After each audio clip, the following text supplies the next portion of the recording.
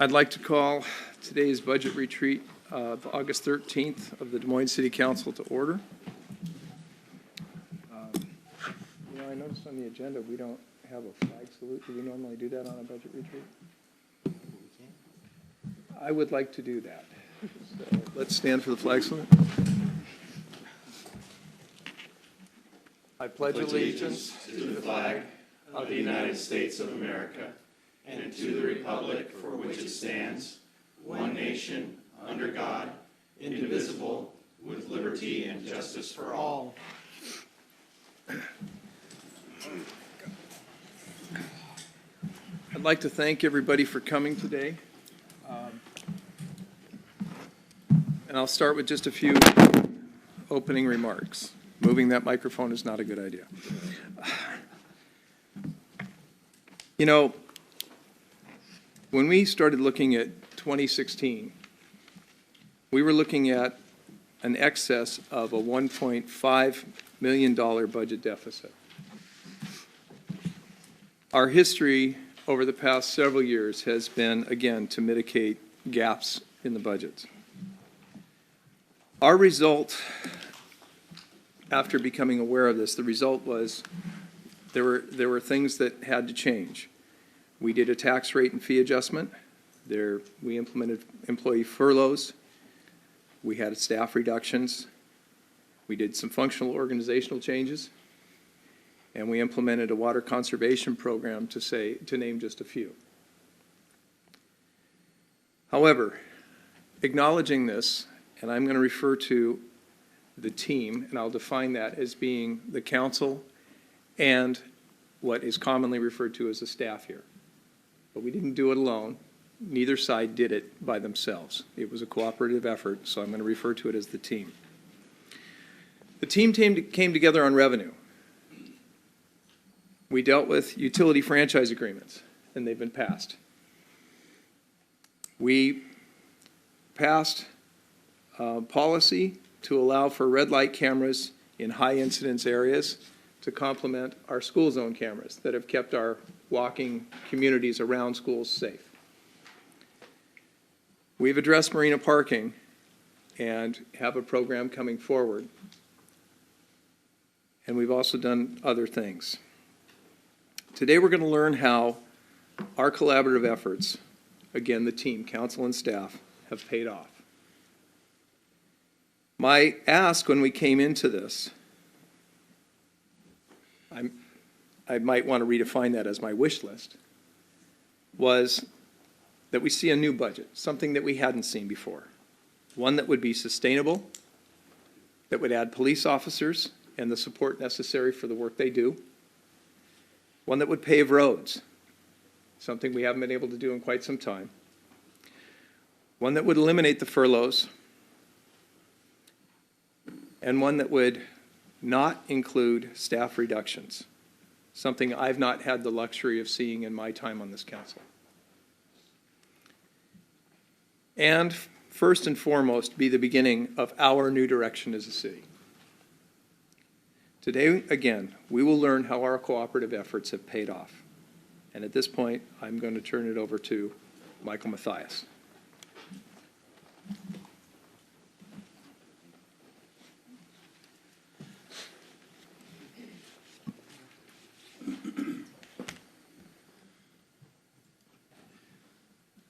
Okay, good morning, Mayor, Council, staff, members of the community. Appreciate everyone here. And really excited sort of the kickoff process for our budget. Just a couple of comments I want to make before Dunyele goes through the PowerPoint. In about May of this year, I was asked by council to take responsibility for the process of preparing the budget recommendations that you see today. And it's important to remember that this is the beginning of the process and that council will have many bites at the apple relative to what the final budget looks like. But a couple of things. So I felt my charge was to come forth with a sustainable budget and recommendations to council in how that could be accomplished. Dunyele and I discussed a lot of kind of dynamics to the budget process, and her experience in other cities and my experience in other cities, and being a budget manager, it seemed like there were some things we could do relative to process that would make this all more inclusive and create a greater understanding of the needs of the departments and the city in terms of the provision of services and all the functions that we do. So what we did was we initiated a series of meetings with our senior staff, one-on-one, Dunyele, myself, and department heads, excuse me, and walked through each department's budget and looked at what the needs were, what the time frame for the needs were. Were there things that could be put off? Were there things that were immediate? Were there one-time issues? Were there long-term issues? And just walk through with every department. And I think on average we spent 2 or 3 hours. A couple of departments that are a little more complicated, we spent longer, just understanding what the issues are. And I think that was helpful in a lot of ways. I mean, first of all, it gave us great understanding of the dynamic of the budget. Secondly, I think it allowed department heads an opportunity to kind of express their world reality in the context of budgeting and resources.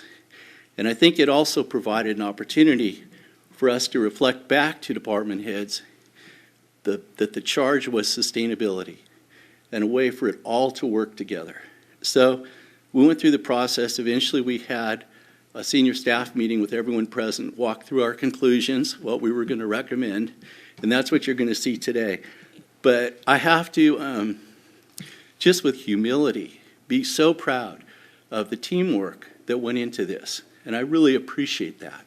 I think an inclusive approach is the right approach in almost all situations, and that's what we got. So let me just walk through this quickly. And Dunyele will hit most of the highlights. But what we want to do is come to an understanding of what our current and future financial condition, how it relates to the past. Dunyele will walk through that. I think you can restate this one if you want in terms of dynamic. Sustainability, this is the famous universal definition of sustainability. And we kind of transformed the wording a little, but a city which meets the needs of the current generation without compromising the ability of future generations to meet their own needs. And that's from the Brundtland Report in 1987, the first kind of global approach to sustainability. And our goal was right-sized and sustainable. Skipped, okay. So, I know, it's white background. Okay.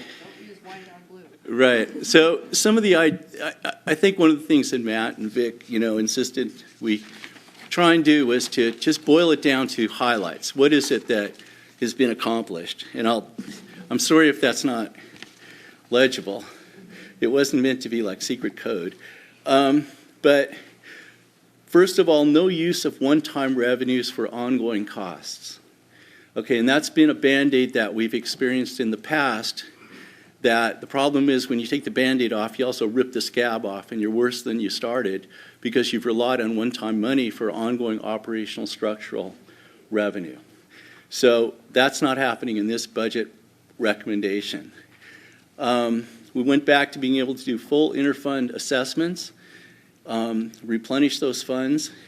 We've been able to identify a strategy to enhance our manpower for public safety, for the police department. There's a $1 million annual street paving allotment that could be utilized for getting to the paving that's been put off for so many years. We're looking this year at a $3 million fund balance. And I think, just to reiterate what Matt said, I think in the past we've looked a lot at the expenditure side. And I think that at some point that becomes really difficult to run a city with a constrained manpower. And so what we've done this year, and I think that Matt and Vic and the council deserve a huge amount of credit for the leadership in addressing the revenue side of the equation. And that is, and I want to say that these estimates are essentially conservative also. These are not, full-blown, this is what it could be. These are relatively conservative. That we're looking at $600,000 from the red light running in the coming year, 2017. We're looking at 100,000 in paid parking for the Marina, hopefully. And Joe said he'd cover the balance if we didn't get there. And and we're looking at about $500,000 in the water and sewer franchise fee agreements that were, I think they were undertaken with a lot of skill. And I think the team that negotiated that really did an awesome job. So those are revenue sources that are going to help us move forward. And what Dunyele's going to be able to do here is kind of walk everyone through kind of where we've been, where we are, and where we're headed. And decisions that were made last year are carrying over into this year and will help in some respects define, but in other respects constrain what our options are. But I think the bottom line of this is that we believe we're presenting to you a sustainable budget with recommendations to achieve that sustainability. There may be other things council wants to do, but we've always taken every addition in the context of that, how does this affect sustainability? And how does each department fit into a larger picture, making this city self-reliant and sustainable and able to move forward in the manner that we all would like to see? So kind of the background, and I will turn it over to Dunyele to walk through the PowerPoint. Thanks.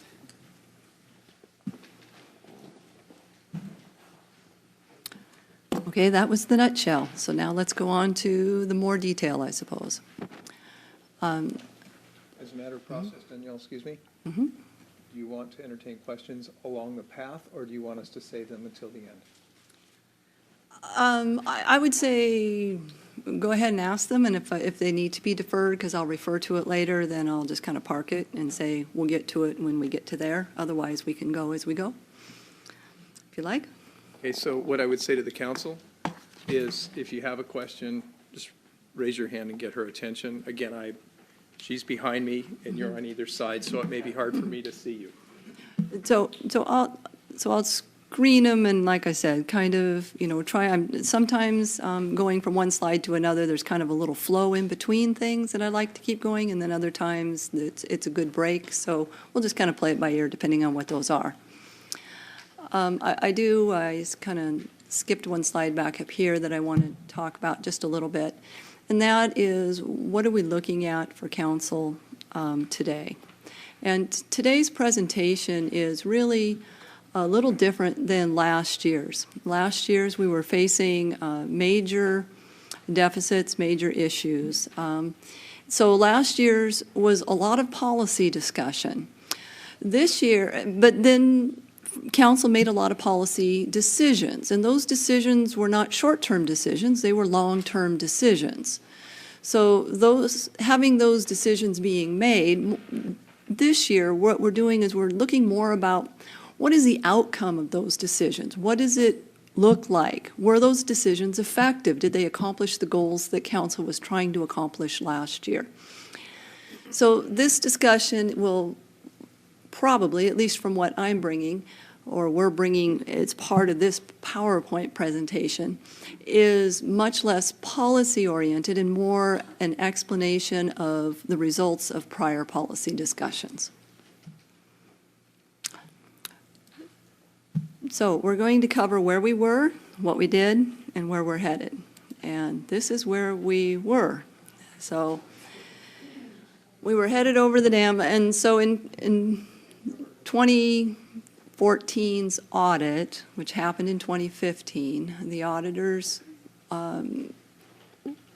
communicated with the city that the financial condition of the city was not sustainable. We were headed in a negative direction. We were consuming more cash than we had come in, and that if council didn't come up with a plan or take some action, then literally our forecast was that we would become bankrupt, literally.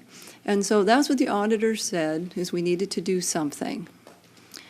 So where we were, even at the end of 2014 and in 2015, and looking at this, even in 2016, the city wasn't able, or financially to have the resources to be able to provide all the basic services that the city and the council really wanted to provide. Now, there's never enough money to do everything, but this goes back to the question of how do we right-size the city?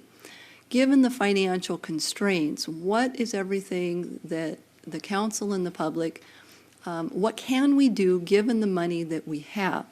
And so these four things were kind of identified as things that were missing out of our service picture. What were we not doing that we really felt was part of the fundamental things that should be accomplished within our financial ability? So one of the things that we weren't doing and haven't been able to do for almost a decade now is to deal with the public's investment in their streets. And the public has paid a lot of money for those streets. They've got $48 million invested in street infrastructure. And so those streets often have a lifetime of like 10 years or less before you start getting into a cost curve of repairing them is much, much more expensive than maintaining them. So this is a concern because we want to be good stewards of our assets, and we want to protect the public's investment. So the goal in determining what is going to fit in our right size of finance was to include a program where we could at least maintain a minimum adequate street repaving effort. The other thing that's been identified is that there is a concern, and council has expressed it many times, that the city doesn't have a current plan for the status, condition, and financial repair replacement program for their buildings and facilities. So the parking lots, the buildings, the HVACs, the roofs. Okay, so that's a work in process with staff right now, and we're continuing to come up with an assessment to do that. So this year, pending the outcome of that assessment study, we've made a little bit of stride. So in the budget that we're going to look at, we have included half again as much, which is nearly not enough, to set aside in what we've talked about as Fund 506. This is the Building Repair and Replacement Fund. So we did increase our assessments this year from about $75,000 up to about $111,000. So it's not going to be enough, but it is a step in the right direction. The other thing that that the public has talked about and council has also addressed is that currently the feeling is that we have an inadequate level of police officers on the streets. So what are we going to do about that, and how can we do something about that within our financial abilities of where we think we're going to be? And then right now, if anybody watched the Government 101 from Thursday, they saw that in the city, the number of cases relating to domestic violence is increasing. And so the city in the past has been able to put aside some funding for a domestic violence advocate services. But through prior budget cuts, that half-time position has been eliminated. So that's been identified as an important service that we're trying to encompass in our definition of right size, so that we have that public service available again. So we'll be looking at that in this budget as well. So this is where we were. We weren't providing all the services, and even for the services that we were providing, we weren't as sustainable. We had an approach where we were not investing in our capital in order to pay for operating. So there was not enough money to pay for everything. So we used our capital money to pay operating costs. And that works in the short term, but when that financial stress continues for too long, then the city's not sustainable. An example of that would be you can have all the police officers you want, but if you put them on bicycles, they're not going to be very effective. So you have to have a balance between operating costs for salaries and the equipment that those people and positions need in order to carry out those services. And the city had over time and over the constraints gotten out of balance on that ratio, so that we really did not have the money in reserves to replace those capital vehicles and equipment that the city needed. Our self-insurance reserves were gone. Our equipment and technology reserves were gone. So, and our general fund, as we look at here in a minute, was projected to be gone by 2017. Now, this was back looking last year. And then here's the state auditor's finding that we were talking about. So this is the slide from last year. This is what council was looking at when they were making their 2016 budget decisions. And this is what the mayor was referring to. This is the $1.6 million that we were looking at. If we just continued to do what we did, the way we've done it in the past, then we would be at a $1.6 million deficit. And you can kind of see that annually kind of bounces around. And then you can see our reserves. This part here means that we're out of money. And so there is no money to pay those bills. And so technically we would have been, bankrupt in a technical sense, the general fund would have, by 2017. So in looking at this, I was curious. I just, on my own, I was like, well, how good were our projections? So I went back and looked. And so we made this projection, well over a year ago. Lots of things have happened. But this projection for 19,812, again, you'll see later on, our projection now is 19,872. So, I mean, we're very close. So my point here is, when we do these forecasts, our forecasting is dang accurate. I mean, it's been within 0.3%. So there is a budget philosophy that lots of cities use, that I've got to underestimate revenues and overestimate expenses. That's a conservative way of budgeting. Okay, we can't afford to do that. If we did that, then we would be laying off people. And so this has really been a challenge at this city, is to not only be right-sized, but to be right on with our forecasts. And as we get more healthy and more sustainable, then we can start moving to that little bit more conservative budgeting approach.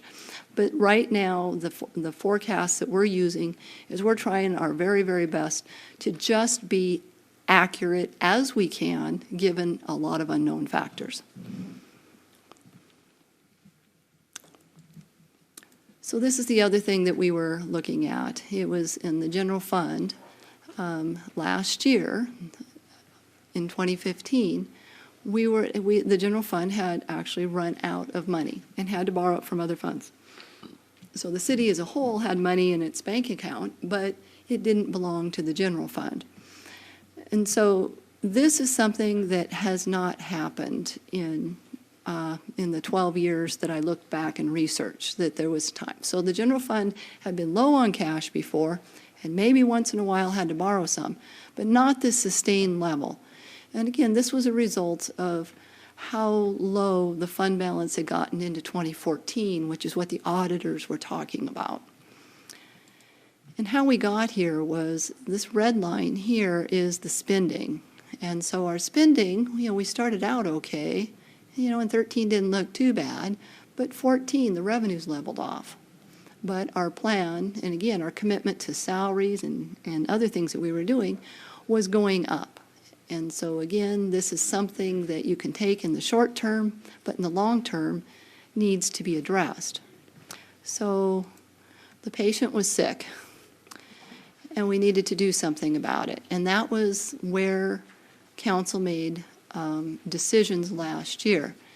So council saw that condition. We talked about it, as Matt said, as a team. We all first educated ourselves onto what was happening and why it was happening, and then council took action. It had to decide what steps it was going to take to get to a successful, sustainable city. So the first thing we did in order to fix this issue was we had to change direction. Before, we were doing our financial forecasting and our budgeting in a very narrow view. We were looking just 1 year at a time. And so we were making decisions that would affect many years, but we only looked at the ramification of those decisions 1 year at a time. And so that was the first major change. We went from that 1 year view all the way out to a 5-year view so that we could see, good or bad, what the long-term effects were. And council committed to this concept of sustainable. And what sustainable means is if I'm going to add things, they're going to have to come with a funding source or an expenditure cut, or we're going to have to trade. Okay, let's see. Another major thing, again, that's been repeated was one-time revenues were used for one-time expenditures. And I have to say that when we were talking about this as at the director level, all the directors stood up and clapped practically, because this is the first time since they've been here that this had not been part of the budget process. There's this concept that, OMG, we are glad that the one-time revenues are being set aside, and then that gives us some predictability and comfort, assurance, I guess, for staff, employees, and management alike, that we have enough revenues to carry out the mission that we're assigned. The other thing it did was the commitment was that we were going to, over time, replenish our capital reserves. And we're going to move from what we can afford to this concept of what is the asset life, and we're going to set aside what we need on an annual basis over time to build up enough money so that when that asset, that car, that vehicle is old and needs to be replaced, that we're not scrambling for current resources and trying to find that money. We have already put it aside in order to purchase that. And then we also needed to replenish our operating reserves. So these are the reserves to pay for salary, wages, and just buying things, the purchasing what we need to on services on a monthly basis. Because our revenues don't come in evenly every month, we need to have a sufficient cash on hand at the end of the year that's going to sustain us until the next paycheck comes in. So again, we get a major source of our revenues on either a quarterly basis or just twice a year. So our reserves, our operating reserves, are not just extra money that people see at the end of the year. That money is committed to being able to cover the expenses that are going to come when we don't have revenues coming in the door. As an equivalent.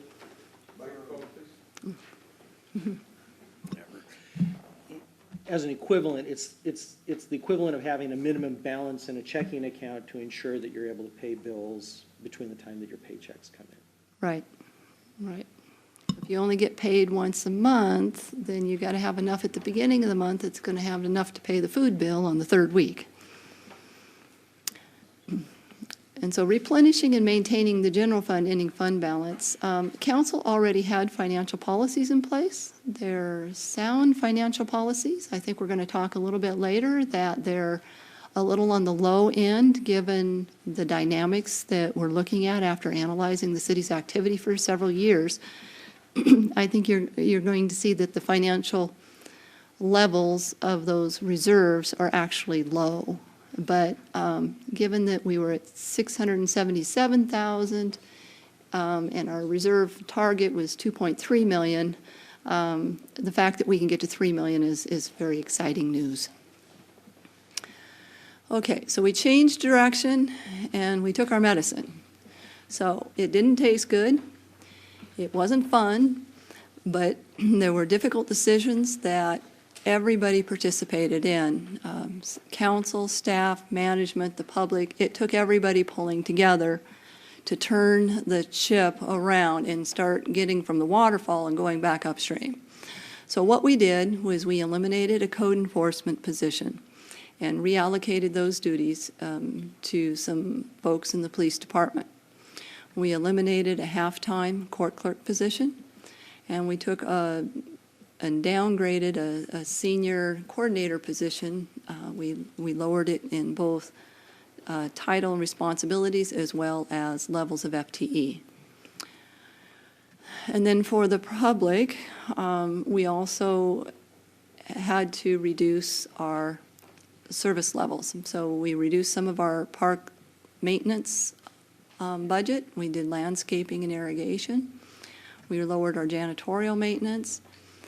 And the employees, in addition to taking these cuts and eliminating these positions, all the employees were impacted, the remaining employees, except for police guild employees, were affected by furloughs. And so what a furlough is that is basically a forced unpaid day off. And so it is unpaid. And so this represented just about a 4% pay cut to those employees that were affected for the year. So that was how council reduced the cost, because really there's only two major approaches to solving a budget. You've got to reduce your costs or increase revenues or some combination of both. So council took a combination of both. After looking at what they could cut, that was still not nearly going to be enough to deal with an over $1.6 million budget deficit. So the other side of the equation was that we needed to raise new revenue sources to cover the cost of providing the services.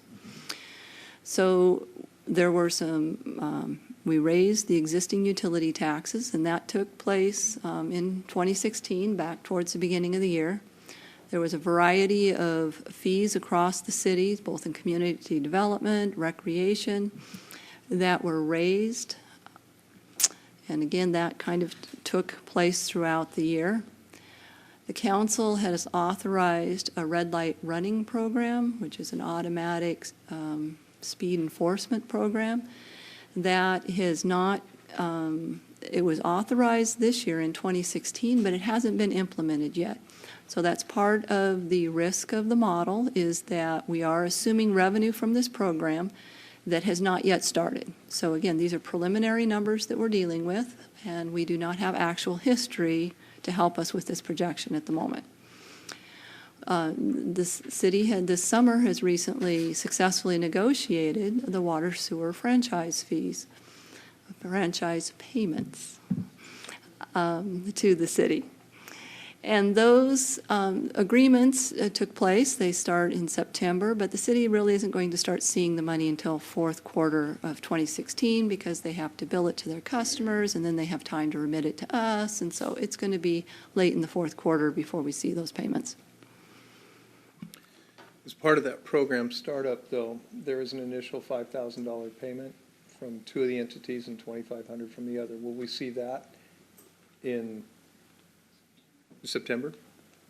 We'll have to follow up on that. I don't believe the agreement had a specific date as to when those particular payments were, so I don't know if they're going to pay them up front at the close or whether they're going to make them with their first.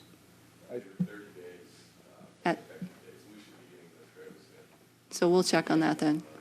And we also have a $5,000 payment coming in from an existing agreement with Water District 54. Well, Water District 54, already paid it this they year? have paid theirs, and their back payments as well. Okay, thank you. So they're all current.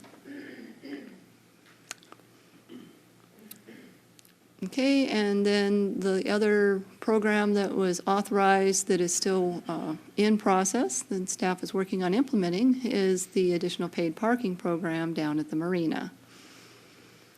So that's going through the permitting process, the public discussion process, and so the equipment is not in place at this point, but we're hoping that by the end of the year, all that will be in place. And it may be in place sooner than that. It's just that if it is, there's not anticipated to be significant revenues, or again, I'm just being conservative. I have assumed there would be no revenues between now and the end of the year. And there'll probably be some, but they probably won't be large since it'll be after the summer peak. Dunyele, I just want to make sure your slide doesn't match this slide. So is this new? I updated, yes. Okay. So I will have updated some of these in a kind of a continuous process.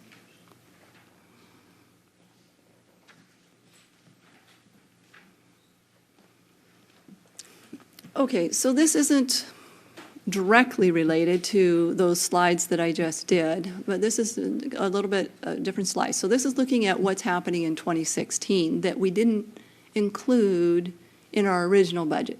So what is happening with the general fund revenues that we didn't originally predict? Okay, and the good news is we have increases. Okay, so that means we're being a little bit conservative. And so where are we being conservative? So the one-time, when you see one-time tax and one-time development, these are on development projects that have valuations greater than $15 million. So we have a little bit more development coming in. And so as the city manager was saying, we're being conservative on our revenue estimates. So I'd just like to clarify a little bit there that the approach that we've taken has been to be very conservative on our development revenues, but we are pushing, I think, we are not being conservative, I think we're pushing a little bit on our tax revenues. Okay, so it is kind of, again, we actually, as part of the process, go through 687 revenue lines and look at the history of each of those lines and do an individual prediction on each line. So again, we're going to do this consistently, and that is to say we are going to take a baseline approach to one-time development.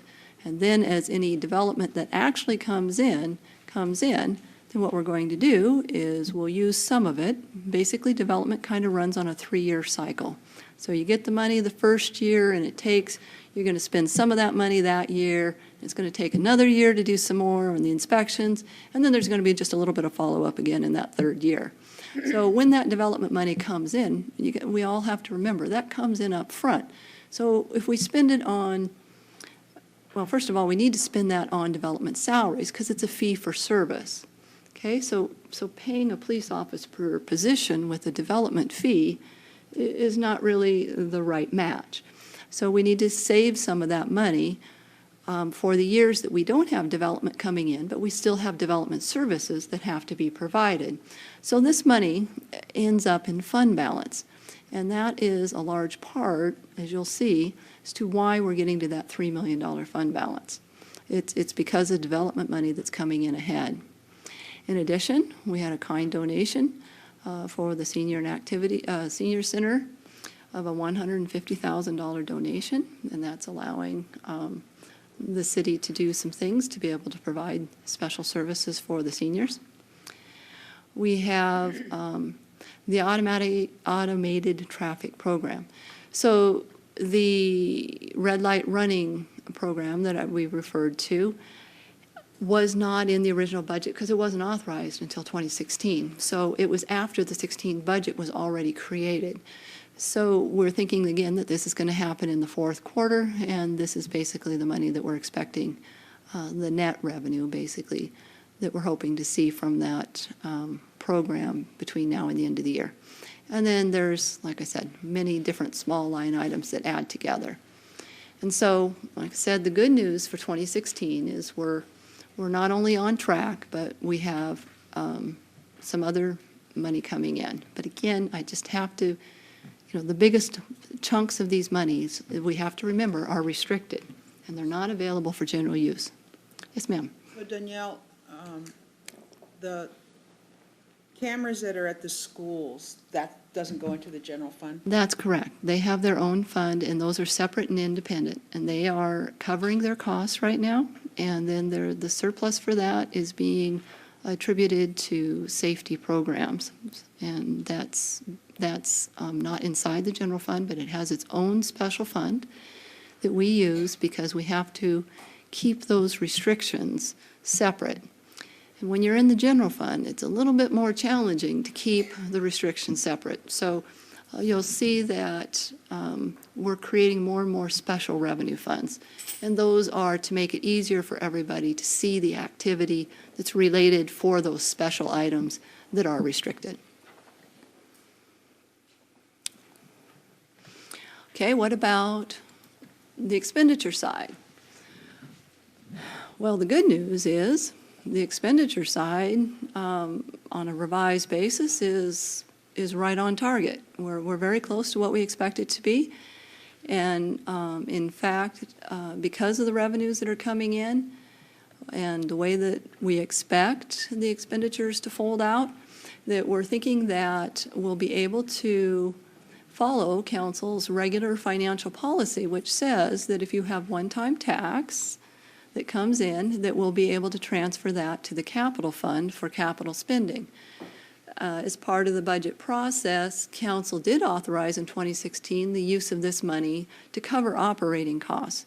But like I said, the good news is that as the year is unfolding, we're thinking that we're not going to have to utilize that and that we will be able to transfer that out and use that for a capital project.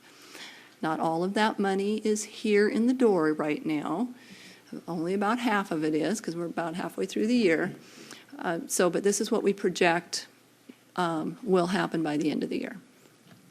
And again, the new plan is that we do not spend it or create the capital project or go forward with the capital project until we've collected the money and we know that we have it in hand, and then we move forward. Okay. So that's where we've been. Are there any other questions about where we look like? Okay, so then this is where we were. This is where we want to get to.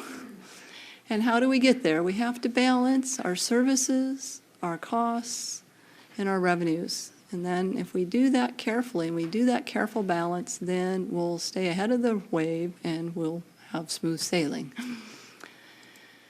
But in order to maintain that balance, it's going to be really helpful if the public, the employees, the manager, and council all can get a common understanding of what our financial conditions are and what our financial constraints are.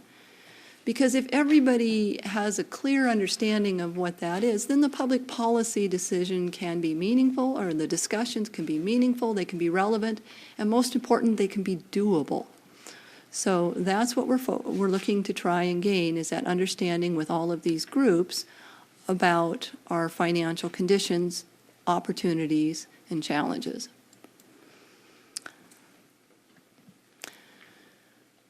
So where are we headed? And that's that we do a 2016 revised estimate and we forecast out to 2022. Again, that's our planning horizon. Again, so everything that we're going to be looking at in here is based on estimates. So it's not the checkbook, because we're looking forward in the future. We got our crystal ball out. But again, for all of those years, we're consistently going on with this concept of no one-time revenues used for ongoing costs. And I've done that by simply not including any one-time revenues. So there are no one-time revenues in the 2017 to 2022 numbers at all. When they get here, great, we'll decide, because one-time revenues, remember there's two kinds, will either go to capital for capital purposes, or they'll go to fund balance if they're for development costs to pay for the future development services. So they're not really, we all know what's going to happen with those, and so they're not included, so that we don't accidentally overinflate or people get confused by the numbers. We're just keeping them out of there, because capital budgeting is kind of a whole nother part of the city process. So for the operating forecasts, we're just not including those one-time revenues in the future. Okay, the plan is going to increase public safety through additional patrol officers. We're providing an ongoing, sustainable, meaningful street repaving preservation program. And this comes in two pieces. One piece is coming from, and again, I'll go into the details later, but it's going to come from the car tabs, so that this council last year voted to increase the second portion of the car tabs by $20, and all of that money is restricted and goes not in the general fund, but it goes into a particular street paving fund. So what this budget does as well is it takes the additional money that was raised from the water sewer franchise agreements, which is really the utilities' right. The water and sewer utilities want to use the dirt under the city to hold their pipes and to provide their services. And so in essence, you can think of it kind of as a dirt rental fee. So the city here in this process, if council agrees to this, takes that money and sets it into the paving program so that it will replace the streets that are above that dirt. So there's a relationship there. And so those two sources together will create we're estimating about $950,000 a year, so just under $1 million a year to do ongoing replacement of failed streets, as in 223rd, and also later on, then some of the lower cost ways of improving streets. So rather than doing a full overlay or a rebuild, we can do some other types of recoding services that cost less. The franchise fees from what would go toward paving? The water sewer franchise. So the franchise fees that are on sanitation and cable TV go to the general fund, and they stay in the general fund, and that's what's all included in here. But we have separated out the new franchise fees and devoted them to the paving program. Those weren't necessary for purposes of sustaining the operational budget. In 2016, we used the half year that we have, but starting in 2017 and forward, all of the projections have that money out of the general fund and down into the paving fund. So all the news that you'll see here has already got that money down in the special revenue fund and out of the general fund. So as you look at the numbers when we get there, that does not include the paving or the water sewer franchise fees, the water sewer franchise payments. As the city attorney has coached me to carefully use those terms.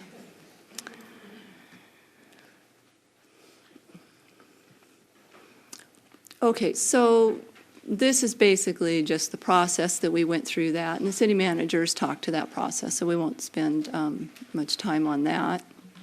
Oh, go ahead, Dan. Go back to that slide 21, because you had some other stuff to go through. Oh, okay, I'm sorry, I did. So the other goals of this plan that has been worked out is we want to work on the council goals of improving public communication. We're wanting to provide more funding to assist vulnerable citizens.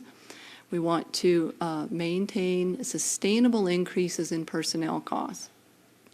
And that's a challenge, and some of that is it's not an easy process because we have to negotiate our union contracts. And with public safety in particular, there's lots of laws and rules about what and how we can carry out those negotiations.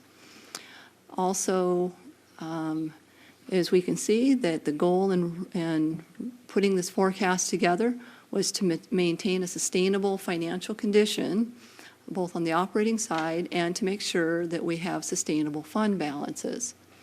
And basically what that means is we need to match the services that we're rendering or giving to how much revenue that we actually have available. So Dunyele, are you going into more detail on some of these? I as we will. go on? Yes. So this is kind of an overview, and then we'll come back. And that's the process. And we've kind of spoken to this a little bit, is, again, council made the key decisions last year into creating the financial plan. And so this year, it's more of a matter of updating the plan to show the results of those decisions and that staff has considered these priorities in order to make this. So it's 10 o'clock, and I've been going through this for an hour now. Mayor, did you want to take a 5 or 10 minute break, or do you want to keep going? Our first break is out at 10:30. Is everybody comfortable going for the addition until 10:30? Okay, let's keep going. Okay, because I'm going, oh, I'm fine. I'm just about to hit a section that I don't want to separate, so I think. 30 minutes? I think so, yeah.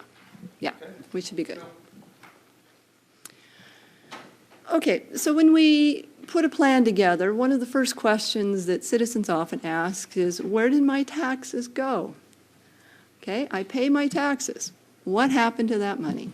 Where is it going to go? How is it going to be used? And so I want to talk just a little bit about these numbers before I go through them in detail. So what I'm about to go through is the tax piece of services rendered. So we're going to talk here on this slide is all about public safety. So public safety is funded primarily through taxes, but they do have some ancillary fees and charges that they have. So when there's court, then there are some court fees that are collected and assessed. And so the police, they might get some grants for bulletproof vests and some operating grants.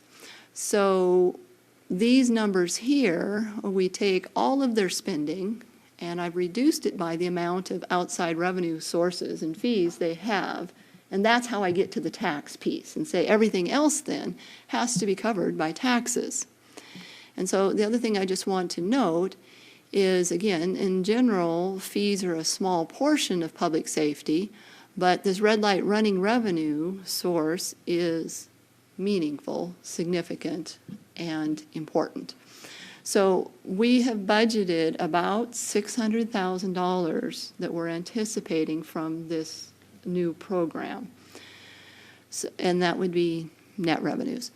So all of that, we talked as a council, or council talked about that when they set up this program. And they talked about when they created that ordinance, where was that money going to go? Are we going to restrict it? How are we going to use it? And council made the decision at that time, it would be going into the general fund, but it would not be restricted by ordinance, but we would be looking at it through the budget process so that we have as much flexibility as we need to manage our budgets on an annual basis. So in this year, we have attributed all of it. All $600,000 is being devoted to police and patrol services. Okay, so the costs that you see here are not the costs of them doing business, it's the cost of the tax-funded portion of them doing business. Their total costs are much larger. Okay, so having said that and kind of described what these numbers mean, then we're looking, so if we take all the taxes that come into the general fund, when I'm talking property tax, sales tax, B&O tax, utility taxes, everything that's a tax, we get about $12 million. Okay, so that's how much we have available. So how does that get spent? Okay, well, we have public safety costs. So we're saying our highest priority for taxes is public safety. And again, we hear citizens quite often, well, how come we just can't have more patrol officers? Why is it that we just can't get, let's add 4 or 6 more new patrol officers? And again, I think part of that is they don't, that folks are not completely understanding how much money or how many resources, tax resources, are already committed to public safety. And so that's what this slide is about. So if we take our costs, tax costs of public safety, because if the police catch the bad guys, then if we don't give them their day in court, and if we take the really bad guys and we don't put them in jail, then we haven't accomplished public safety. So if you think of public safety, it really takes all of these processes and all of these departments to protect the public. And so when you take that all into account, including the jail time and the court time, and this is fire arson investigation. We don't pay a fire department, but we do have costs to pay for arson investigation. That's over $9.6 million of the $12 million. Now, Danielle, Mhm. in the 9 million, 9.6, that includes dispatch also? yes. Mhm. So as our IT manager, who was here earlier, can attest, again, it's like police officers need, again, police officers can't carry out their jobs very well if they're on bicycles. Okay, police officers can't carry out their jobs very well if they're in police cars that don't have computers and technology in them. Okay, so they could do it, but they're much less efficient in doing it. And so so we've allocated half the time of the Technology and Services Department because they have to maintain the software and the hardware and the radios and all of those, and the communications and the security cameras that public safety relies on. Similarly, we're not going to have police officers very long if nobody pays their paychecks. So, the costs of paying their vendor bills and their payroll. And so we've got half of finance allocated to these departments as well. And then finally, again, it takes human resources to negotiate those contracts and the labor contracts with these bargaining groups, as well as hiring and replacing the workers when they retire, leave, or we have new openings. So this is really a pretty conservative estimate based on the times these departments actually spend supporting all of these public safety units. So that's about $913,000, so just under $1 million a year. Well, again, if you look at how much time we spend on record requests and management of the police and, I'm just going to call it public safety divisions, and the time that council spends addressing these issues. Code enforcement, by the way, is up here as well. So code enforcement is part of the public safety. By the time you roll in, and we were just conservative and took just a third of those folks' time. And what you can see is that we spend just under $11 million of the $12 million currently on public safety. So when folks say, gosh, I pay my taxes, I want more public safety, part of the reality is we're already spending almost all of our taxes on public safety right now. So it's not so much a priority issue as it is just what are the total amount of funds that are available to the city to pay for public safety. And I just want to make a note here that if council hadn't done the red light running revenue program, that basically that means that 94% of all the taxes would have been devoted to public safety. So there's really not a large margin available, if you want to think of it as discretionary, to actually add more public safety services to the city at this time until the tax bases can grow. As the tax bases grow, then that's when we can look at expanding services. So if we have $12 million in taxes and $10.7 million go to public safety, where does the rest of the money go? So it goes to a variety of things. So we have about 12% of our money, or just under 1.4 million, that's available for all other city services to run the rest of the city that's not related to public safety. So the quality of life issues, or the other quality of life issues, because public safety is obviously one of those quality of life issues as well. So we pay the rent for the Historical Society. That's our contribution to the Historical Society. We have pollution control, and I'll just say this one's not optional. We have the Arts Commission, and we have arts programs. We have social services. These are external social services that we help our safety net organizations within the city of Des Moines to provide services that we do not directly provide. So that's like the food bank, the crisis shelter, those kinds of things. We have economic development, and I'll just say redevelopment as well. So this is our economic engine. This is the investment that we make as a city to try and bring businesses here who will bring additional tax dollars, which then give us more revenues to provide the public safety functions. So just for, help on this, exactly what does that entail? Is that advertising? Is that? Mostly it's for the economic development director position and the operating costs related around that. Okay, so it's for a position. Right. It is mostly for position and the operation of that position. It does not include general advertising and communication. We have that kind of under communication. Okay, just which, wondered where- which is more in the city manager's communication budget. okay. Motel tax go to that? No. Turn all the microphones on for a second, please. Okay, hotel motel tax. No, the hotel motel tax is actually, we have a, 20-year commitment to the tourism RTA, Regional Tourism Agency or Association.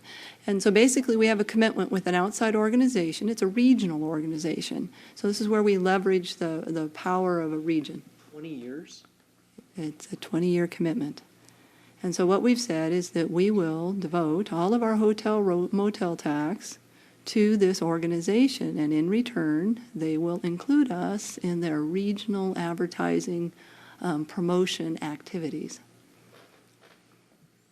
There's a 4-year clause that you can terminate your agreement after 4 years if you. So we have an out clause. I Okay. remember when we passed the interlocal agreement to be part of that, or the resolution to be part of that, that it said 20 years. Yes, it does. Okay, so we have a 4-year opt-out, and do you know how, Patrice, off the top of your head, do you know how many years we are into that?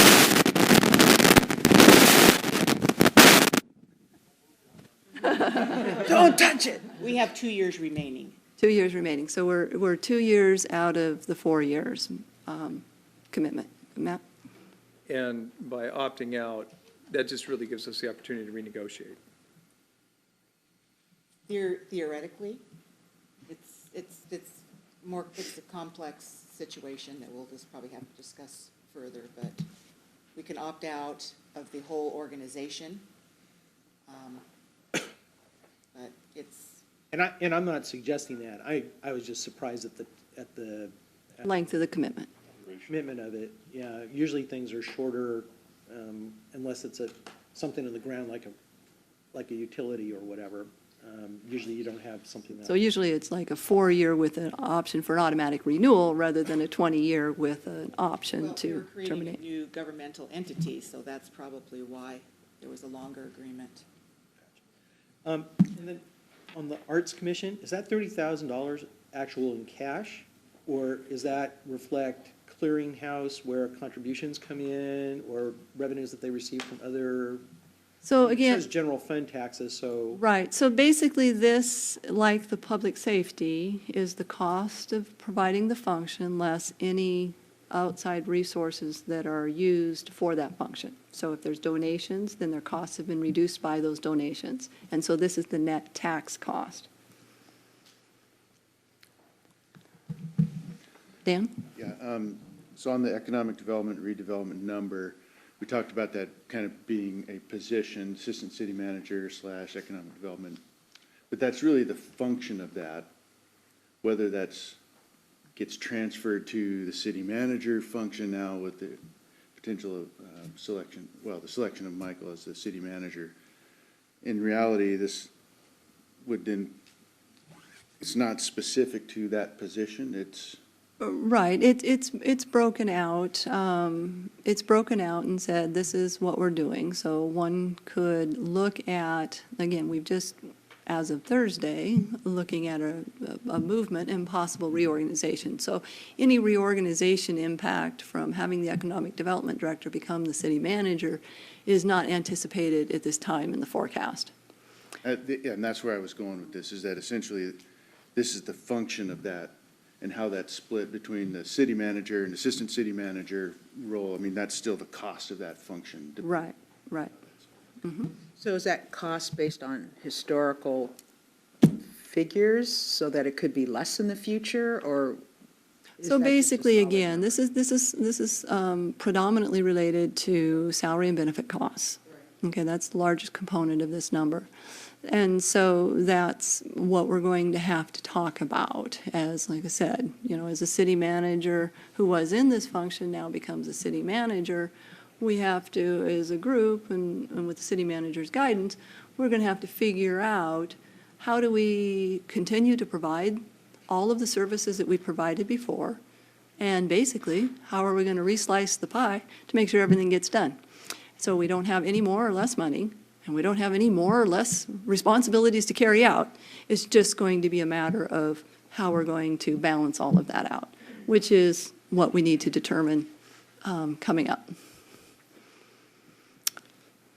So if this money, right, so again, there's a variety of opportunities and choices available, and we'll talk a little bit more about that as we get into the detail of the forecast as well. Then we're also, this is the cost of the Senior and Social Services Administration.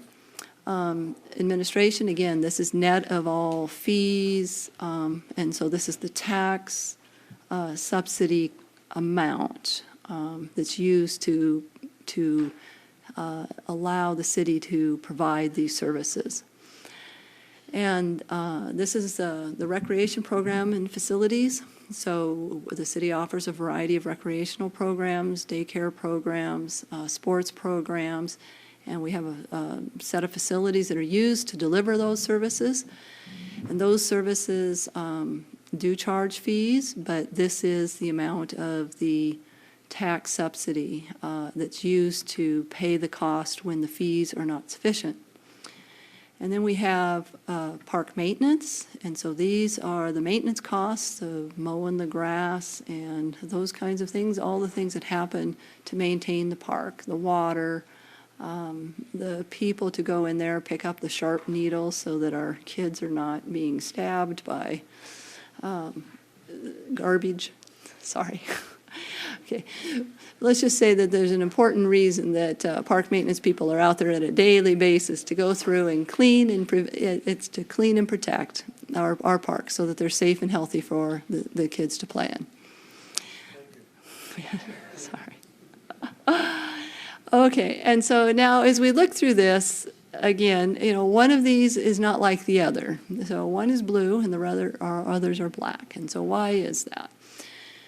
So this will affect us a little bit later when we actually look at the forecast model. But what makes this set of services different than all these other services is that it has the legal right and the ability to control, decide, and assess fees. So we can't, for example, we have a pollution control bill. The public all benefits from that bill. But we can't send out a fee to everybody to say, here is your cost, here's your share of the pollution control bill. It's paid for by general taxes. Okay, so these in black, if this money gets smaller and the tax services, the taxes available shrink, then the services that are performed in black have fewer alternatives, and it's mostly kind of narrows down to, can I do it more efficiently, or do I have to get rid of it? You're working with only one side of the equation because it's only cost containment is all that's available for these. The recreation program facilities has more freedom, it has more flexibility, and it has more opportunity to it, because if the tax base shrinks, then we can continue to provide these services if council and the public were willing to raise the fees that are attributable to providing that service. So if this has the opportunity for full cost recovery, these services are either we do them or we don't. There's just not a revenue source other than taxes available to take care of them.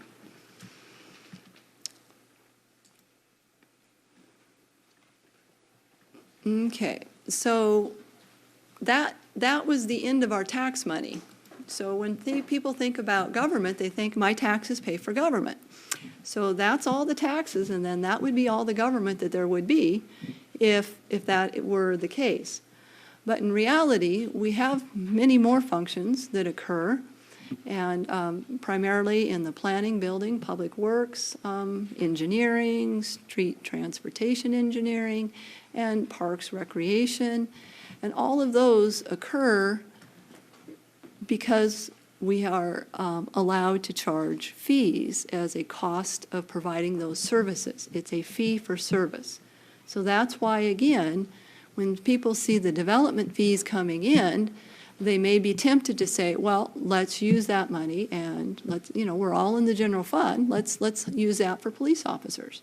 Well, again, when you have a fee by definition, and from a legal basis, you need to use that fee. It's a cost recovery. It's to recover the cost of providing those services. So there's a match there. And so, and likewise with grants. I mean, when you have a grant, it's very particular about how you can spend that money and what is an eligible cost. So we have a lot of restrictions in government over our revenues to make sure that they're used the way that the public has voted and allowed them to be used. So development fees are the main source of how planning, building, and public works is funded. They have a little bit of grants. This area also provides all the business license services, so they license the businesses and they follow up when businesses aren't licensed and issues related to business licensing. So we've attributed all the revenue from those fees to this area. And then in these costs, some of these folks do services for outside agencies or other funds in the general fund. And so this is the revenue basically they earn to cover their cost of providing services, not necessarily to the public, but to other entities. And so since their costs are in here, this is their revenue that offsets that. And so these are the franchise fees from the cable and the solid waste. Okay, so that's what, so this doesn't have all the franchise payments, it has all the franchise fees. And so that's about $711,000. So that's basically is the net cost then to running that area and those services. So again, no taxes are used in the performance of this very, very major function of the city. And then here for recreation program and fees, later on we'll go into a little bit more detail, but the forecast as it's built is assumed that over the 5-year time period that recreation programs and fees will be increased in order to reduce that tax usage that we showed on the prior screen. So that's a policy decision. So I have two questions related to that. Mhm. One is, what other cities in our region have 100% cost recovery for these kinds of services? That's number one. Mhm. And number two, based upon our lower and low-income families, I want to understand what the impacts are for them, and that, I want to see a plan around that. Okay. Dan? One thing I just want to point out on the public works piece is that this doesn't include the street. The street fund. component. That's in it. The street component's in the street fund, which is funded largely by fuel tax and the TBD revenue. So that's a separate fund. And another set of services that are rendered to the public. Yes, so again, this is the general fund services, but this is not all services that the city is providing. And I'd just like to make one comment regarding Councilmember Bangs. Just to place this in context, this is an approach to create a sustainable budget. However, within that are the policies that council establishes relative to goals and so forth. So it may be that council would like to approach any aspect of this in a different manner, but this is just within an integrated approach to arriving at sustainability, so we can appreciate kind of what the potential trade-offs would be from any given policy. Thanks, Michael. I just have those two questions that I Sure. think are very, very important to answer. Absolutely, but I think they're within the context of Correct. what is the manner that we provide those services. Right. Well, and if I could, I think those questions are very important to answer. It also emphasizes the necessity for the Legacy Foundation and so forth, because that is part of the safety net, not all of it, to help when you talk about low-income families and things like that. From the standpoint of the buildings and all that, we own them. Whether they were vacant or in full operation, we still have to take care of them. Right. So we have to figure that one out. Right. And I appreciate that, Matt. I also know that the legacy's been taxed with some other things that have occurred, and they're being requested to pick up where certain other nonprofits are unable to provide the Des Moines City, and I can't specifically think, I think one is the, Meals on Wheels and the reduced yeah, Meals on transportation Wheels. for So seniors. they're trying to fundraise for that now. So we're Other taxing agencies. even those that are able to support these Well, and we have to be programs. careful, that's a volunteer agency, we don't Yeah, want to crush them. exactly. And so that also means that we have to have discussions with other organizations as well. Correct. I mean, the model's got to change. We can't bear the burden ourselves, so, but I don't want to, but these are essential services.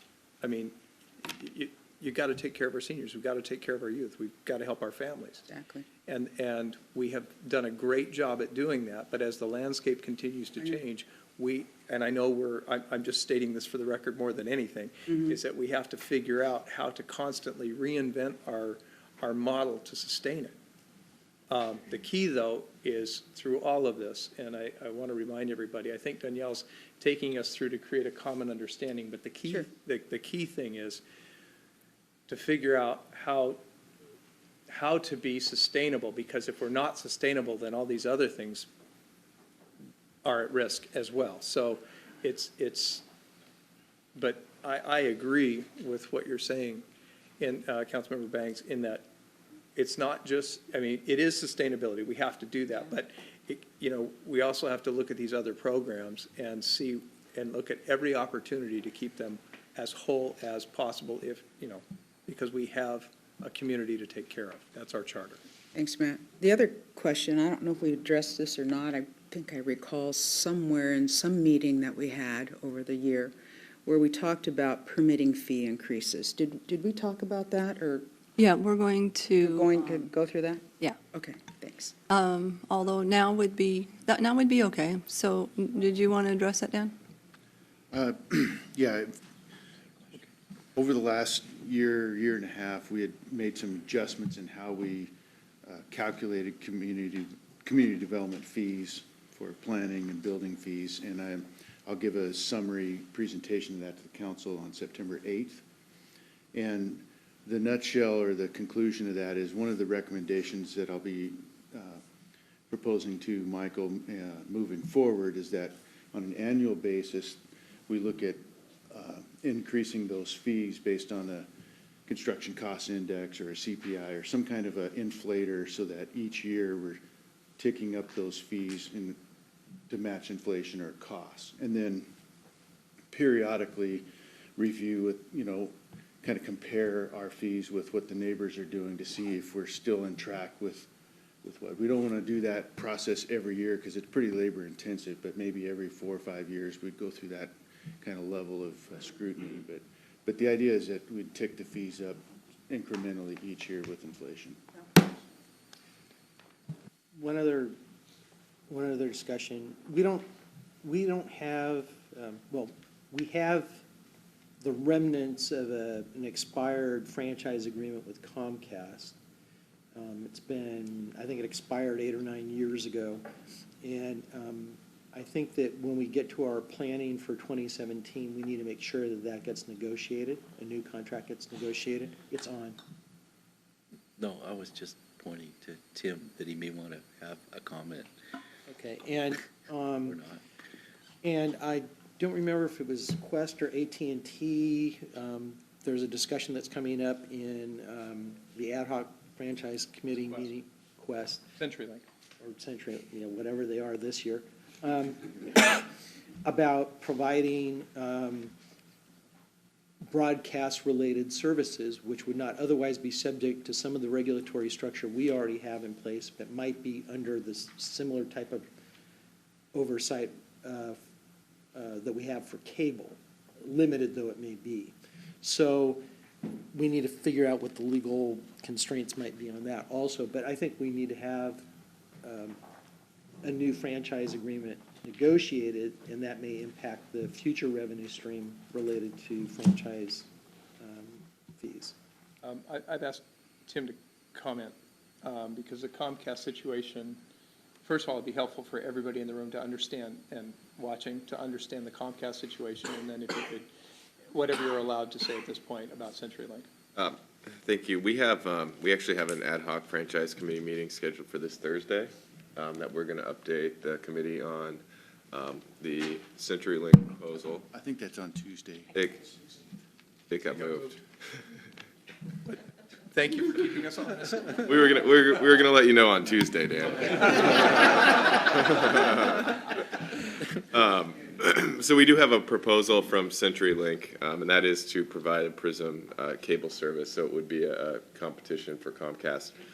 We do have an expired franchise with Comcast that they are still operating under the terms of that agreement. So they still do pay a 6% franchise fee. And so we will be looking to reopen those negotiations in the future, and hopefully we'll get some direction from the committee on Thursday as to when we do that.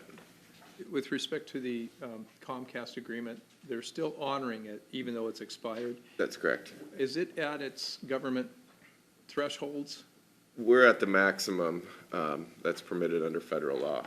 So We can't increase the percentage of franchise. we cannot increase the percentage with it. That's correct. Okay, so I just wanted everybody to understand that framework. So should a decision be made that we go into another direction, are we still relegated to the 6% no matter who we have services from?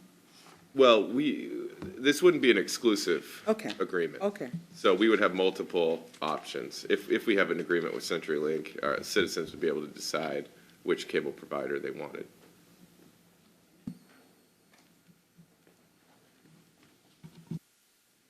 I think the other point we were going to bring up here, Dan, was that the plan does take into account council's decisions from last year, and that affects fees in two ways. One was the Parks and Recreation, which steps up the recreation fees again, and the other is business licenses. So there was a two-step increase outlined in last year's plan, and this one includes that as well. So that is a process that goes through council, and so Dan will be bringing a recommendation forward here shortly because the business license renewal forms start going out in about September. We are at 10:30. Right. Is this a good break point for you? Yes, let me just, oh, no, this slide is fine. I'm just thinking, let's see, so is that, okay, so if you talk just one or two other items that are related directly to this slide. So Dan, did you talk about bringing, oh yes, you did. Okay, so there's two things. I'm sorry, I'm just trying to get reorganized here. So the 2 points here is that development fees are under review, and they will be back for a recommendation to council here in the next couple of months. And the business license fees will also be coming back to council in the next couple of months. And that the increase in the business license fees and the recreation fees are included in the information that we'll be seeing shortly. So, yeah, that's it. Okay, with that, we've hit our 10:30 mark, and we have in the agenda a 15-minute break. So I would ask that everybody be back. It's actually 10:31, so I'm going to cut it to 14 minutes if we could all be back here at 10:45 as best we can. Sorry. Thank you, everybody. And we will continue. Okay, so we talked about where our taxes went, and then we were talking about how do we deliver the rest of the city services. And so we talked about public planning, building, and public works. And again, as we can look through here, most of their resources are coming from fees for service. And so those fees are limited and directed to performing those services. And then we talked about recreation again, and there's a matching between fees and the cost of performing those services. And so then again, how do we pay, what else do we do, and how do we pay for it? So again, we're talking about the general fund services. And so we also have some central services. We do have the facilities and the buildings, and they need to be maintained, janitorial services, and those kinds of things. So those add up to be just under $400,000, and so how do we pay for that? And the answer is with a bit of difficulty, because we're starting to run out of funding sources now. So we're using our investment interest and our miscellaneous rental income. We're using the rest of the franchise fees that we saw in the those being used to support the planning building department, and those that are not used for that are available then, and that's the primary source of how we're paying for our facility maintenance right now. And so this, by the way, in this 396, that's the general fund's contribution to, for those, the council members, Fund 506. So this is where our set aside for facility repairs, major repairs down the road, when we're trying to do a little bit each year to set aside to pay a big bill in the future, then again, we're being constrained by resources. And basically, it's taken all of the rest of our franchise fees, and like I said, we raised it by, about $40,000, $45,000 this year than we did before. Well, that's kind of contingent on this Marina paid parking coming in to be able to even afford to do that. So that's the sources then for our facility maintenance. And then we have basically the rest of our administrative costs. So we talked about administrative costs, and we had allocated those out to public safety. So this is the other half. So how does the other half get paid for? Well, again, we're busy selling our services internally throughout the city, and so some of that's allocated to public safety. The rest is allocated to funds outside the general fund.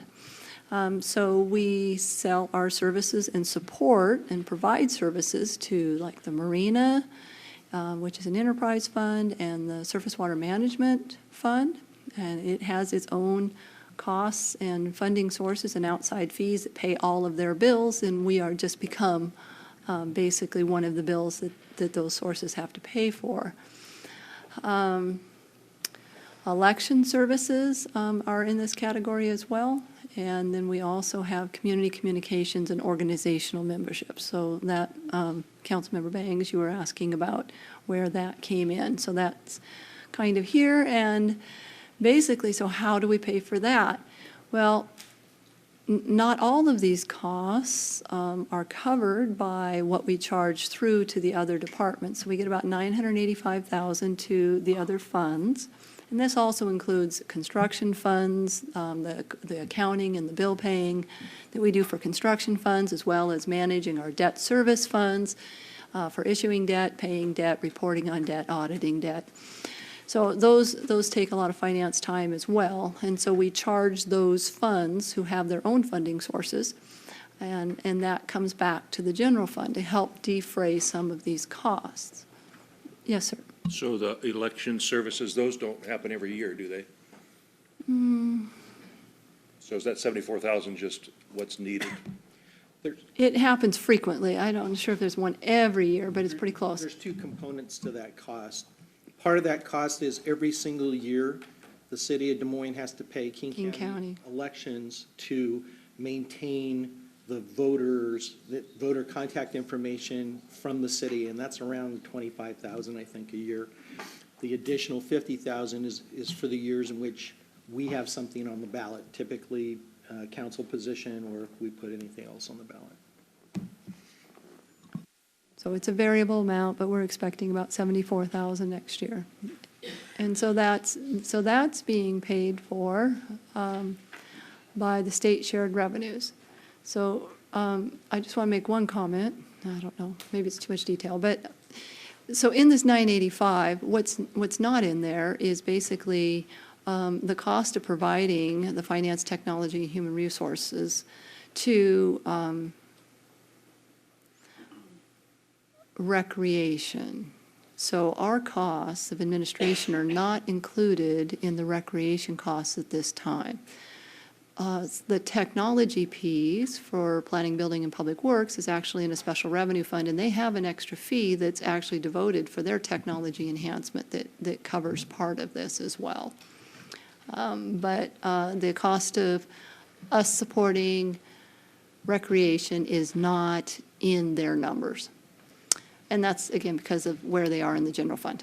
So can I ask, when you update these again, if you could bullet those things underneath that you just described were or were not in each of these specific Categories, yeah. Yeah, because I'm just not going to remember that. I don't know about anybody else, but, you know, it'd be nice to at I can least provide have that it. information. Mhm. Thank you. I would like to make just one comment on this slide. And in terms of risk factors, we haven't talked much about risk relative to potential revenues. And as Dunyele said, we've approached this in a relatively conservative manner. But the state shared revenues are an unknown entity over time based on, you know, will they do more takeaways for their own needs relative to the state fund, or will they continue to share, and at what level? So just that's something we can't quantify because we don't know what the level of risk is, but we're aware that there potentially is some, just as a comment.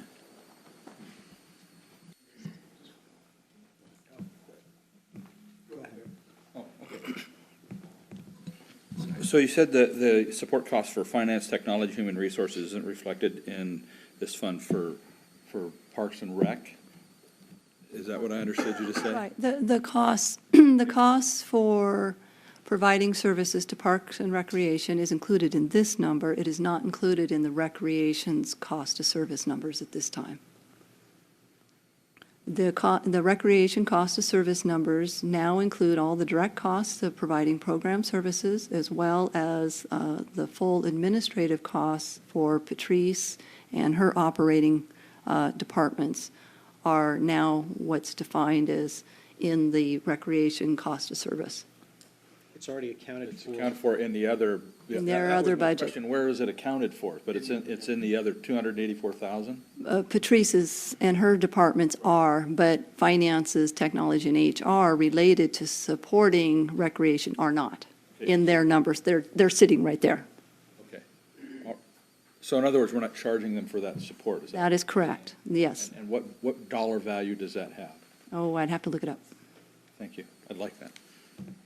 And then on the state shared revenues, does that include taxes, or was that included under the general tax revenues of the city? Excise liquor is included as a state shared revenue. It's here. It's here. And so because that's not a tax that the city creates, it's a tax that the state creates. The state authorizes that tax, and then they choose how much they want to share with the cities. After they butchered it and taken the profits away from us, how much is left?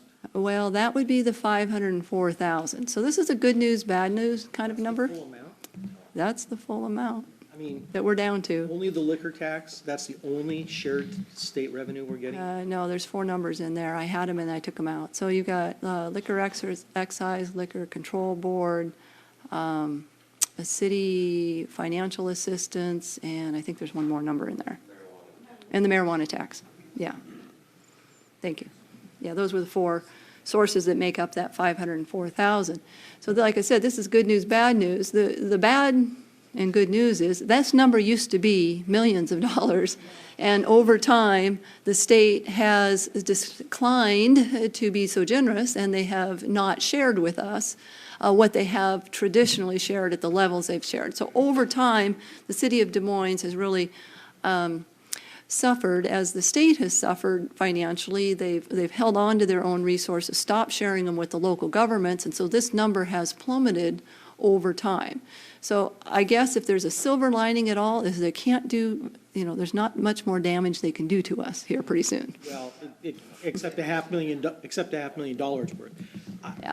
It'd be useful to know what the breakdown is for those Those 4? revenue sources, particularly the liquor tax, because they came close to trying to backdoor Take it away. take it. And if it's a couple $100,000 on a $20 million or $19 million operating budget, that's 1% right there. Right. So that could have a big influence on if we're agreeing to additional Officers. services, or we're making assumptions about other revenue sources, that could have a big impact. Yes, the 504 would be meaningful, as basically you're looking at least 4 positions.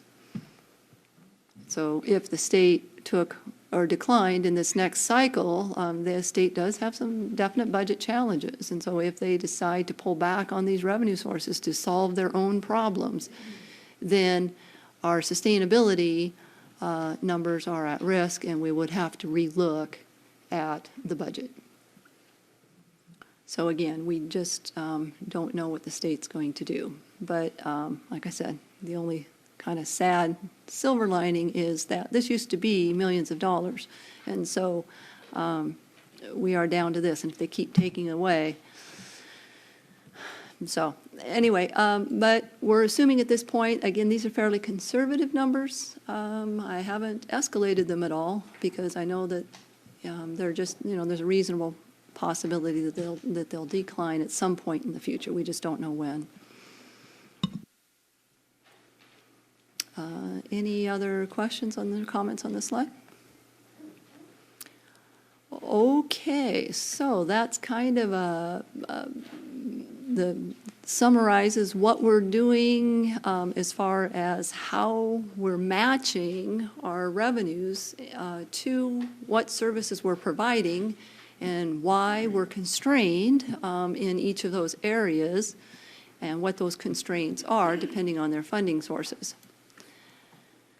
So now we get to what the revenue forecast actually looks like. So this includes our revised 2016. And again, here's that 19,870, that other slide that we were predicting for 2017. Oh, actually, okay, is 19,537. So I guess we were a little higher on our predictions. We were more out looking at like 18s. So this is the status quo financial forecast. So this is what the forecast looks like and before we make any current year changes to it. So this looks much better. If you can remember back to the beginning, a lot of these were red numbers, and they were like red numbers of 1,000,006, 1,000,007, 1,000,008. So with the increase, and again, there hasn't been that many changes to our forecast in the expenditure side. And what made that go away is because of the decisions council made and the revenues that were being, and the revenue programs, new revenue programs put into place. We have fixed the deficits by increasing the revenue side of the equation here. Yes, sir. Do these numbers include any estimate for revenues coming in from projects that we know are developing but are not yet there? Okay, so again, so that's development revenues. So development revenues in the near future, the outlying years are definitely returning down to baseline. And actually, we've got a slide on those here shortly. Well, I was talking about B&O tax, things like that from business occupancy in those areas. I just want to know if There's it been. would be wise if we left them out. Because So. we just don't know what they're going to be yet, but I wanted to know. So for 17 and a little bit for 18, there is a bump, okay? It's not a specific estimate, it's not a specific calculation based on properties, et cetera, et cetera. I've looked at the historical trend and I've increased it for 17 because I know there's going to be some coming on. But it's only a little bit. So this should be, and then even less in the future years. So the thought is we have the business park coming online. So we don't know when, and we don't know how much those are going to generate. We got all kinds of estimates out there, but to be conservative in our sustainability estimate, the plan is we will include them in this 5-year plan once we see them. Then we'll know they're here, and we'll know how much they are before we make a decision on how we're going to spend that money. So one comment, for example, the hotel, I think we went through the exercise and identified possibly $80,000 of revenue, structural revenue over time when it's at full operation. And I think a portion of that may have been counted in the out years, but a conservative portion based on not including it until we know precisely what it is and we have some trend or baseline. So one of the challenges that we've had ever since the so-called streamlined sales tax thing passed down at the legislature is making sure that we're getting the revenues that we're supposed to be getting from our residents and anything that's coming into the city. we ran into an issue where the leasehold tax was being paid to the city as CTAC instead of us, even though the business park is in Des Moines. So what steps are we gonna take to make sure that we're actually getting the revenues that we're supposed to be getting now, let alone whatever these, projected revenues are supposed to be? We need to do something to ensure that we're getting what we're supposed to be getting. And that's another one of those, the assumptions are good, but if it keeps going to Seattle, because the software for retail sales, pulls up 981 and automatically defaults to put Seattle in the city, it doesn't do us any good if Seattle's getting our money. So we need to do something to ensure that all of these revenues are actually something we can rely upon, rather than, as has been happening over the years, them going elsewhere. Right, and as you identified, there are definitely challenges to try and identify whether a supplier to a contractor has reported the Des Moines piece on their tax return to the right code. We don't audit those folks.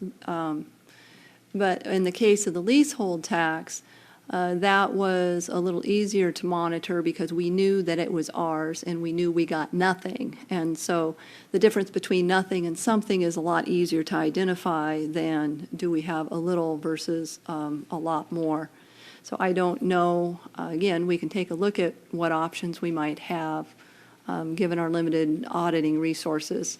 We'll just have to talk about that in staff and see what we can do. Dan? One of the things, excuse me, to get to Councilmember Kaplan's comment, when we issue a building permit, on the face of that permit, we actually put the city's code to help the contractors and subcontractors know and bring attention to the right city code that they should be putting on their tax returns. I think that's great, and I think that's probably why we've been able to better quantify what comes off of the specific projects that we have. It's the ongoing revenues that's the challenge. So we do have, once we get up and going in the business park and the B&O, we do have some control over that because we do have our own B&O tax database. So as we do have a loop going right now between the business license folks and finance regarding businesses as they start up. And it's been effective because we've caught some breakdowns in the system and some errors. And so our internal controls are working to identify those problems and then taking steps to correct them. So that is in place. We have caught things, so the controls seem to be working, and so I think we're making pretty good progress on that.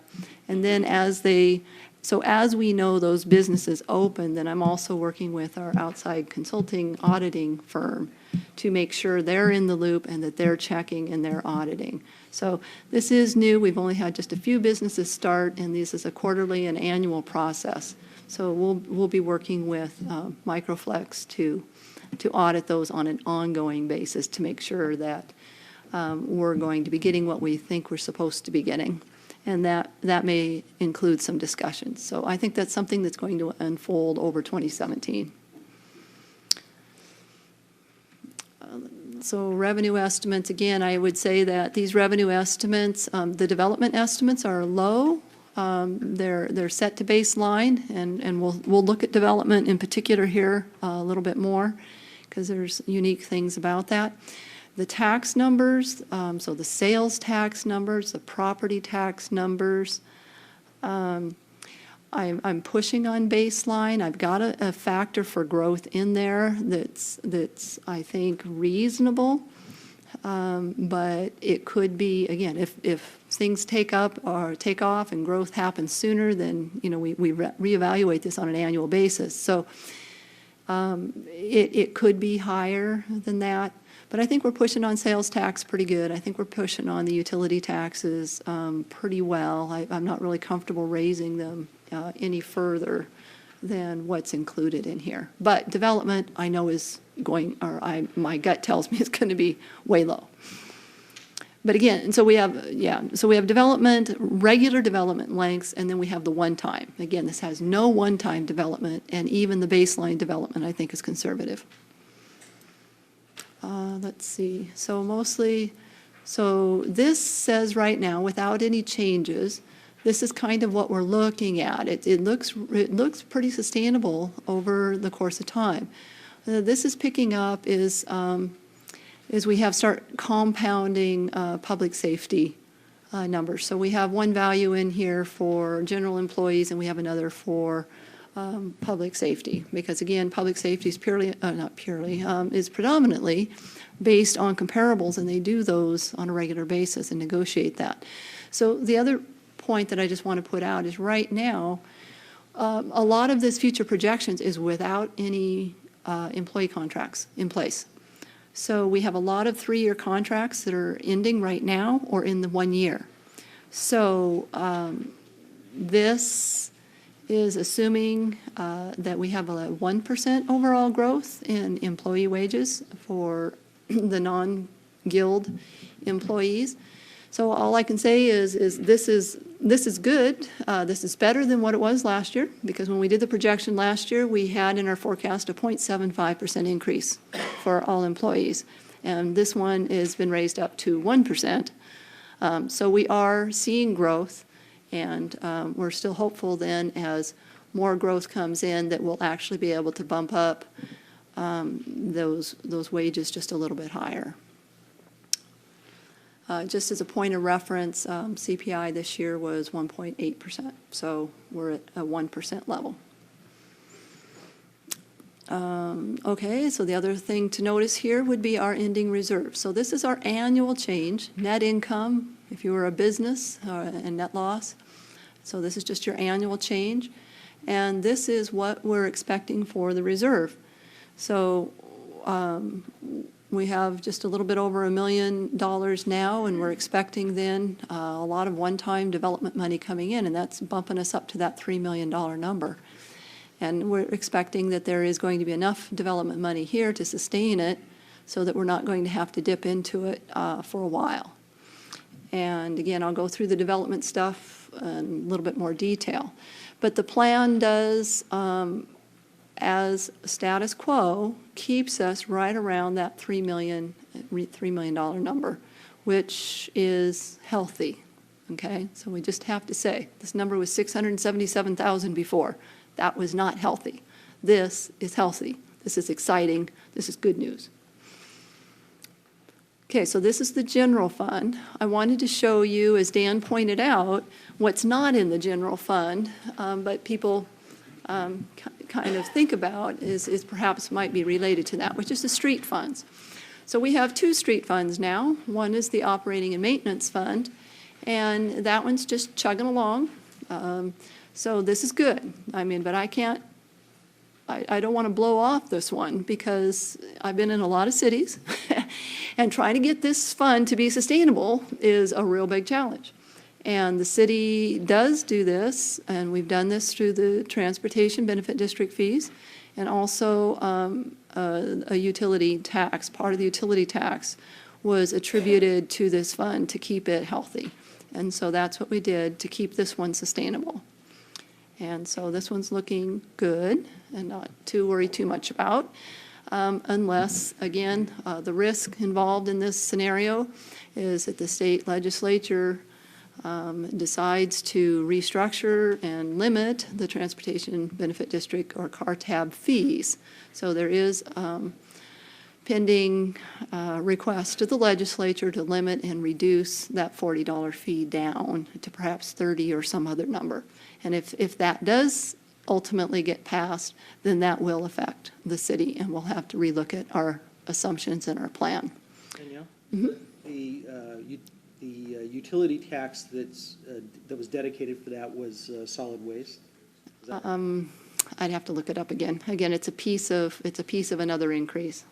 I think actually there's 2. I think a little bit of cable and a little bit of, Cecilia, do you know which one's going, which one? It's solid waste and cable? Cable. Yeah, so a piece of the solid waste tax and a piece of the cable tax have been set aside to make this happen. think to be clear, the solid waste tax is because of the weight of the vehicles on the roads. They do the majority of, well, of damage. That's what ages a road, yes. So it made sense to do that.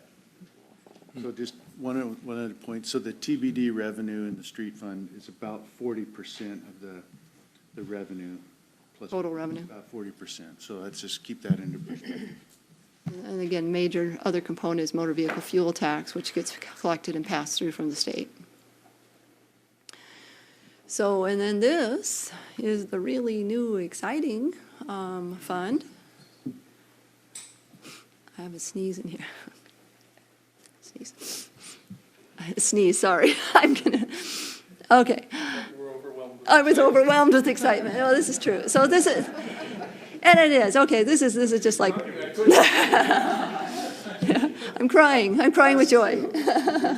Finally, the city has a sustainable, all caveats in place, a sustainable, ongoing, significant minimum contribution to paving the streets. And so this would go to council and to set priorities as, or to council committee to discuss that. So right now, this year, we have paid for a study to do a condition assessment of our streets that will help us prioritize and make some decisions about which streets are going to get paved first. But Dan, do I dare say the two opportunities here, or do you want me to leave it at that? As far as the location? Uh-huh. Well, just going back to the study, we should have the information back in September, and we plan to make a briefing to PS&T committee in October on the kind of the recommendations of that study. But what you see here in kind of the expenditure piece in 2018, we've been looking at, obviously, 223rd is in a failed condition and needs a lot of work.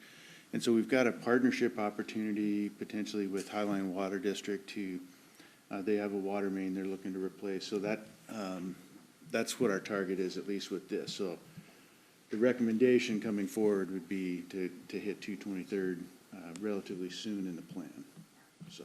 And we think that with this contribution and their contribution, that we got a pretty good shot at repaving the whole thing. So that could be an exciting opportunity.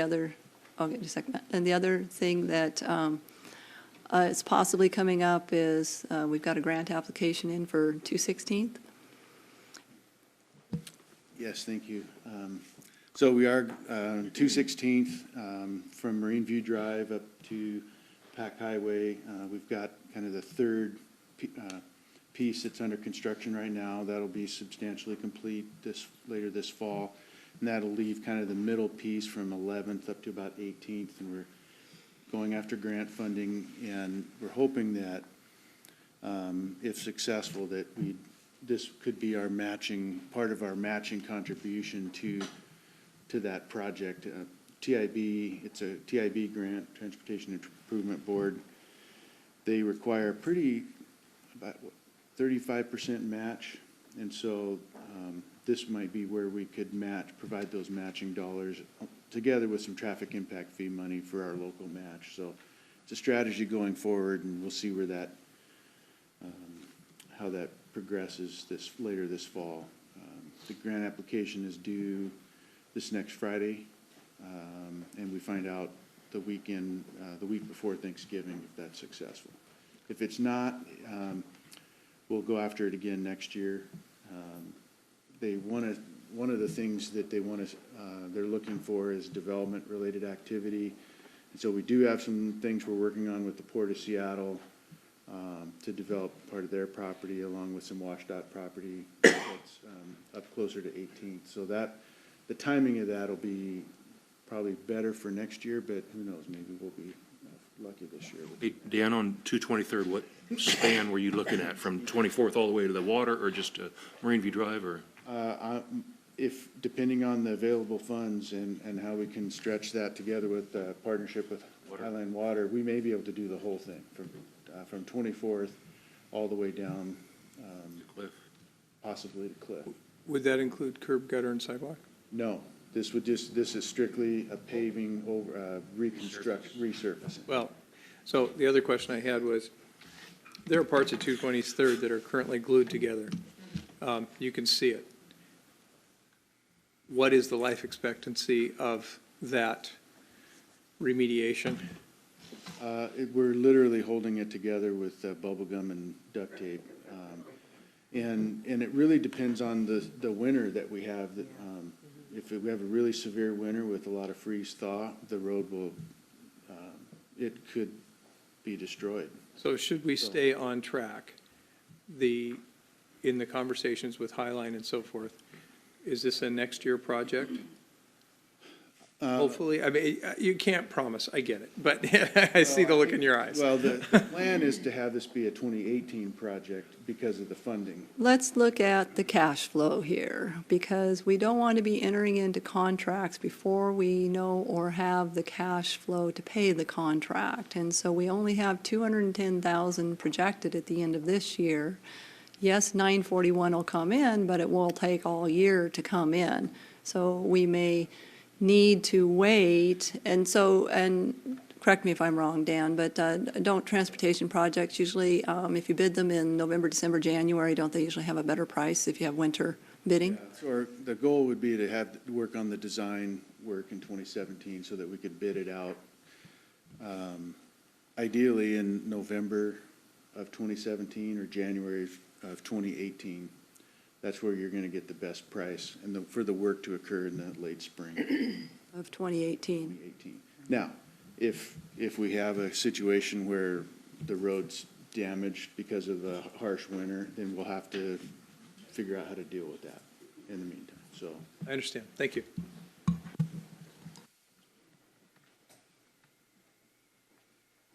Okay, so that's what we're hoping for our street paving program. And again, that's an exciting new addition to the city services lineup.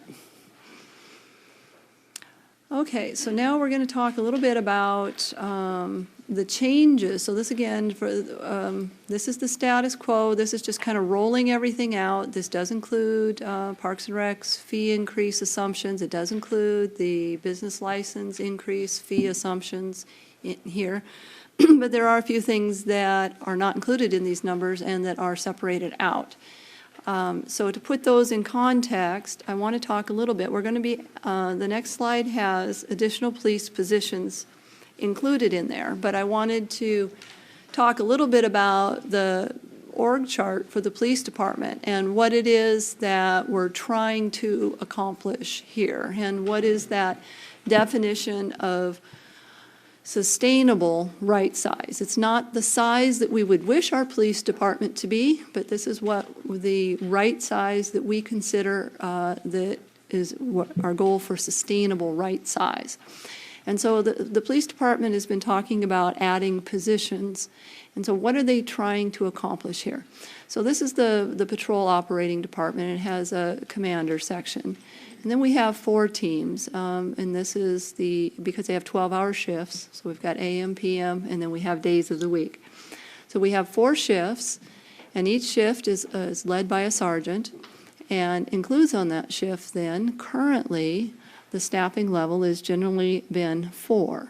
And again, we don't always have 4 because of vacations, injuries, and other reasons. We aren't always able to keep 4 on the street at any one time.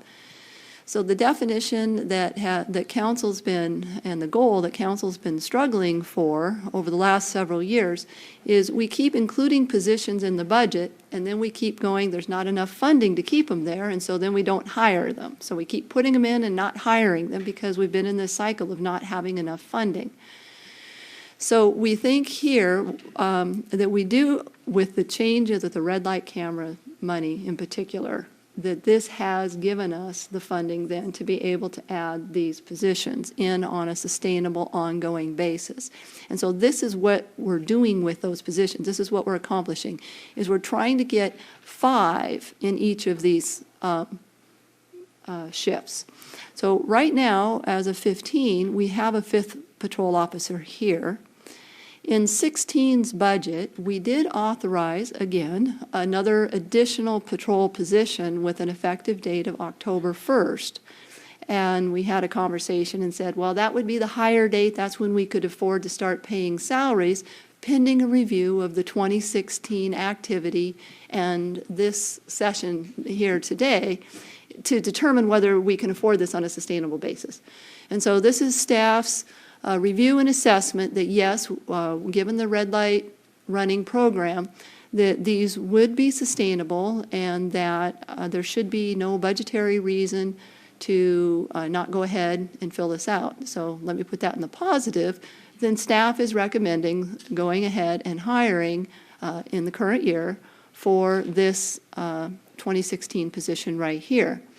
Furthermore, as we look through the plan, if council adopts the plan or something that's at the same level, then we would be recommending in the 2017 numbers, and the numbers that we're going to look at in a minute, have also added and increased this position and this position, so that by the time we get through 2017, all of these patrol positions will have 5 officers assigned to them. Mr. Mayor. So just to be clear, Master Sergeant is on the street in a vehicle as well. So that's a total of 6 vehicles on the street all the time when the department is able to get healthy.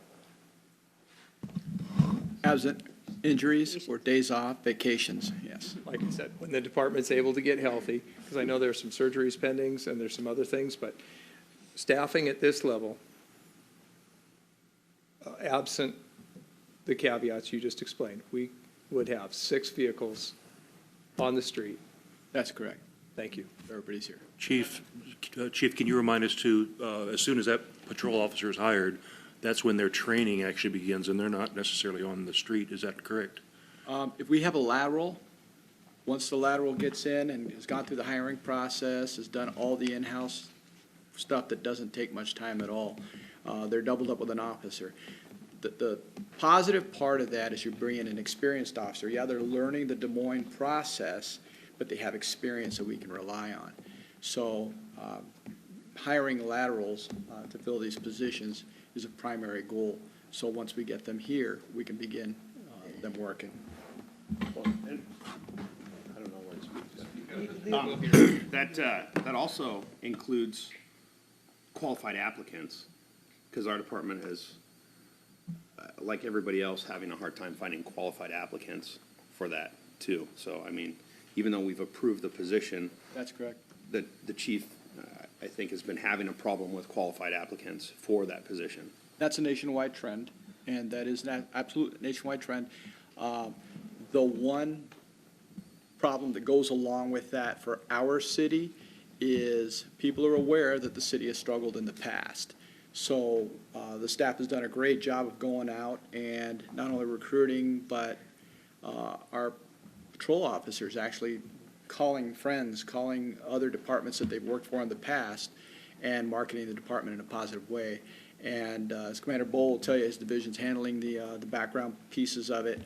It's working. So we want to maintain that, bring on a few, and hopefully as we begin the initial hires, it creates a synergy. The word gets out that we're actually doing it, and the effect it has in-house is much better that way as far as getting people back on the road, getting people to have some vacation. Some of the vacation banks are so maxed out that we have to lower those, because those are costs to the city in the future. So balancing all that out is what we're after, and right now I think we're headed in the right direction, and this is a great first step. And I'd just like to add a couple of comments. We've worked very closely with the chief and Commander Bull and Commander Sellers talking about manpower needs for public safety. And I think a couple of the things that are, it's awesome we get to do this, and we absolutely need to. But the other thing is those 2 positions in 2017 would be available as of January 1. So the chief has certainty as to when those could be filled going forward. And then the other thing we've talked about is this is not just like a shot in the dark, and I think that's probably not a great metaphor. But the idea is that, and what we talked about with the chief was the idea of a strategic pathway to achieve the manpower needs of the police department over time. So, and we will work with that in terms of if there was available resources for future FTEs, what would be the best allocation of that resource in the chief's judgment. So I just want to add a couple of things. I mean, we're really, this is something for me to get really excited about, that we're able to do this, we're able to do it with certainty, and we're able to do it with structural revenue. So I would also, I'm led to believe that due to county issues and so forth, that the interagency transfer potential in 2017 it looks fairly reasonable, whereas for a long time, it didn't look like a reasonable opportunity. Is that correct? I'm not sure I know what you mean by interagency transfer. Well, when you talked about laterals, yeah, there are, let's say, other areas that are not working their budgets like this and may actually be reducing staff, which we may be able to. Correct. We want to be in a position to be able to pick those people up, absolutely. And what we've run into in the past, and, I come in and I know the look on Commander Bull's face when we're chasing a candidate that's just prime, and we walk in and we go, we didn't have the go to get them, so somebody else did. And they're good candidates. So with this plan, we'll be ready to grab those candidates and get them on our streets and help us out that way. And again, I would suggest that, that there is flexibility with this fund balance that we have. And so we're saying January 1, but if the chief has got 3 candidates in November 1st, I would recommend there's no budgetary reason to wait until January 1. I think that any time between, October and the end of the year, if he's got candidates, then the budget should not be holding back that process.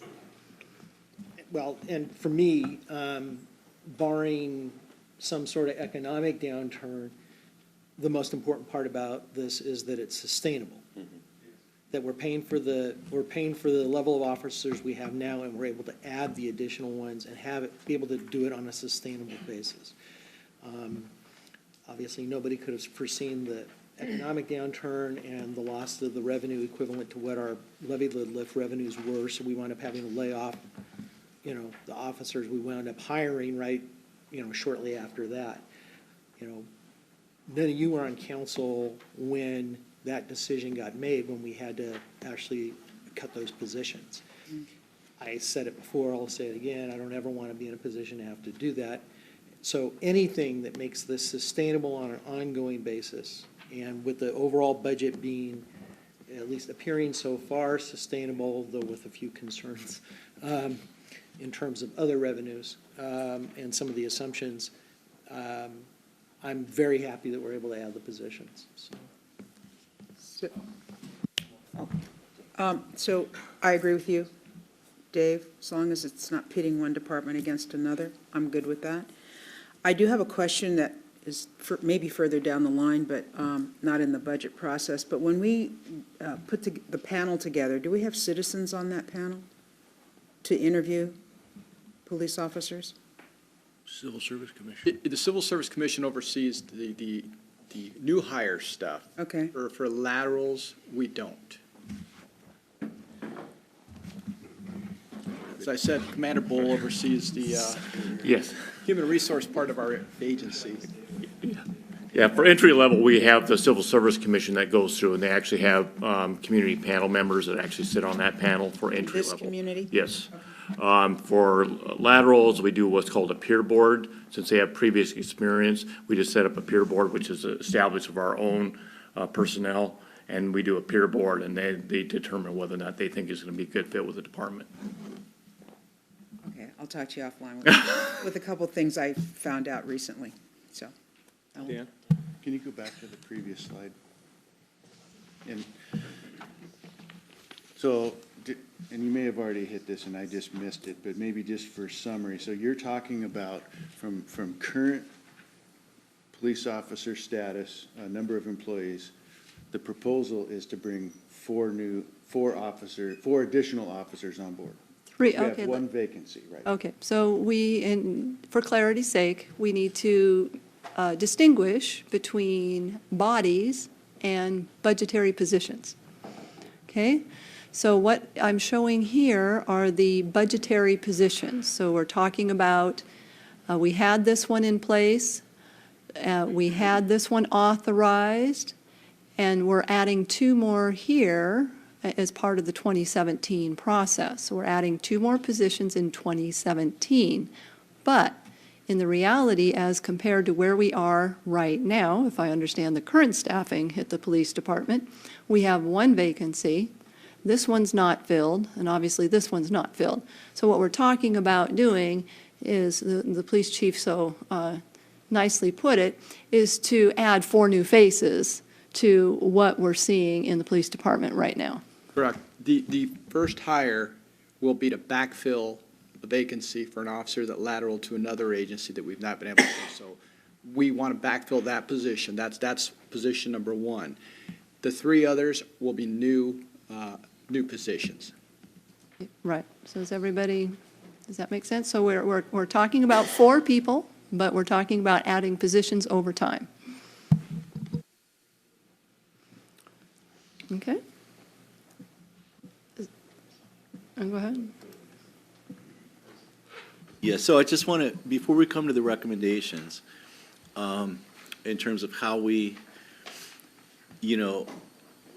address needs, which we've talked about somewhat, I just want to make the comment that and it really needs to be emphasized, that we would not be sitting here having the opportunity to look through these potential adds and changes unless the council had taken very aggressive action to increase the structure of our revenue. And so that's the only reason that we're here today. So I just want to make that point. I think there's, as you take those actions, I know that, I can't remember how many times red light cameras went to Public Safety Committee until it was done in exactly the right manner council wanted. You take those actions and then you don't know the outcomes as you're taking the actions. But now we're at the point, these are the projected outcomes from those efforts. And I think council seriously deserves a huge credit for putting us in a position where we can go forward like this. So I have one question. Dunyele, the next set of slides, is it going to take us beyond noon? Because I would not want to break if we're going to start this and then we have to break at noon.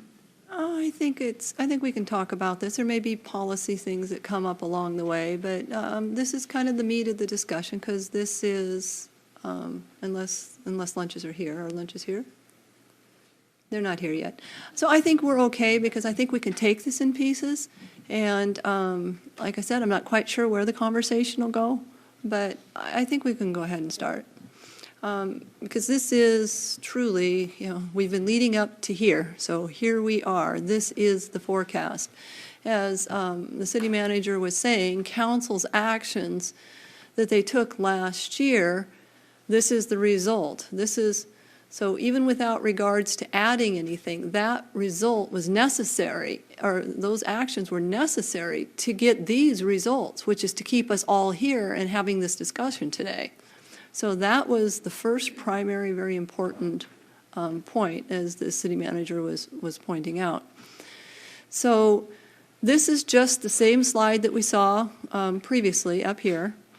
And then these are the additional changes then. So these are kind of the policy questions and just kind of highlighting a few other factors to the estimates, to those baseline kind of status quo estimates.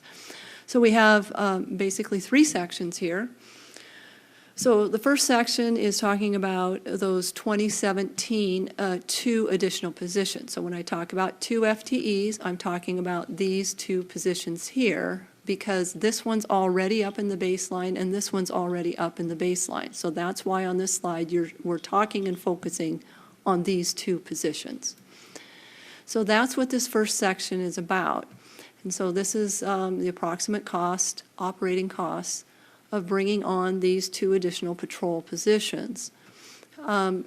Now is the council raised the concept earlier that, hey, if we have additional positions and additional capacities, might these positions and having these extra people on the street be able to help us focus in some other areas that, again, that are coming up that we haven't had the time to do, such as DUI enforcement. So if we do things like DUI enforcement, then there is a spin-off of fees that are associated through the court process as well, related to those kinds of citations. So having the additional officers on the streets, looking at strategic enforcement activities and emphasis patrols, I guess if I have the terms correct, then we're projecting a side outcome of that would be an additional potential increase in revenues. And so that, again, with those extra positions, and so 17 may be a little tricky because we still have injured people. But the hope and the thought is that as we go over time, we get those injured workers back, officers back on the street again, become back up to full force, and then we can get those emphasis patrols working. And so, and if that's the case, then we're looking that there may be a recovery here that's going to help fund the cost of providing those other services. So that's, again, so we're kind of at a, half, and then it kind of grows to a third over time.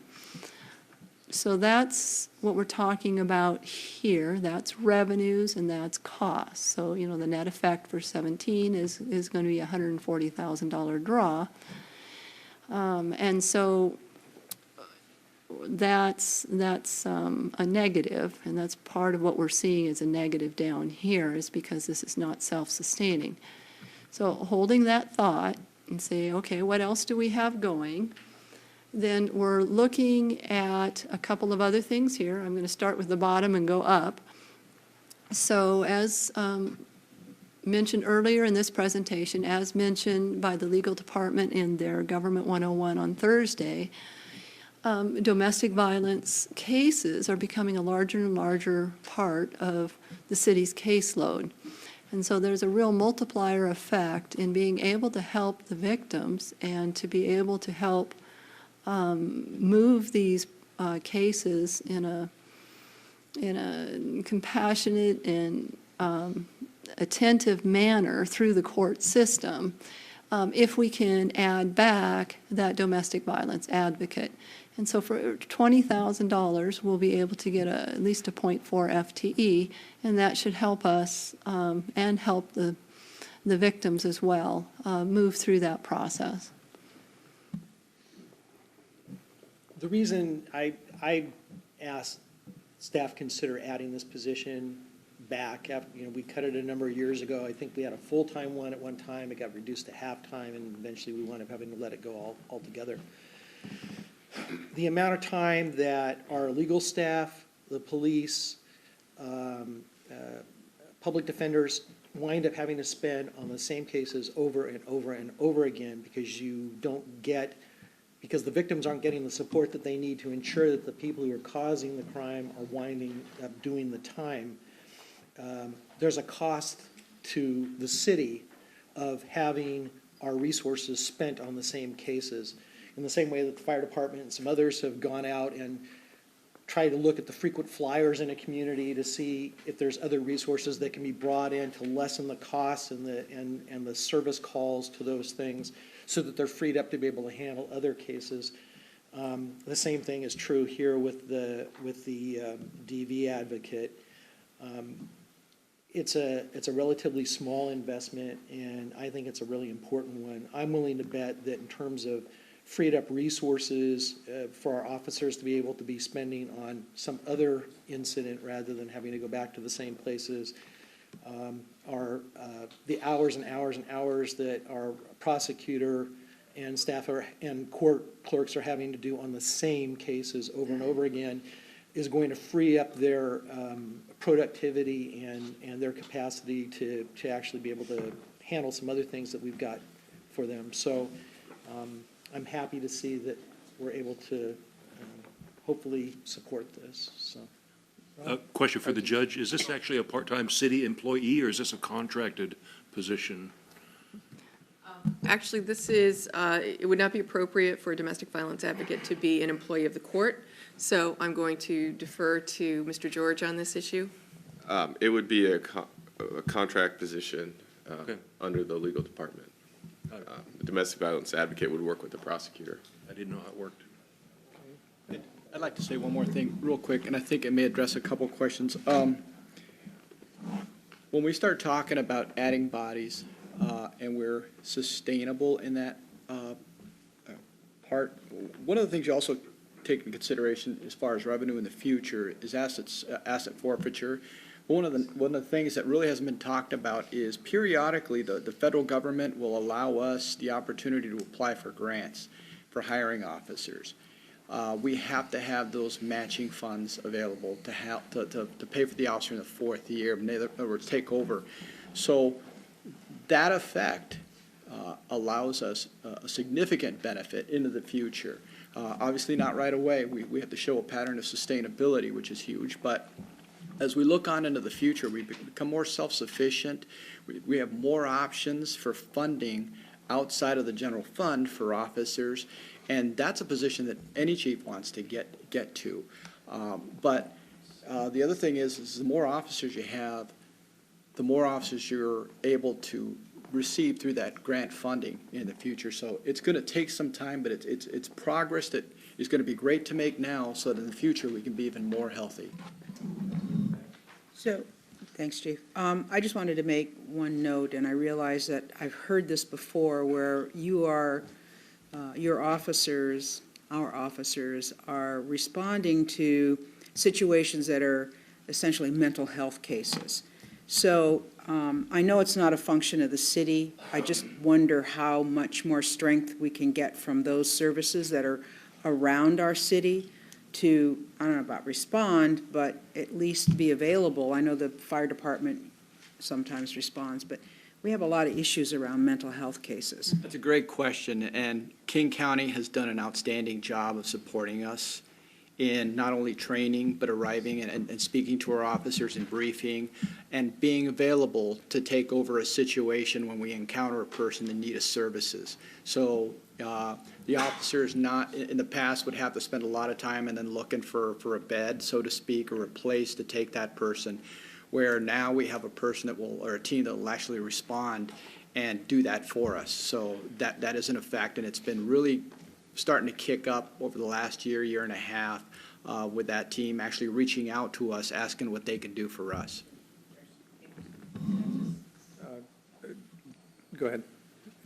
You're on the same topic? Yes. Okay. I was Mayor just Pro Tem. going to say that another component of that is there are some cases that come before the court, and we don't have the resources here in this court to have a full-blown mental health, rehabilitative court.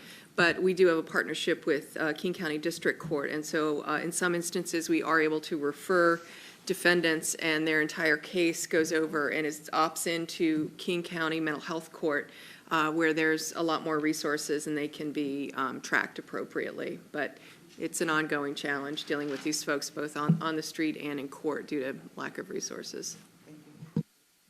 So I'll speak to a couple of things, but on the topic what Lisa brought up, the fire department, your fire department, and the Valley Regional Fire Authority, which is Auburn, has gone together and have a community medical team, which is outside of, they're firefighters, but they're funded through King County, and they respond to low acuity type calls.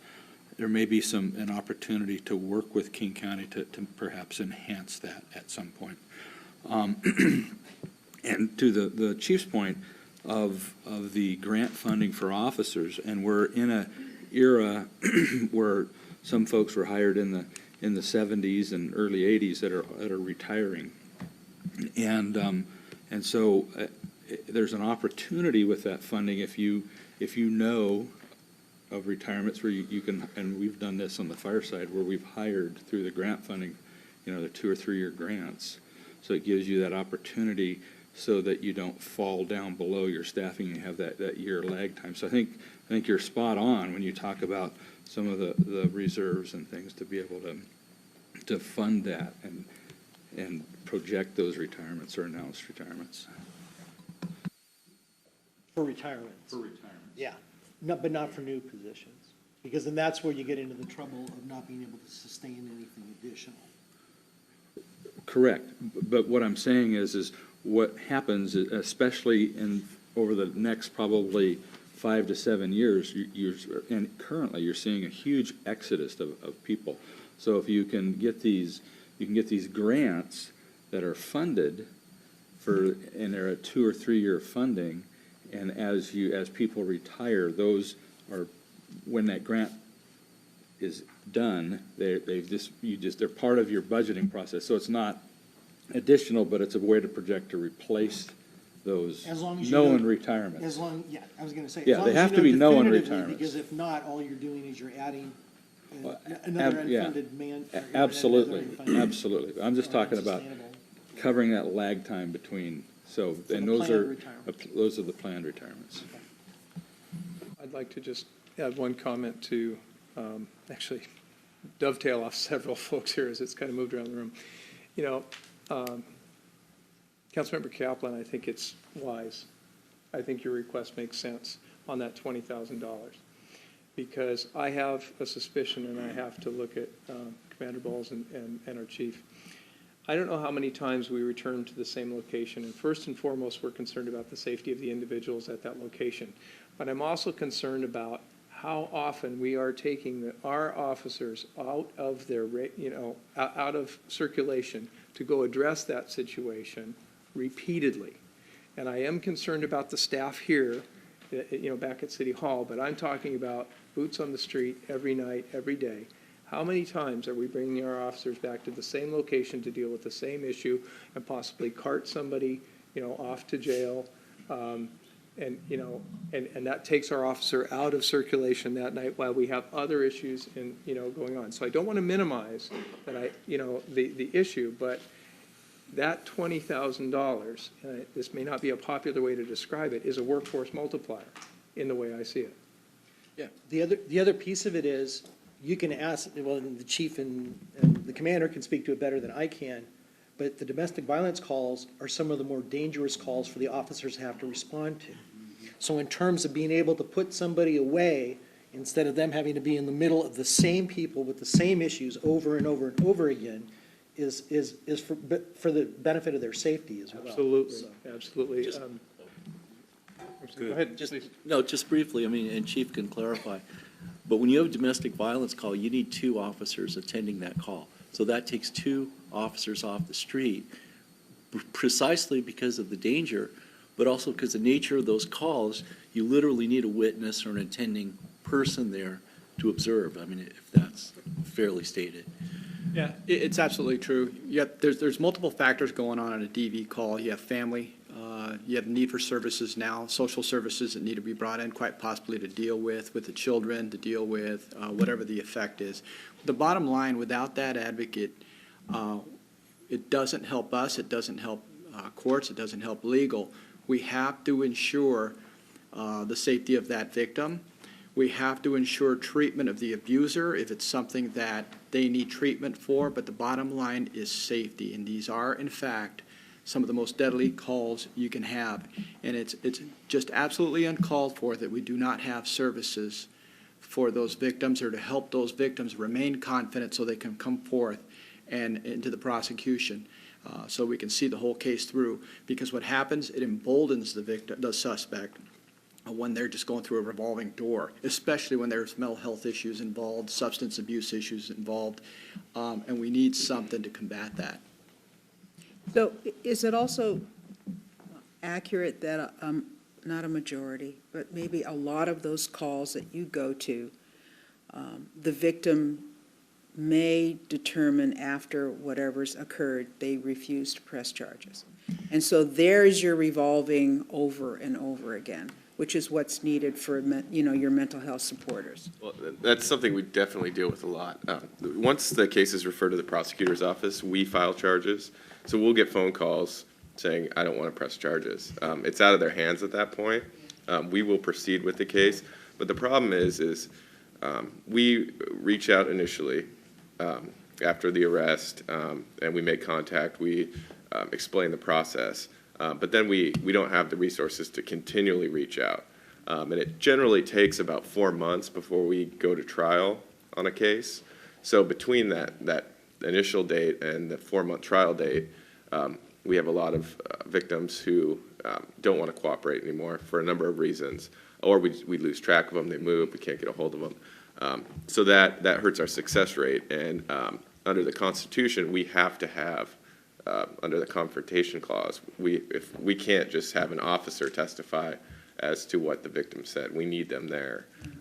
And so if we don't have them, we end up dismissing the case. So it definitely hurts our success rate. And this is, in domestic violence cases, it usually happens behind closed doors without an officer witnessing it, so. Okay, good discussion. Anybody else? Okay. Danielle? Did you have any other points that you wanted to make? That was all of yours? No, I think Okay, well, we got 4 minutes, and we got one more thing probably that we can talk about then. So that's the $20,000 number. And the other, again, is back in the court system. And if you all watched your Government 101 on Thursday night, then there was a great explanation of the duties, responsibilities, and services provided by the probation officer. And again, we're looking at a modest increase in hours for that position to help more people more of the time, because the caseload just keeps increasing. And so this is going to be taking a probation officer from a 0.6 to a 0.7 FTE. That provides more authorized hours, and it's at a nominal cost. Is it here, lunch? Okay, so, okay.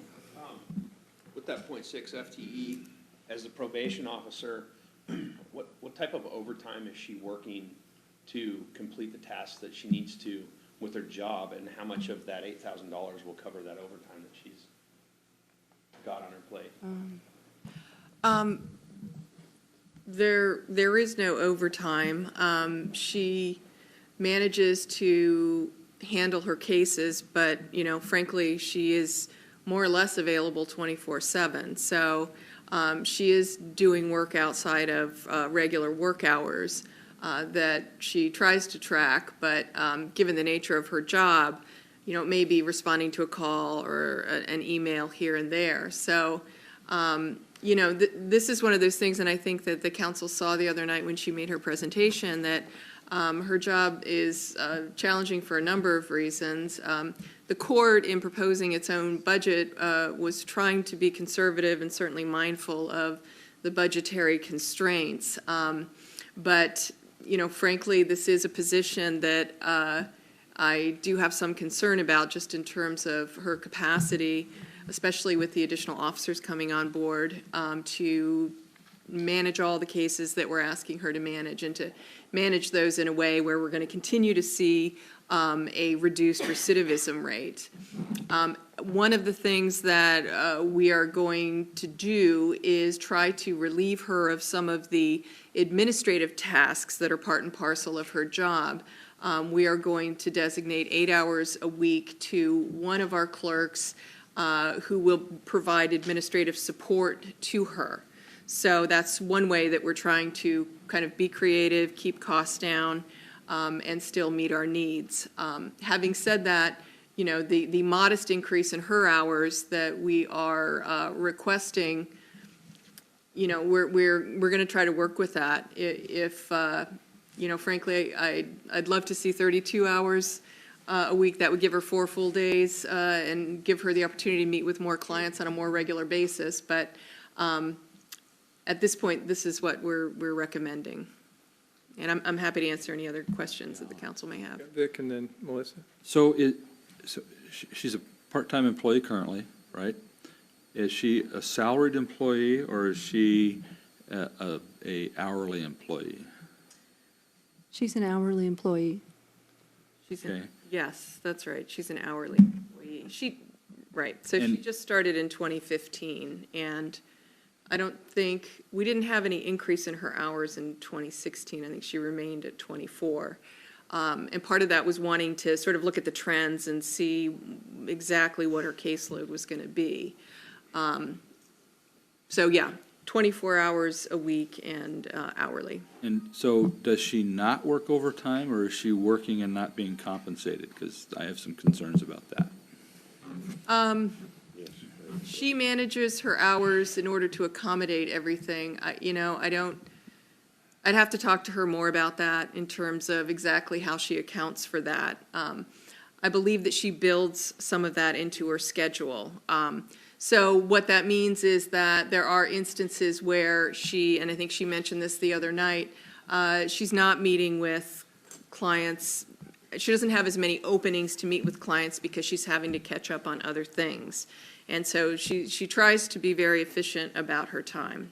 And does she have the ability to flex her time or adjust her work hour schedule so she could work 4 hours today and 7 hours tomorrow, or? To a certain extent, she needs to be here in order to meet with clients face-to-face, and then I also, her presence is required in court so that when we have revocation hearings, she's there to testify regarding the alleged violations. And so her time is pretty well structured in terms of where she needs to be when and the services that she can offer. Okay. So I think we should make sure that we're compliant with the FSLA laws with her. Absolutely. And I'll talk to her about that. And Jennifer, my court administrator, couldn't be here today. And she can answer some of these questions probably a little better than I can, but I appreciate that. Okay. Well, and my concern is looking at this, and I don't know what other jurisdictions do, if a probation officer's position can be made a salaried position. Again, looking at the fact, I think she said she had 500 open case matters that she's managing currently. Together with a domestic violent advocate and additional officers on the street, I see this probation officer's position, I don't know what it would look like to the budget if it was a full-time salaried position, but I think she would definitely have plenty to do, especially I think you were saying she's also serving to support or to represent the city at some of the organizations around probation officers and the District and Municipal Court Judges Association and Misdemeanor Probations Association. So she's very active and in the criminal justice community and always looking for ways to effectively serve the defendants, but always mindful of cost as well, so. A conversation I had with the judges, we were eating donuts, was, the 8-hour shift of the administrative help going to the new clerk that had been hired to oversee the traffic cameras, but we don't know what that workload is actually even going to be yet. And so I think maybe if we leave Melissa's tasks as they're assigned currently, but then give her extra time so that if, or somehow arrange her employment where if she does get a 2 a.m. call because one of her cases is done something or she needs to be made aware of something, then, we're not running those risks of putting her at an inappropriate burden. We're running out of compliance. Right, and so I'd be curious to see what the dollars would look like in the budget if that. In the short answer, this, the judge and Jennifer, the court administrator, and I sat down and talked about this position, and the question was 35 hours a week, 0.7 FTE, what makes sense, what do we do? So to answer your question is, once we get over the 0.7 FTE, that is a fully benefited position, and so you're looking at double that. So it'd go from 45, I guess we don't have that number in there. That was why I was asking what. Yeah, it's about 45 to 50,000. Yeah, it's about ballpark, I think, 45 to 50,000. The other thought and concern, I think, for 2017, so it may morph over time, but I think the request at 2017, the decision was made that this might be the most appropriate level for this year, and again, it may come back next year. But I believe the individual's also not interested in working 40 hours a week. Okay. So I think there's a combination of factors at play that come into 2017, but I think, you may be right, it may be back in 18. Well, I think this is the right time anyway to ask the question. Mhm. Because we're at openers right now, and this is the right time to ask the question. Councilmember Bangs, you had a question? I was just going to tag on to Melissa. It could also be 2 part-time. It doesn't necessarily have to be 1 full-time, so that you've got whatever you need to, handle the week or yeah.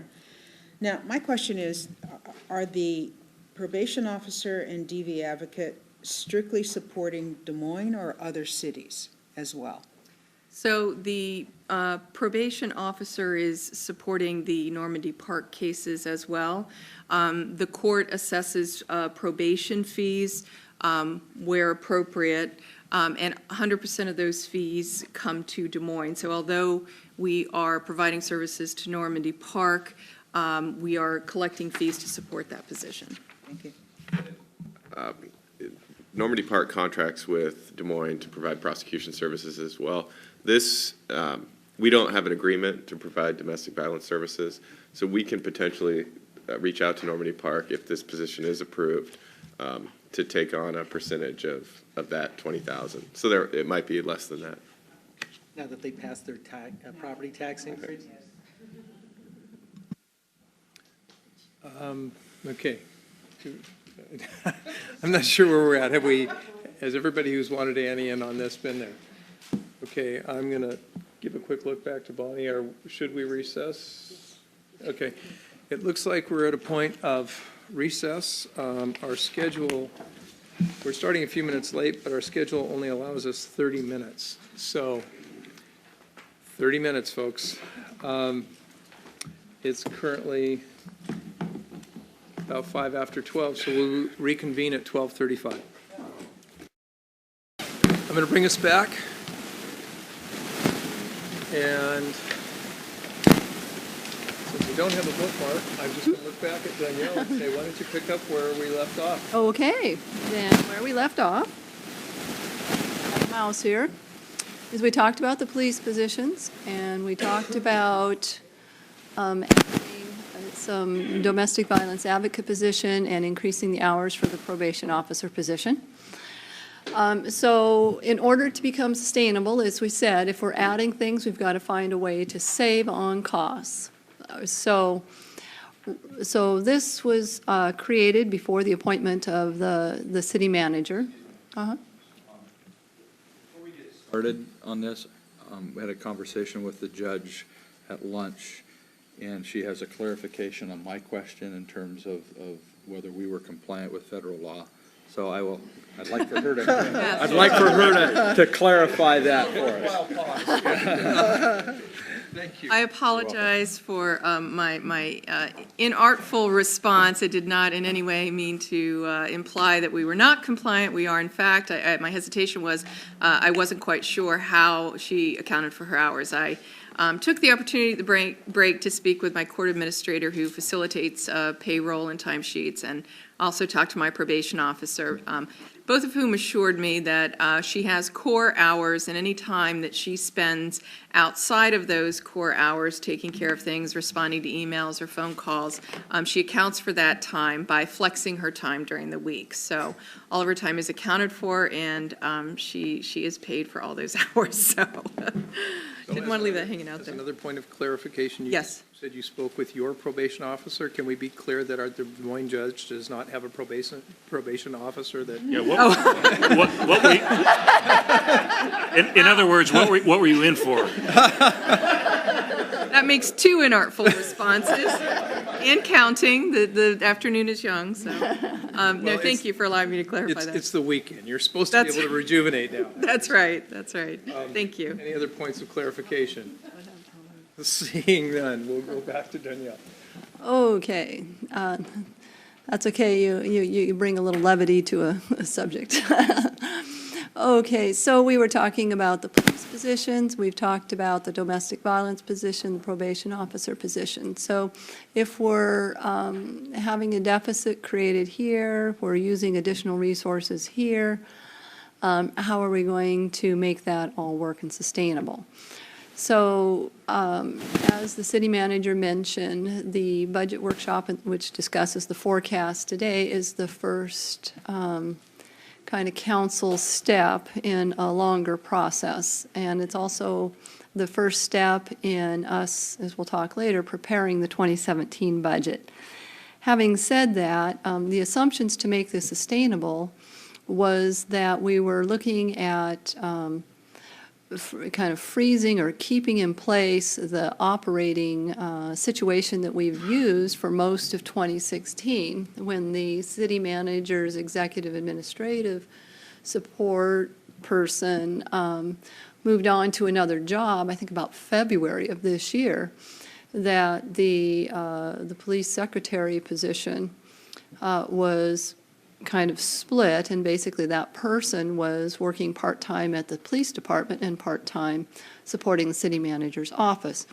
So again, the thought was that with the pending retirement of the city manager, vacancies such as these were going to be left open, and when the hiring of the new city manager occurred, we would look at kind of, what is the organizational structure that the new person was going to be responsible for. And so right now, we have these positions are, like I said, just kind of memorializes and says that that's going to continue on in a status quo. By splitting that position, that saves us about $90,000 a year. As I think was discussed earlier with the Economic Development Director position and with the person who's in there being appointed to city manager, we now have a couple of vacancies that we need to look at. And so there is going to have to be further discussion about how to reorganize or how to restructure. And now that we have a new city manager in place, we have somebody who can make those decisions. And so those decisions will likely be made between now and October when the city manager has to present his version of the 2017 budget. And then there'll be further council discussion from there. So right now, it's assuming that there is a one position FTE reduction from what we have in the budgeted positions. This is just kind of reflects actual bodies, but from the budgeted positions, it would reflect one FTE reduction. And in doing so, then this is kind of our annual impact. So we're not breaking even. We are drawing down upon fund balance for these 2 years. And then in these years, but we're back in the green here means that we are to the positive, that we're sustainable, okay, which takes us to kind of that third level of positions, which is called a decrease in positions for engineering, planning, building. So basically your development services positions.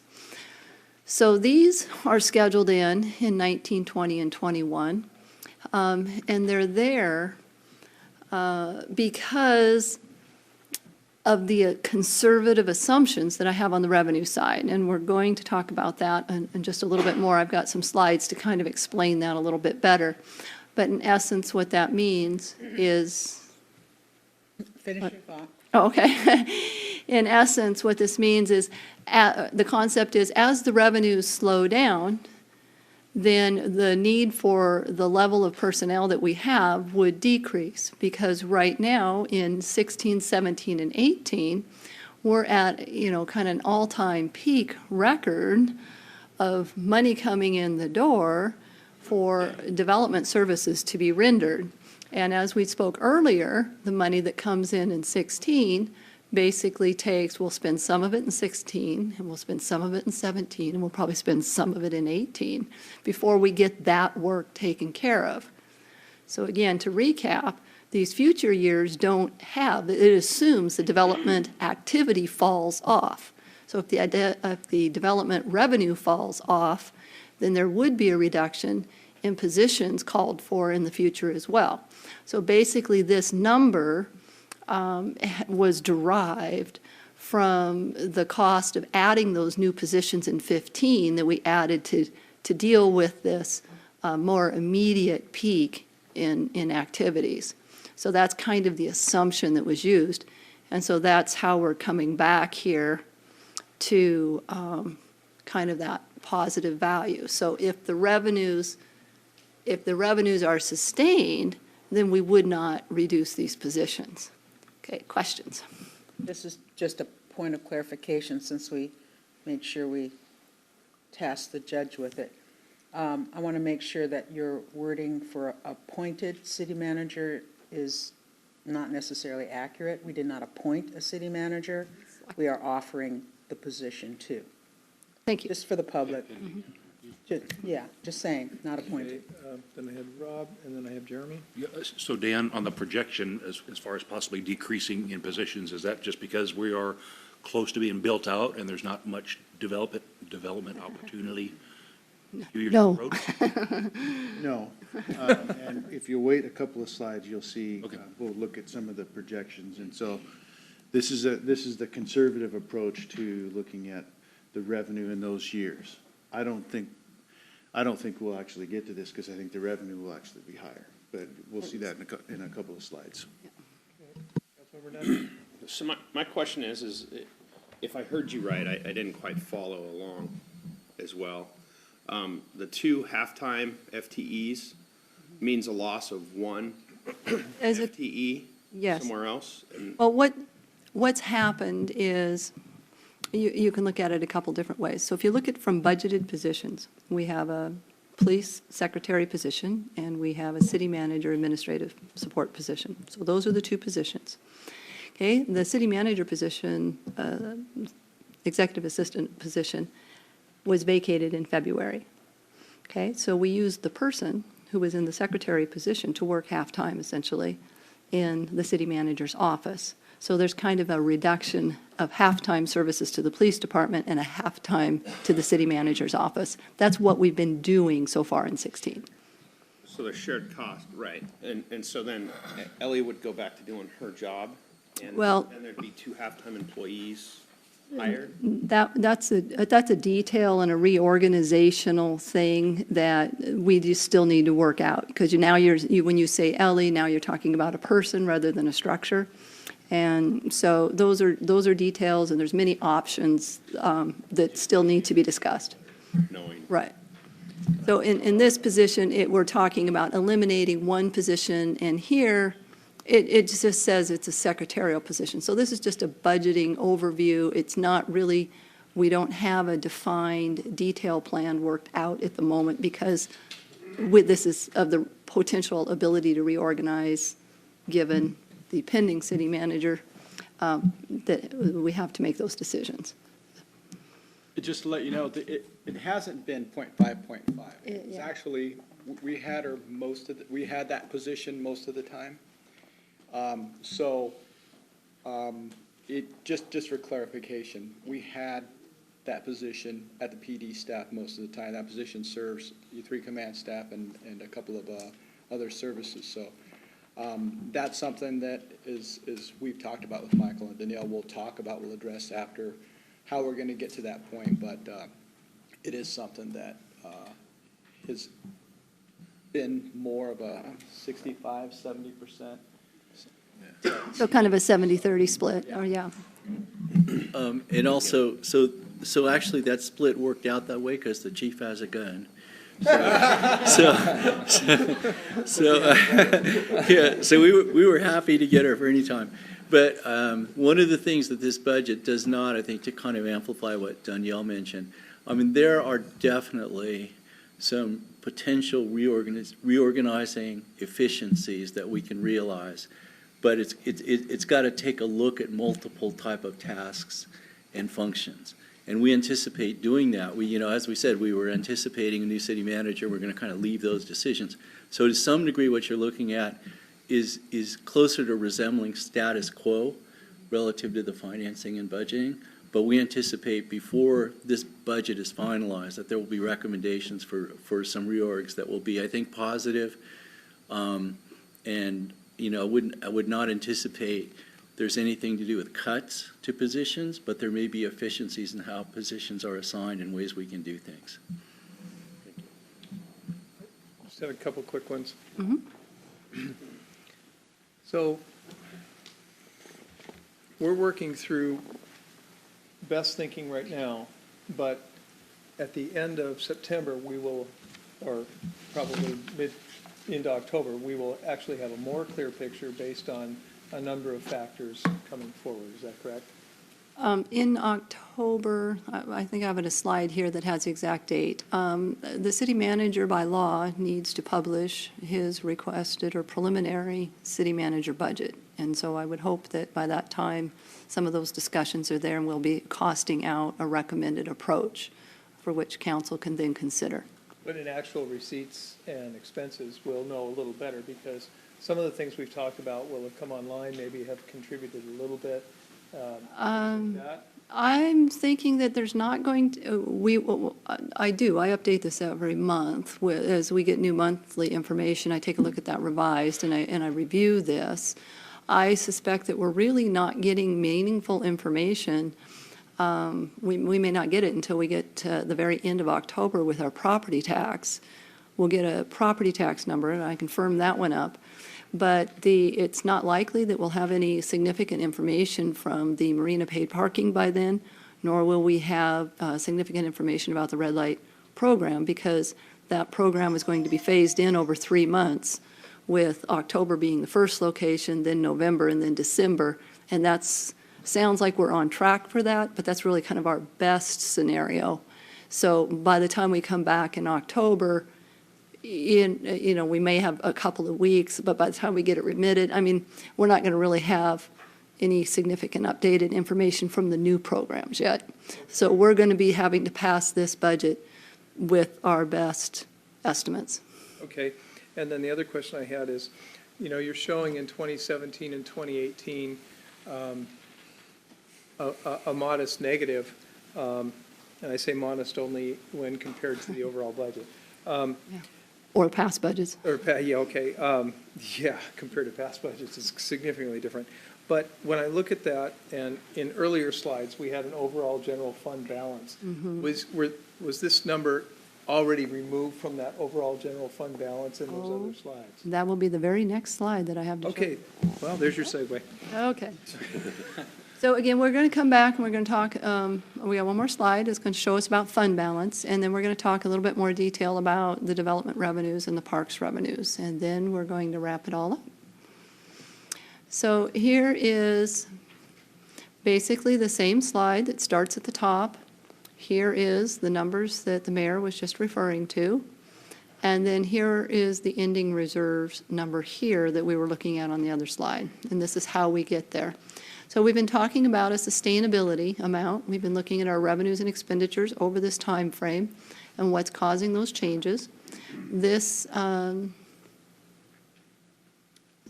I said, this was the number after the position changes include the 3 new officers. And so what it means here is that we also have some one-time requests. And so we don't have ongoing funds basically to deal with those one-time requests. So those one-time requests will be coming out of fund balance, which is an appropriate use of fund balance, and especially, again, when we're in the $3 million range. Then this keeps us right kind of in that $3 million range. So in 2016, I'm going to hold off and come back to that one. Let's go to 2017. So in 2017, as we bring new officers on, we're looking at bringing on, the equipment. They need the guns, the vests, those kinds of things, excuse me, to outfit 2 additional police officers. The court has looked for a software upgrade. Given the volume of activity that they're facing, we're looking for software efficiencies whenever we can get them. The PD is also looking for document management software to help them be efficient and good use of their time. The Facilities Department has asked for a Genie Lift platform. And these here, okay, so this one addresses the issue around improved communications. So this is another, could be somewhat placeholder, could be part of the reorganization that we talked about. Because again, we're looking to the city manager to provide leadership in figuring out how we can deliver enhanced communication services. So in this model, what it's talking about is adding a contracted position for that expertise for a period of 3 years, maybe just to implement and start a program and get it going, up and running, and then maybe staff can absorb it from there. Or maybe this goes away and gets absorbed into, the other position, and maybe we have an internal position. So those decisions have not been made yet, but the commitment in the budget is that we do have money devoted to the purpose of getting that program installed, up and going. Then this one here is a legislative affairs contract. This is a 2-year contract to hire someone to advocate on the city's behalf, particularly for the North Bulkhead project. We're looking at trying to get grants funding.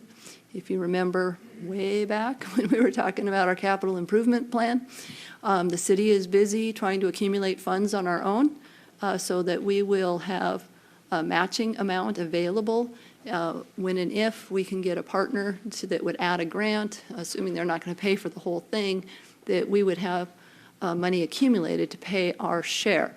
So this money is to try and get us that multi-million-dollar appropriation from the state legislature's capital budget. So Danielle, two things. One, under the software upgrade, realizing that's specific to the court, you and I had a discussion on the fact that the Parks Rec software system will not be supported at, I believe, end of this year? December 2018? Yeah, so where is, maybe it's another slide, where is that software?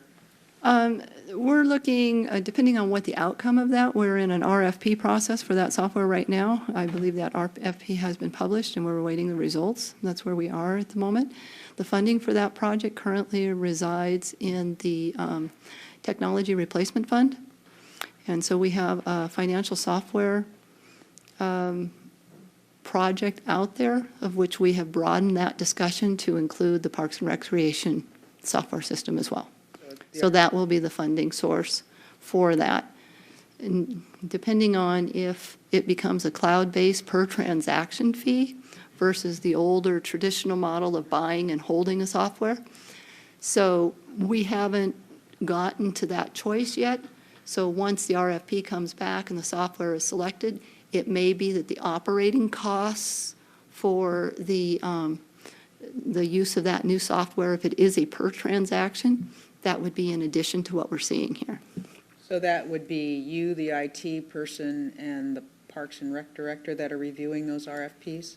Yes, it takes 3 departments to acquire, install, and implement the new software. Does, and in that RFP, is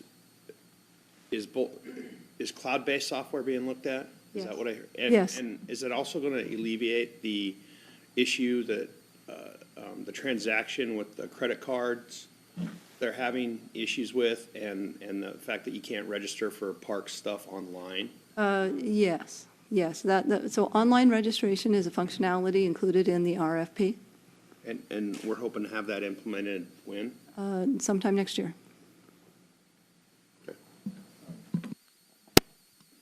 Your point raises a flag with me with the, when you start handling credit cards, the payment card industry rules coming, so I'm sure this is the appropriate. Well, it's not just merchant fees, I'm talking about. PCI compliance. PCI compliance comes into play, and it's significant, and I can tell you firsthand, the cost of being compliant, if you are actually the one responsible, is Right. quite high. Right. There's many delivery models where we maybe host the software but have the transaction processing done by a PCI compliant third party. The city would not take on the responsibility. In any case, we would find a different solution because of the high legal requirements. And to speak to the transaction fees, sorry, Mayor, to interrupt, a software base where you can register online, your transaction fees would actually go down. Oh, I And get that. the double, And I'm in favor of that. I'm just saying that. and the double work that's being done with the transaction right now is significantly going to reduce the amount of time staff spends on it. I'm absolutely in favor of that. I'm just saying that the compliance piece could more than consume the benefit if, and so what Dunyele has said is there are structures you can put in place where the compliance piece doesn't live with you. Right. And it absolutely, given a city of our size or an operation of our size, we can't afford it.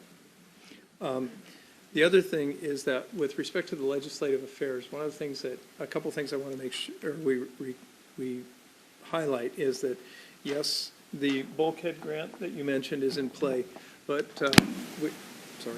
we are also working to get some kind of help with the DNR lease. And we have partnered with our legislators to move forward on that. So again, that's a key piece, and that's worth $105,000. to the city on an annual basis and may even be worth more because DNR sets the rate. Of course, the bulkhead, we absolutely can't afford for that not to happen. And then we talked about law enforcement and being able to communicate with those cities around us and entities around us where we share support on borders.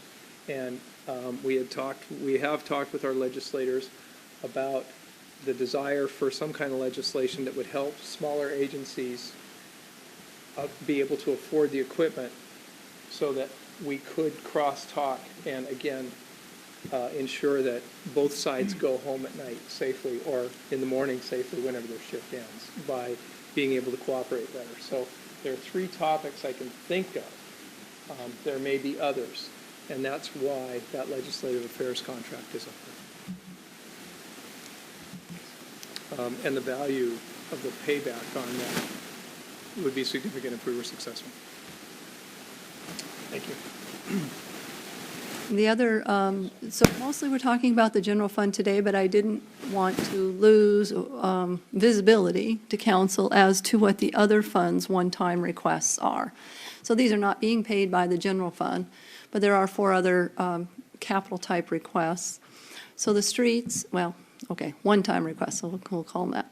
So in the streets fund, the city is looking for an ADA, American Disability Act transition plan. So this is a federal plan that the city's required to have in order to put ADA compliance into place throughout city infrastructure. So this often takes place, things like the corners of sidewalks and intersections. It may be things like the beeping noises at intersections for folks that have a sight disability or challenge. So is that, are there any grants available to get that review and plan done? Or do we have to fund that as a city ourselves? I'm not aware of any grants that would pay for this. Doesn't mean that they're not out there or that they may not become available. We're always looking for those kind of things. And if we find something, we'll certainly go after it. But I'm not aware of any right now. The thing that we're doing specifically with this is trying to build on the work that other cities have already implemented these plans, have completed. So not stealing or plagiarizing, but borrowing and improving, yes.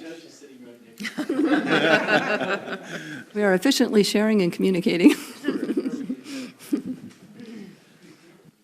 The next one is also in the streets fund, and that's for a street standards update. So that's $25,000 consulting fee.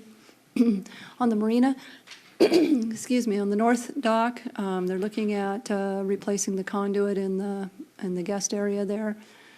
And also another major maintenance area for the Marina is their fuel system containment hoses, which have become damaged. Excuse me. So any other questions on the use of one time? Is there a reason they're showing up here as opposed to a request against the one-time monies? Yes, because these are the other funds, and so they have their own source of funding for their one-time stuff. So this does not require general fund one-time money.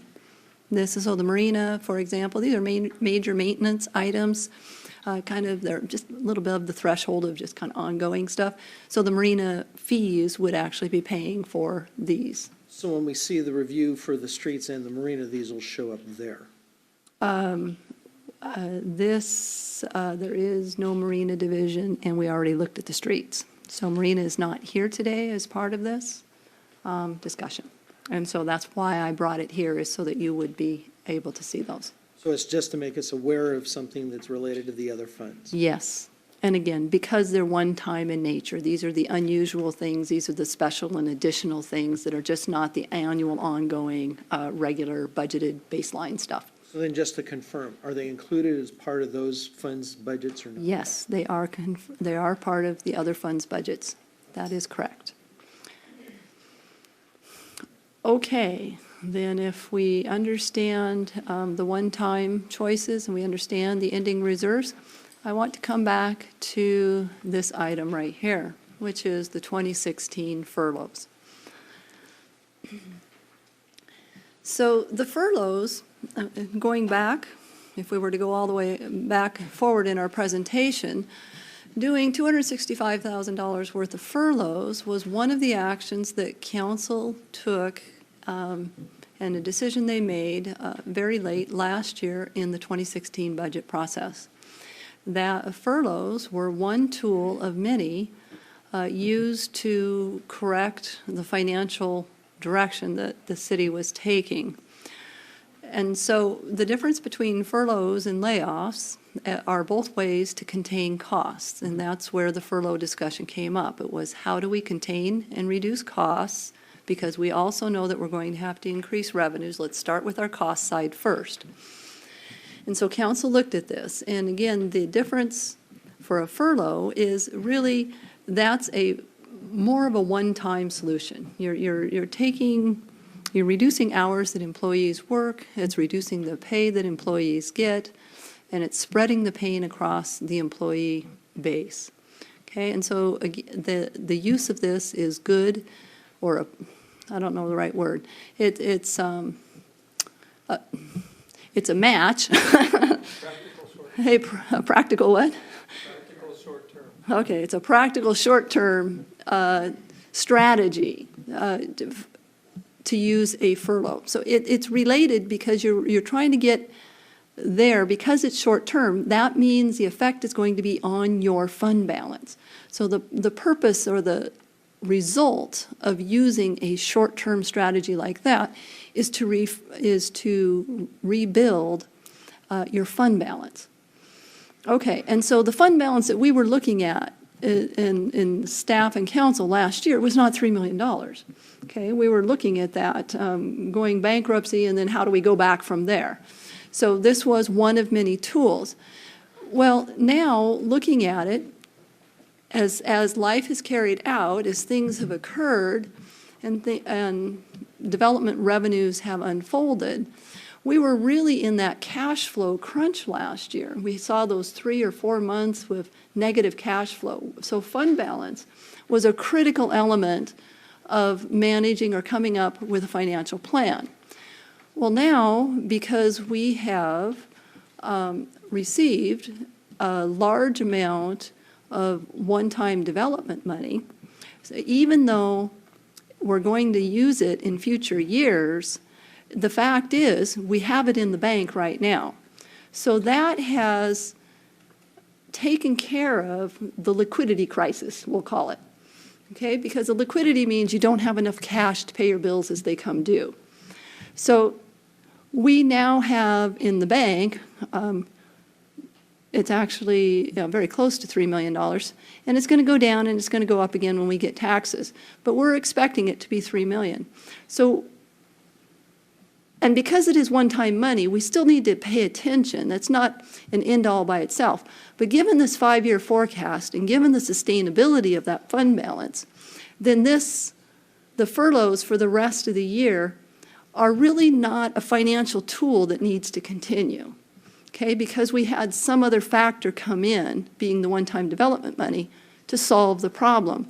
So the recommendation to council, or the request to council, is that the furloughs be discontinued from here on out.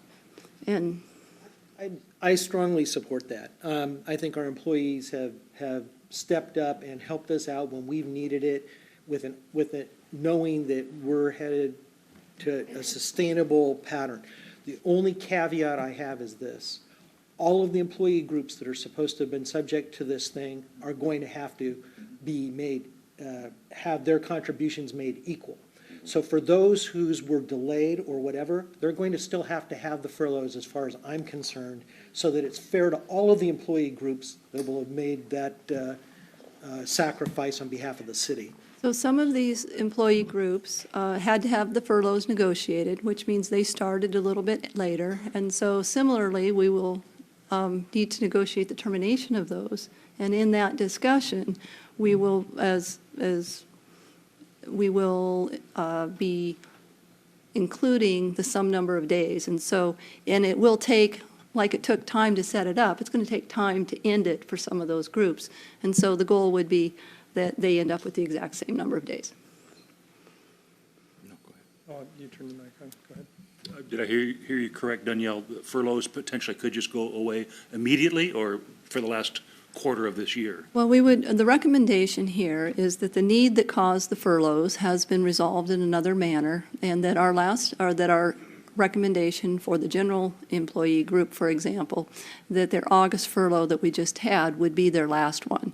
So it would actually, that they would not experience a September one either, so it would be more than a quarter. Councilmember Banks. Is this 106,000 identified in the 3,012,000, or that's not in the 3,012,000 at all? It's not a... It is identified as a, that's going to reduce. Will it reduce or increase the 3 million? It's included in that number, and Oh, this it number is. has already been reduced by that amount. Okay. Yes. Thank you. Any other council members? So, and as far as procedurally, if that's the recommendation, would it be appropriate now to have staff engage in the negotiations to remove furloughs? Well, Because this is a study session, yeah, so this would be, and I'd like to have that put on our if the general direction agenda. of the council is to, that they would be in favor of something like this, it would be wise to, articulate this, so the staff can start to work on what that would look like and come back to us with a solid number. As Dave and Jeremy indicated, it's taking into account those that negotiated later. So we wanted to see both of those. Yeah, because Yeah. it sounds to me like the council wants to ensure equity and fairness, and then, City Manager, Michael? Yeah, just to reaffirm, before council members brought the issue up. So we've already started internal discussions to the effect that there's an even playing field in how this is done, and that, every bargaining group will serve the same number of days of the furloughs. So I guess if I were, as I'm hearing from my colleagues here, really what we would like to hear, and I don't know if it's possible to get this on September 8th, status of where we are, and so we can clearly understand the opportunity. It does sound like in general. The attorney has. I will. It does sound like in general, there is the desire to move forward with this. So if you could see that that's brought to council, in September? Yeah. My only concern is the timing, because what's the day of? Is that too soon? No, it's the furlough would have already occurred. Too late. It's too late. It's too late. Well, we have a meeting next week. Well, the furloughs were initiated by resolution of the city council. Right. So in order to rescind them, we would need a resolution. We can discuss we can't add that resolution to the meeting. Right, because we've already published the agenda. Yeah, and our packets are already done, but we could look at something, because the furlough date is, there's not an additional meeting in August or September until after the first furlough date. So we can look at something where we would maybe have a motion at the council meeting on Thursday to prepare an ordinance or a resolution to suspend them, and to include in that suspending the first date of September. And then we could basically ratify that at your first council meeting in September. So basically, this would affect the last quarter. It wouldn't go into effect right away. Well, it could, I believe it could. I mean, we The could last have quarter it starts in include October. September. Okay, hang on. And that would be for the general employees, the employees that haven't caught all the way up and need to be. Tim Marine has something I have a question for the department heads. If all staff were expecting to have that first Friday in September off, will you have a minimum staffing problem that day?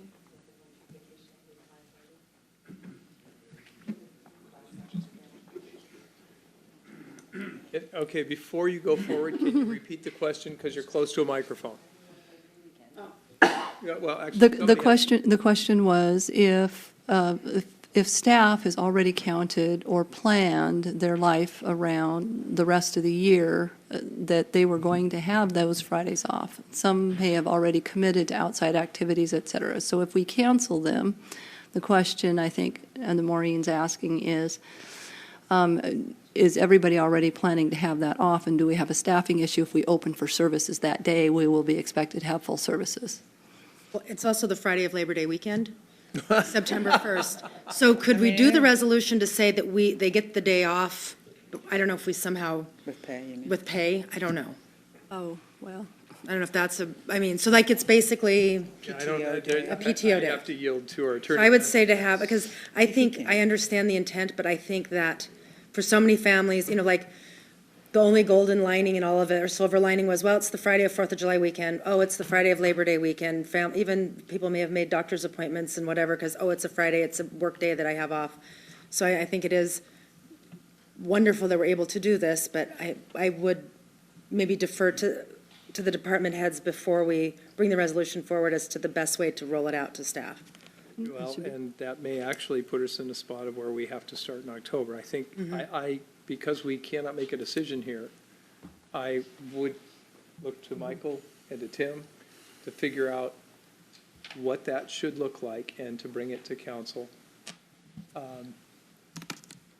You said you could bring something to us. Well, the resolution, we couldn't have a resolution until September, but we could potentially have a council vote on this coming Thursday about holding that September furlough in abeyance until that resolution is passed, which would then cancel the September furlough. And that would give the directors time to meet and discuss with their staff. So we can't say right offhand, and different directors may have different issues. And so I think it's something that we do really need to go back to our staffs to assess the impact. Yeah, I think although ideally it sounds great just to flip the switch and turn it off, I think there is some complications. Maureen, you are. Well, obviously it needs some more discussion. I wouldn't want to have someone who's already committed to traveling and say, oh, by the way, now that you were planning that day off, you have to come in, because there are things that the directors can talk about, such as possibly if they don't have staffing, closing that day and allowing them to take a paid vacation day. There's things we can talk about. Okay. Can I just say something? We're getting close to the holidays, and some of our staff can't take a vacation day because they've had a pay cut.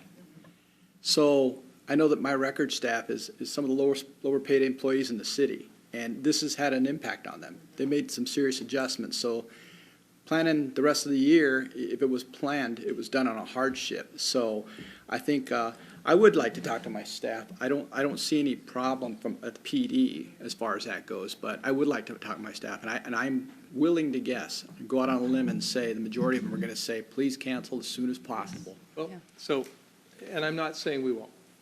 I think there's general direction here that says we would like to proceed with canceling the furloughs, maintaining equity amongst the groups.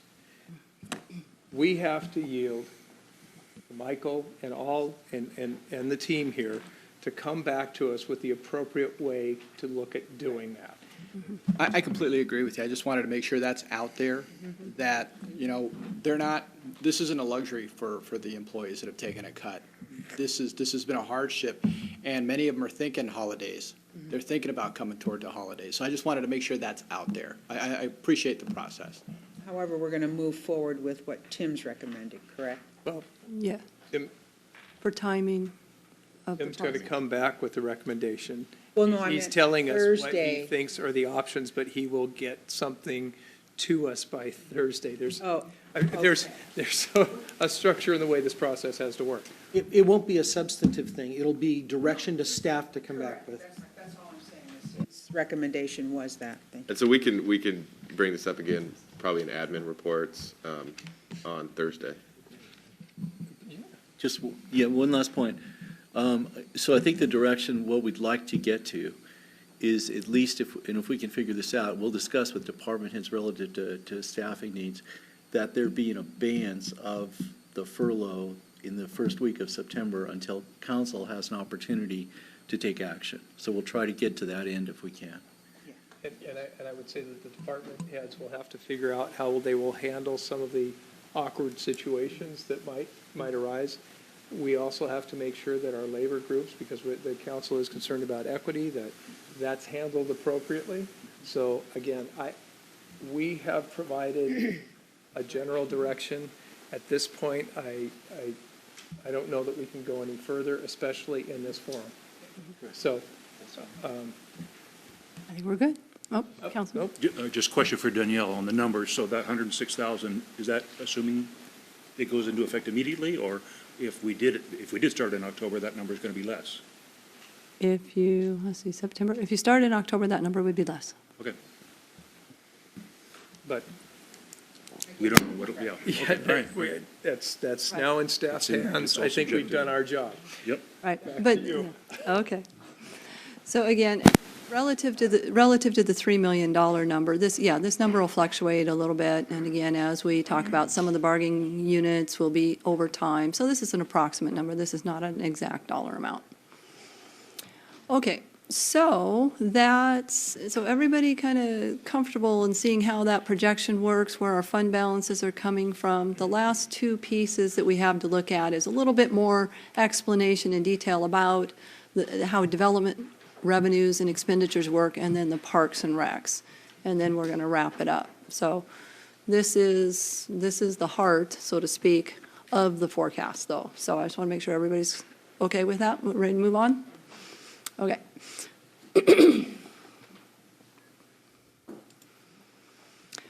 Okay, so this has got lots of numbers, and I don't really expect you to read them, but they are for me, so I can read them, so I can just point out a few things.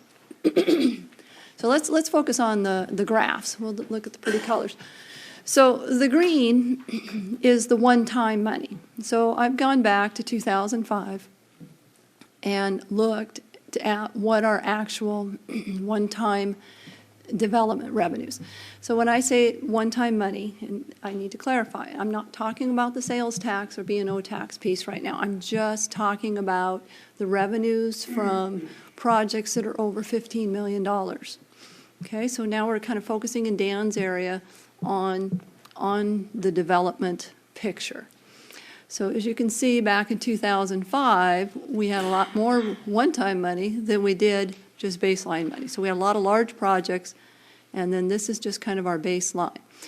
So this is what I'm looking at, and as you can see, this baseline development varies and it fluctuates quite a bit over time. This is us using the one-time money, and then we have a little bit over here. So it's really important, and then you get to these years. So again, just because we don't have any big project money being paid for, the public works staff is still busy working, providing services in here on these projects that were paid for here. Because this one-time development money takes a long time to fully deliver all of the services related to it. So this is not an indication of workload. This is just simply a cash flow from the revenue picture. And so the reason I have these numbers up here is, so these time periods right here where we don't have that extra revenue coming in, I have the cost of that development group to provide services. So the cost numbers are coming in up here. And so what we find is that, like in 2010, here, the cost of providing services exceeded that year's revenue by, who's really good? Is that 1.2 or 1.7? 1.7, yeah, nearly $2 million for that 1 year.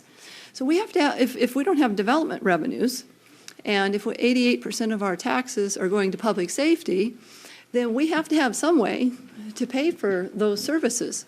So that's why this money, it's really important that we don't spend that on other things. We need to save that in fund balance so it can pay these costs for these 3 years. And if you take these 3 years and you add them up, they're over $3 million. This is why I said even our fund balance policies are too low, Because the way they calculate out right now, it's like 2.3 million, that sounds like about a good number, okay? But it doesn't, because it doesn't adequately cover our risk of development and still address our needs for cash flow. Because it takes, right now, about $1.5 million. We need to have $1.5 million at the end of December to carry our cash flow to pay salary and wages through to April. So if you're looking at $1.5 million for cash flow, and, this is not an unusual scenario, but, up to $3 million for development revenues, really we're much closer to wanting or advising a $4 million fund balance. That would be truly a sustainable fund balance. So we're not quite, so we've got lots of good news at $3 million, but we're still not quite safe, comfortable, as that $4 million number would be. So we are bearing some risk still at that $3 million level. So it's a lot of money, it's really different, but I don't want people to be or feel too comfortable about that, because it is still a little bit short of what our long-term goal for the city should be. Okay, sir, yes. Understanding that, but knowing that we are getting back to health, I think the council would be interested in hearing a proposal that would help us grow to that longer term. And I think the way that where this is going to come up, and these discussions will come up in the future, as we look at our 5-year plan, we have to look at where that money is going to come from. And the answer is going to be sales tax. It's going to, or sales tax, B&O tax, property tax. It's going to be our tax growth. We'll have a little bit of growth, maybe as units come on. Again, that'll be utility tax. But in reality, we're hoping we are estimating through economic development that our tax base is going to grow. So what we're going to have is competition for that tax, as we saw earlier today, is fund balance. Do we continue to take a piece of that growth and keep adding it to the fund balance until we can get up to that $4 million? And what's competing with that, as we saw, is public safety. We have a lot of desire to increase public safety. So I can see that moving forward, those are going to be the conversations that council's going to have to look at.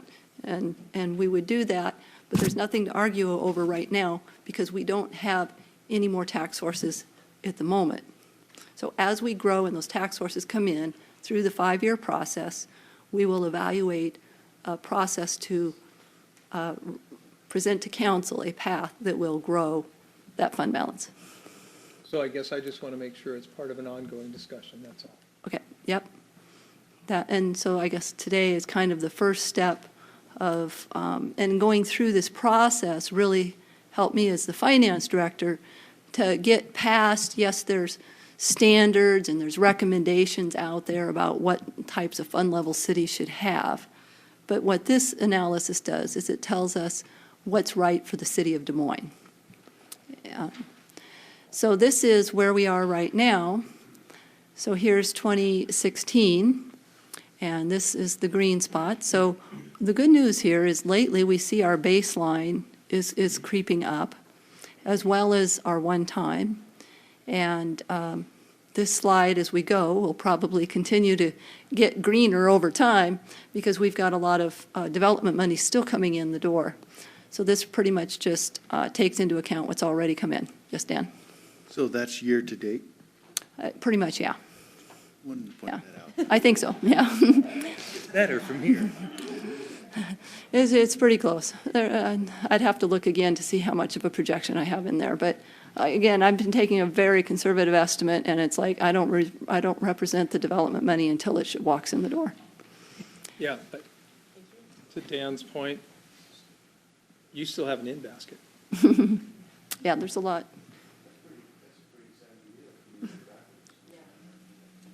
That's a great story to tell. I guess the reason I mentioned the in basket is 2017, 2018, 2019.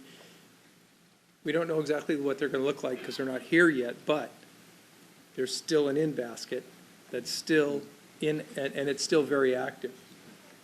Did I see another hand? No. Okay. So this is why we were talking about the other slide, and that's why Dan wasn't worried, because he says it's not going to happen. Because, again, this is a fairly conservative estimate of development. And so, but what the model does to do sustainability and to say, okay, if we don't have revenue, then we don't have those costs, that if the revenue comes in, then that means we're going to need the people to provide the services, but we will have revenue then devoted to cover those additional services. So this helps us as a council, us as staff, us as management, us as employees, to understand what the trigger is. When is the right time to be reducing staff and increasing staff? And from a sustainability, affordability, and workload perspective, all mixed together.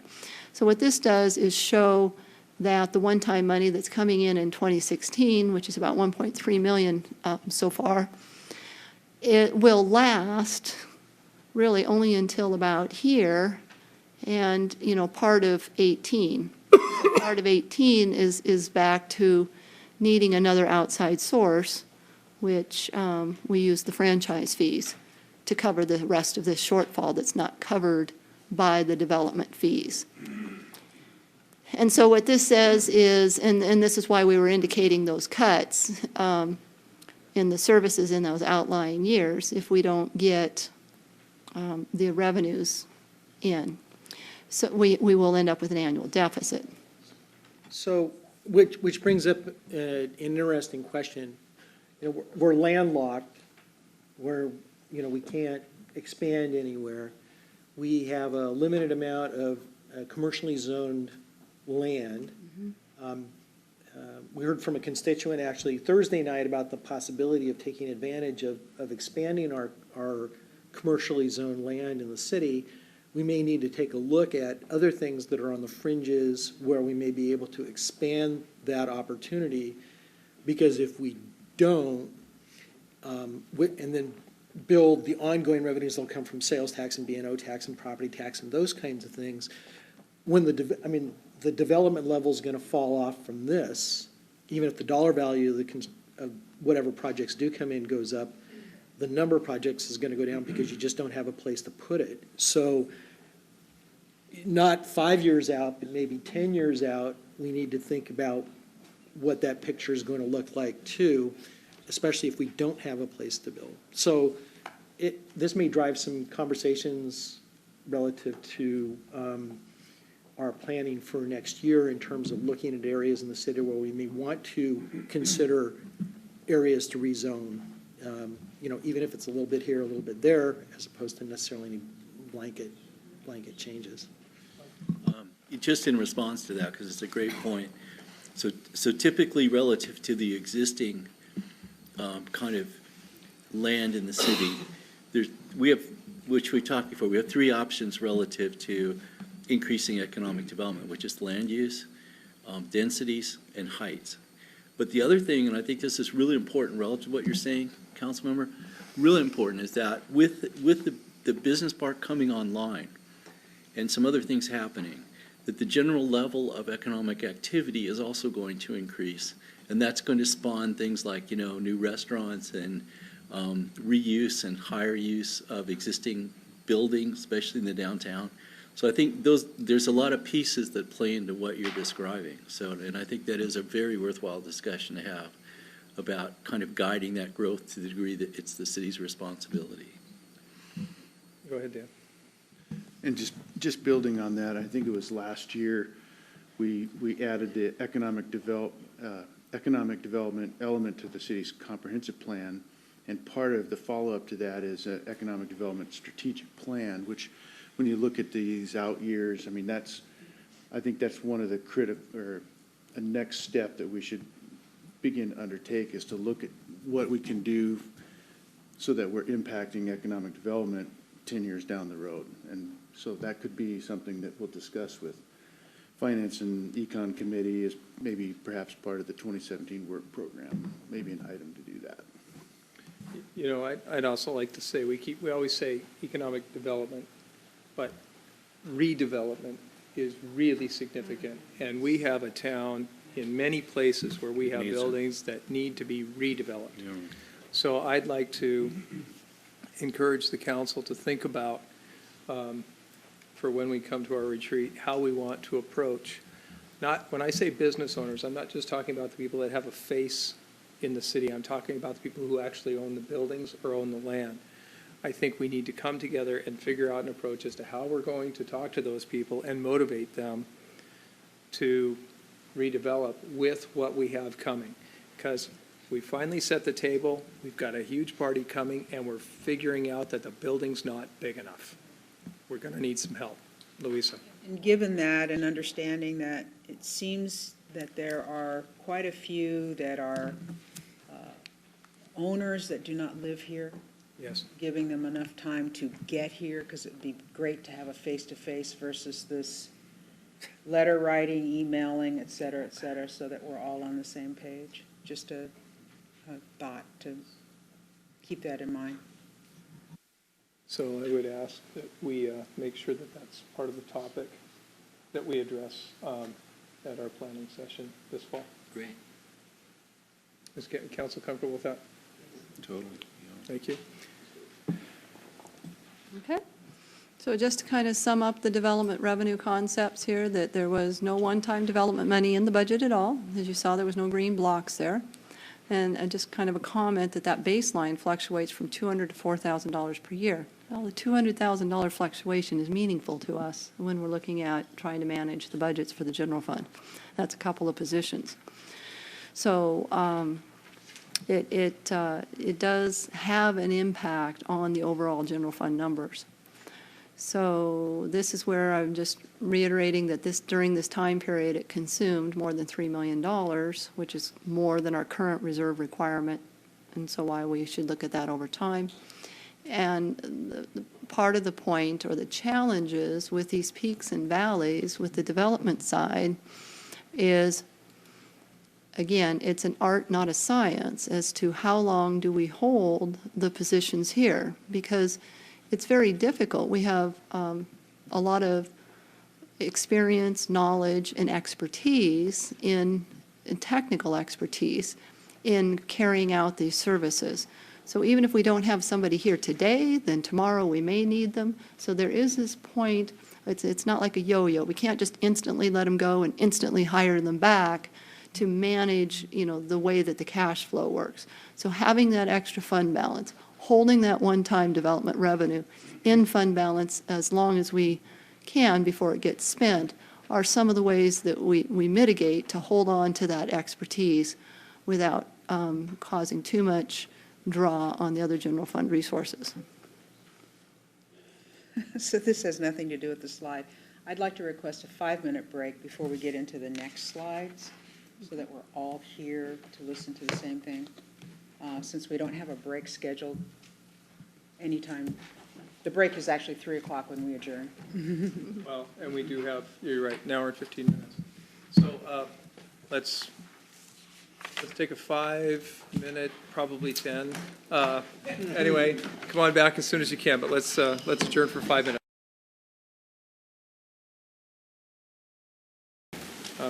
Finished up here by 3 o'clock today, and I want to do our best to adhere to that. If we're lucky, we'll get out a few minutes early. I think that would make a lot of people happy. So anyway, let's turn it back over to Dunyele and finish moving forward. Before we leave the development revenues, I think Dan, the Public Works Director, wanted to have one more conversation about this time period and pattern and what's different about this budget forecast than what we've done in the past. So I'll make this as brief as possible, but there's a lot of things about what we've talked about today that I'm pretty excited about, but what's proposed here is one of the things I'm most excited about, and wanted to just make sure that we didn't underscore the change in what's being proposed and how we do our budgeting. And so you'll see out here in these out years, there's no assumed one-time money coming in for the budget. And I mean, this is something that the council's been after for a number of years to try to achieve this.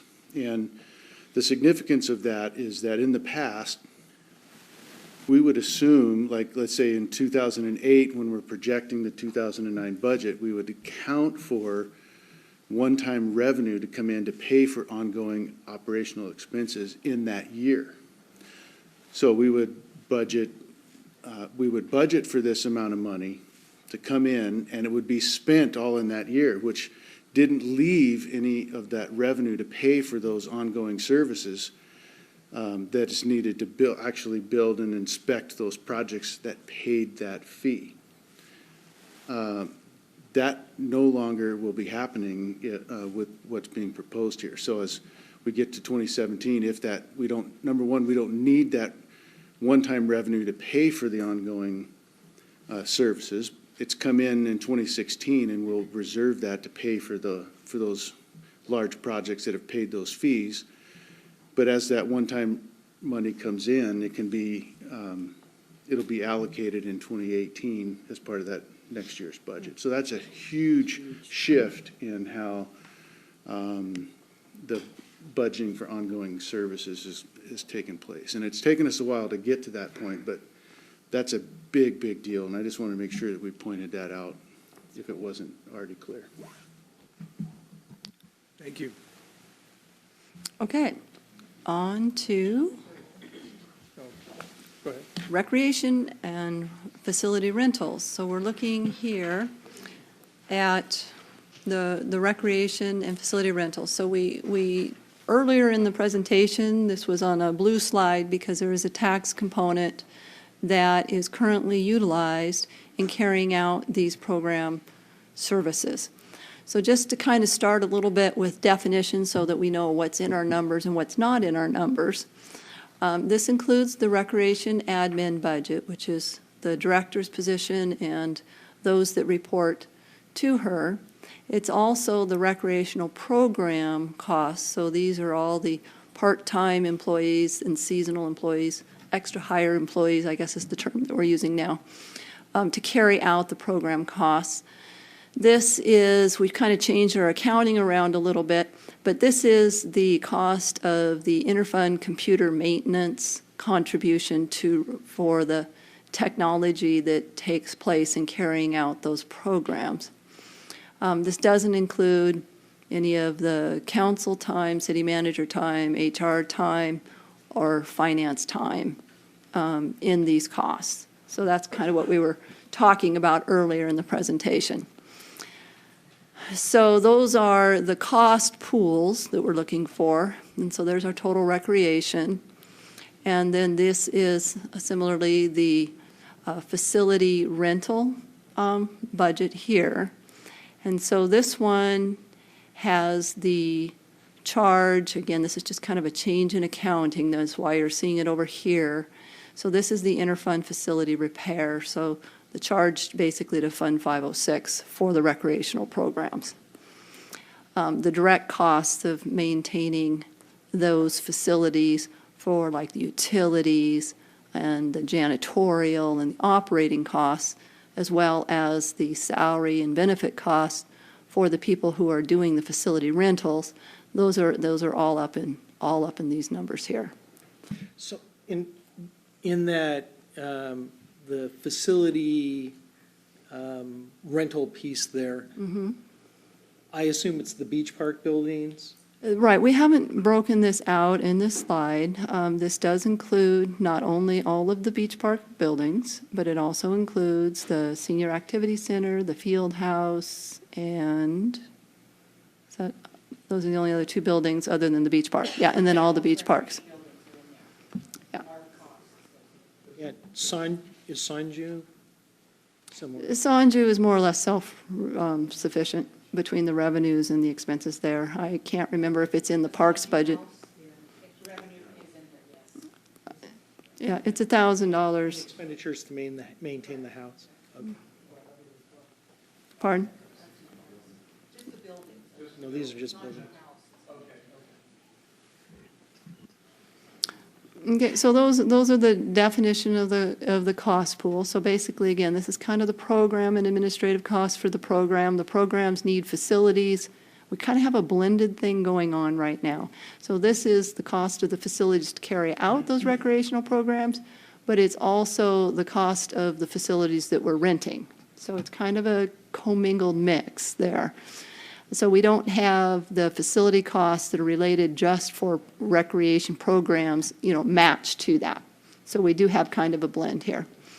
So, but in general, we were carrying forward the concept that was discussed in last year's budget retreat as to if we're being constrained on the tax side to be able to support this, then legally, this has an option that's not available to other functions of the city, certain other functions of the city, to be able to recover their full cost of service, full cost in quotes, being defined as these costs, but again, they don't have all the administrative costs for finance, et cetera, in there. So in looking at that, we have a goal of, or in 2016, we did basically a 10% rate increase, but that rate increase didn't happen to all programs all at the same time because we had contracts in place that take into effect, there were long-term 9-month contracts. So some of those rate increases have not yet occurred because those contracts were entered into before council authorized this increase. So this isn't an exact number. It was kind of a rate increase that's being implemented over time. And that was what the budget in 2016 was set up, and it was a goal to start reducing the tax draw for these funds. And so you can see that for 2015, and then from an actual basis, there was, a combined $365,000 draw on taxes, and now in 2016, that was budgeted to drop by $100,000 to $252,000. Our latest estimates for the 2016 projection of what's happened for half of the year, projecting out the rest of the year, is good news that we're looking like we're going to be able to meet and beat our targets.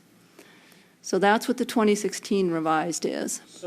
So the 2016 revised are a reflection of what we anticipate actuals to be? Yes, this is basically the finance director's best guess as to how we're going to finish out the year, based on 7 months of actual activity, based on the fact that certain revenues rate increases will happen between now and the end of the year. So they are projections, but it's the best estimate that we have available at the moment. I'm sorry, we were sort of having a kibitz over here. Are you saying we collected the $1,018,000 or it's projected we will collect? That's projected. Okay, so it's not collected. It's based on 7 months of actual activity and 5 months of estimates. What is our year-to-date right now? I do not have that in front of me. But I'm reasonable. I have a reasonable level of confidence in this number. It's not exact, of course, but it's pretty, it's pretty reasonable. I think it's a pretty reasonable number. It's not too hard to estimate, and our prior estimates have been pretty close. And so again, what's the 10% in 2016? 10% was the rate increase that was authorized for recreational programs in 2016. That is set by city manager following last year's budget. Program fees? Yes, it'd be program fees. Mm-hmm. So that's a rate. That was a rate adjustment. Okay, are we?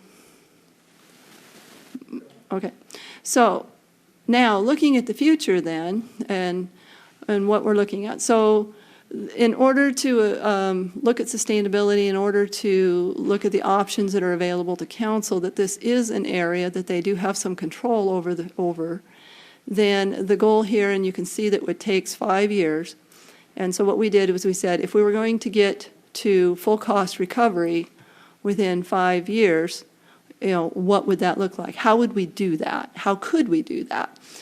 And so there's a couple ways to get there. One is through rate increases, similar to what we did last year. And the other is to expand the level of services. So you would have a lower rate increase, but if you had more classes, then you're making a little bit on each class to contribute. So it's kind of a combination of volume and rate. So what this projection does is it says, okay, if we keep the volume of classes exactly the same, if we keep our service levels exactly the same, how would we accomplish full cost recovery within 5 years? And so that's what these numbers up here are doing. So we're looking at this and saying, okay, everything remaining the same activity level, then if we did a 6% rate increase in 17 and 8% increase in 18, 6, 5, 4, 4. That's basically what our rate increases would look like in order to get us completely sustainable by the year 2021. Yes, sir. I'm just curious how you came up with the 6, 8, whatever, and why you didn't take an average of a 5, 6.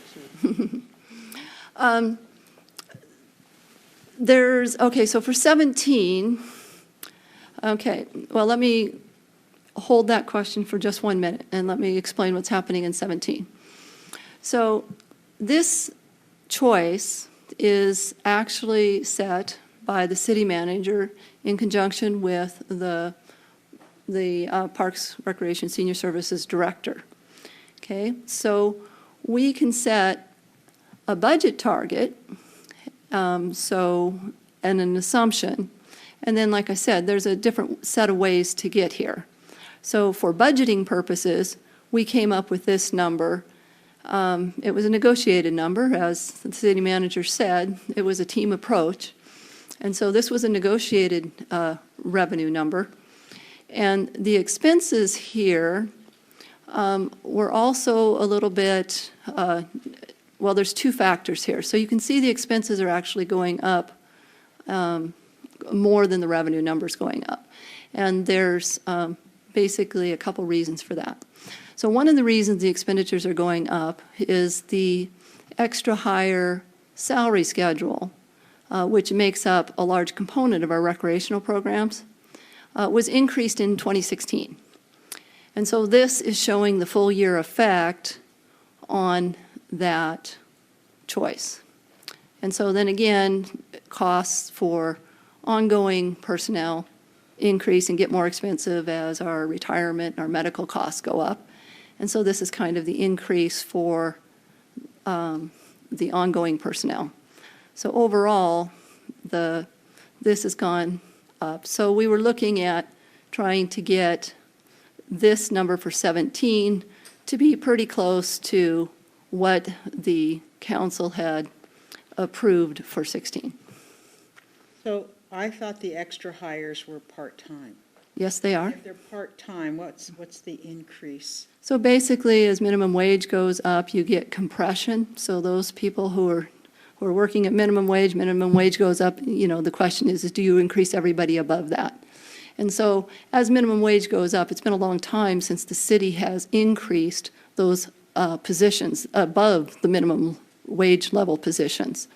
And as we get more people in higher grades categories is one thing. So how we shift people up the steps, and then also just we raise the whole salary schedule up because it hadn't been increased in, 5 years? Long time. Go ahead, because Councilman Back and then Patrice.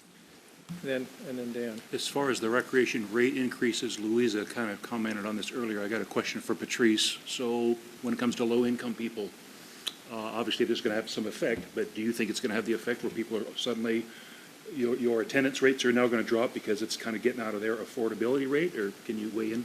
Well, yeah, in Parks and Recreation, obviously, we want to engage as many of our citizens as possible, especially our families and children. So Des Moines has 41% of its citizens are moderate, which is below middle class, to very low income. So there's moderate, low income, very low income. 59% of our folks are middle income and higher. So right now, as the fees are, as we have them, that 41% is pretty much not even walking in the door. We're really catering to the 59% of the folks that have discretionary funds to spend. So one of the concerns that I have about us continually to increase our fees is that right now, we did a little, city manager or assistant city manager asked us to do a fee survey of the neighboring communities, and we looked at Des Moines against Federal Way, SeaTac, Tukwila, Renton, Kent, and Auburn. And right now, the average, we are 29% higher than the average of all of those cities as far as our fee goes. We're also $32 average per program. If you average all 25 programs that we looked at, we're $32 per registration higher than all of the folks that are around Who are the us. comparable cities? Comparable South King cities. County, Southwest Yeah. King County? Federal Way, SeaTac, Tukwila, Renton, Kent, Auburn. So Those are for the same services? Same services. how do we compare for expenditures? It's one thing to look at revenues, but we have to see expenditures as well. Expenditures they're subsidized. If our revenues are higher, we've got the highest revenues coming in of any of the surrounding cities. So if our fees are higher, that means that our expenditures, that they're spending more on the resources than Des Moines is. There's two ways to look at that. What I'm saying is if you take away, don't look at the sources of the income. I'm saying that you have revenue coming in and you have a cost of operation. So what is Federal Way's cost of operation, for, Yeah, I don't. per I'll have to capita, get back. or per person and things like that? So those are the kinds of things that we just have to be mindful of, because Federal Way may have more available income, but on those folks that are in the bracket that you're saying are moderate or below, there are a number of things that we have to look at as to how to make sure that things are available to them. But So right now, all of our programs are fee for participation. We do not have any free programs that we offer to the community, except for our summer concerts that are offered by the Arts Commission. We do have scholarships that come in that are, raised by Legacy Foundation. We don't have enough. We ran out of funds for scholarships a few years ago, and then we had to limit the amount of funds that we could give to kids. So we have a grandparent coming in that wants to put their grandchild that's living with them into a program, and we offer them a scholarship, and they say, well, I still can't participate because it's not enough. The scholarships are 50% of what the fee of the program is. So we have a lot of issues like that. This is not a real rich community. And so, we just have to be mindful of that. If we're looking at engagement, we have to think about, well, how are we going to be able to allow those folks to engage? okay, Dan, you had a comment, and then I'm going to come back to Councilmember Banks. Just very quickly, we were talking about the cost for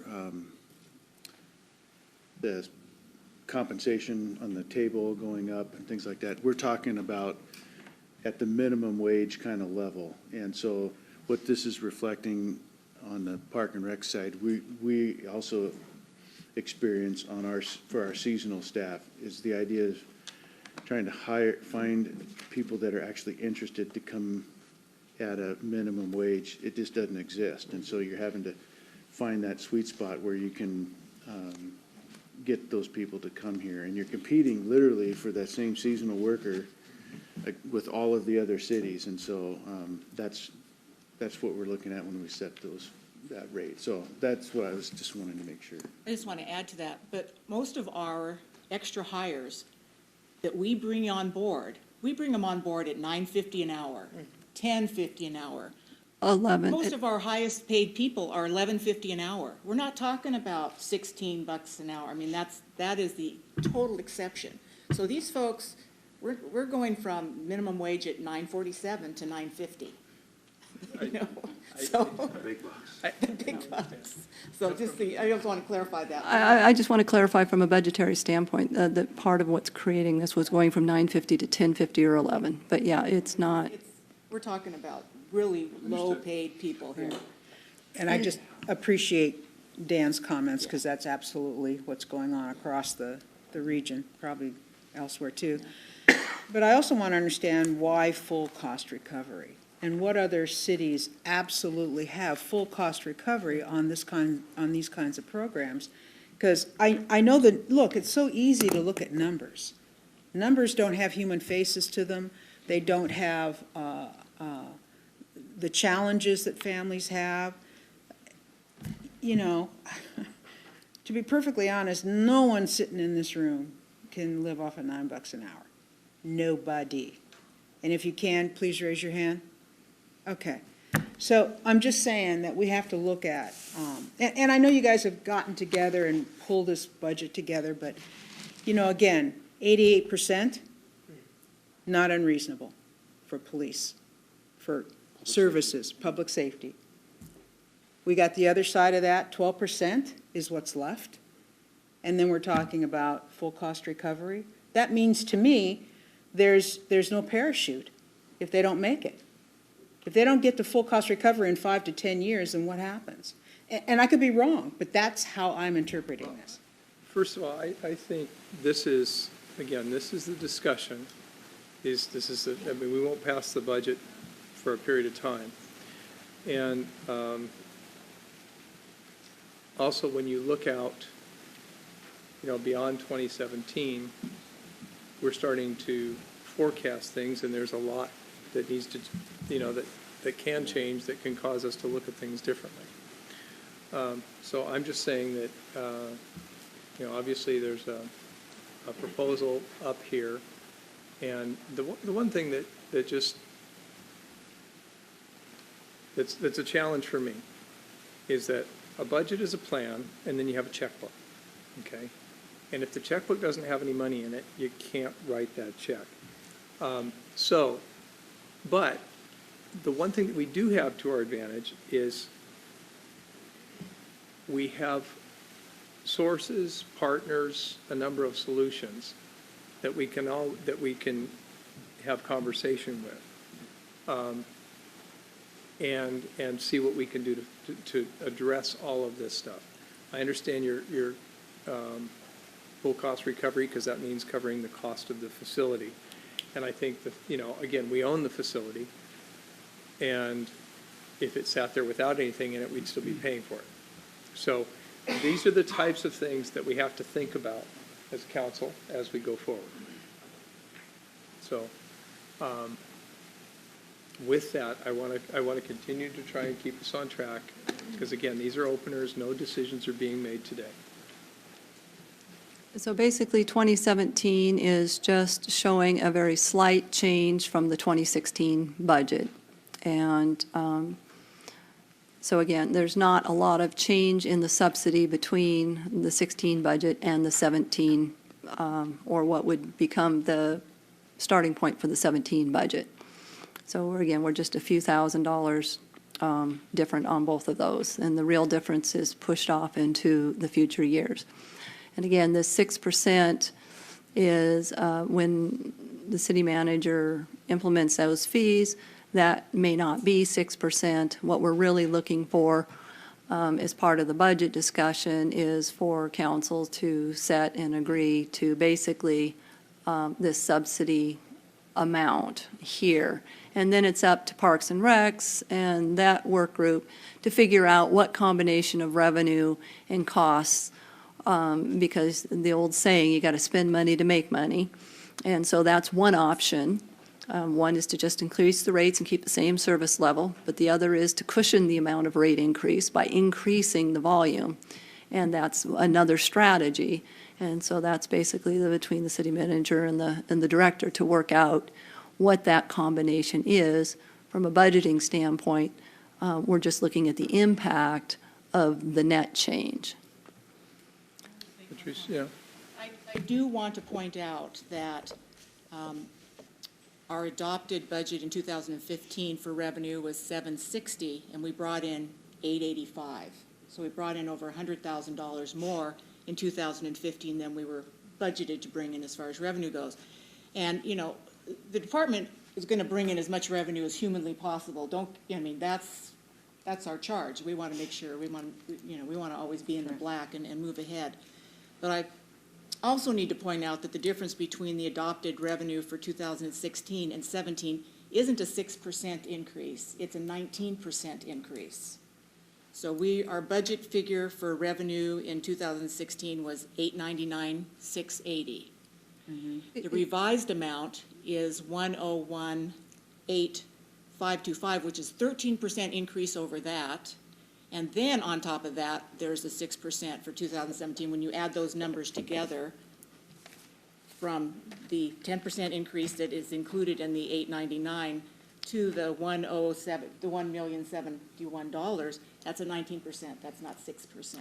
So basically, That's, I'm just saying, it's Not apples. being able to increase those revenues without the Parks and Recreation infrastructure and the staffing that it's going to take to manage that growth, that's the part that's not sustainable. so the 6% comes from, basically, it's looking at the revised figure. It says, if we accomplish this, and this becomes our new baseline level of service, and we don't change that level of service, but we only change the rate that we're charging for that service, then that's where that increase of 6% comes from. Well, another thing that I'd like to point out, that's, in the airline industry, you have so many seats on a plane, and by law, you have to staff the plane a certain way. However, the incremental revenue, there's a line where your costs break even, and then every person in a seat after that is pure profit. So I'm not sure how this model, and I'm sure we'll all learn more about it, but I'm not sure how this model, what opportunities are there to look at the, expansion, and can we expand by one participant per program and still keep staffing the same and see value in that. I'm not sure if, in some cases, we don't have the opportunity to partner with. I know we already have some partnerships in certain areas, but there have been, like the YMCA is interested in talking to us about how we might partner. And I think the bottom line is, I don't want to get too stuck on this. I just want, there's a proposal on the table. And I want to make sure that we look at how we can take this forward. Janet, I'd like to call on you, but we can't hear you, and we've got microphones over here. So if you want to come over here, we'd be happy to hear what you have to say.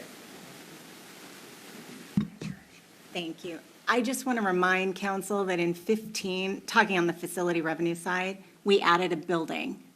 So that is where our growth is coming from. But to go from 295 up to 346 without the addition of a building is going to be very difficult. You said in 2015 you added a building? 2015, we added the dining hall. Okay, and so dining hall rentals, I'm assuming, are starting to climb. Yes, yes. And then we are in the midst of remodeling a picnic shelter and things like that, so there is some opportunity there, would there not be? I'm not saying that this is the answer, I'm just. No, yes, there will be in probably 4 months of the year opportunity to rent. It is seasonal, I understand that, so again. And also Wooten Park, because we've had that out of order all year also, all Okay, summer. So I'm just saying that before everybody gets really, really, engaged, wrapped around this. No, I understand, I Let's just just wanted. to be clear wanted to- that there are opportunities here that may not be reflected. Just as when we were talking about the general fund, there are projects in the hopper, there are businesses coming online, there's a lot of things. So let's just work through this carefully, Thank you, Mayor. okay? You better push your button, okay? Thanks. Yeah, just I want to respond to a couple of comments. So in this process, right, Patrice and Dunyele and I, and then Patrice and I met on a number of occasions to discuss this budget proposal. And there's a couple of things. So we talked about the 6%. There was a 10% this year. Then Patrice said, well, what if we do something like COLA for our current residents? and then maybe a 5% increase for residents outside the city, and then look at expanding our attendance in terms of other ways to derive revenue. And so I just want to, basically remind everyone that this is all in the context of the entire city budget, trying to get to a sustainable outcome. And so in terms of sustainability, the goal was to say, is there a way that parks can become self-reliant? And there may not be, and that may not be appropriate, and that's certainly a council call relative to policy. But the provision of those services is critical. We don't want to get into, this was not in any way relative to the numbers. This was how we could get from A to B, and how did that fit within the context of the entire city. If you asked me, we take care of public safety. Of course, everyone's here. We've got to take care of Dan and Joe and everyone. But literally, the Parks and Recreation, there's a lot of pieces to that are critical. And one of them is, in some respects, if you want to say, parks relative to police, the more effective those programs are for kids, the more positive impact that will have on public safety, not having to spend time with those kids. So I think there's no question as to the social value of what parks provides. That's absolutely a given in this discussion. And the question is just simply, how do we finance parks the most effective manner in the context of all the other demands that you've seen as we walk through? And that's all that's on the table in from our view, bringing to council the options for whatever the policy questions need to be answered are.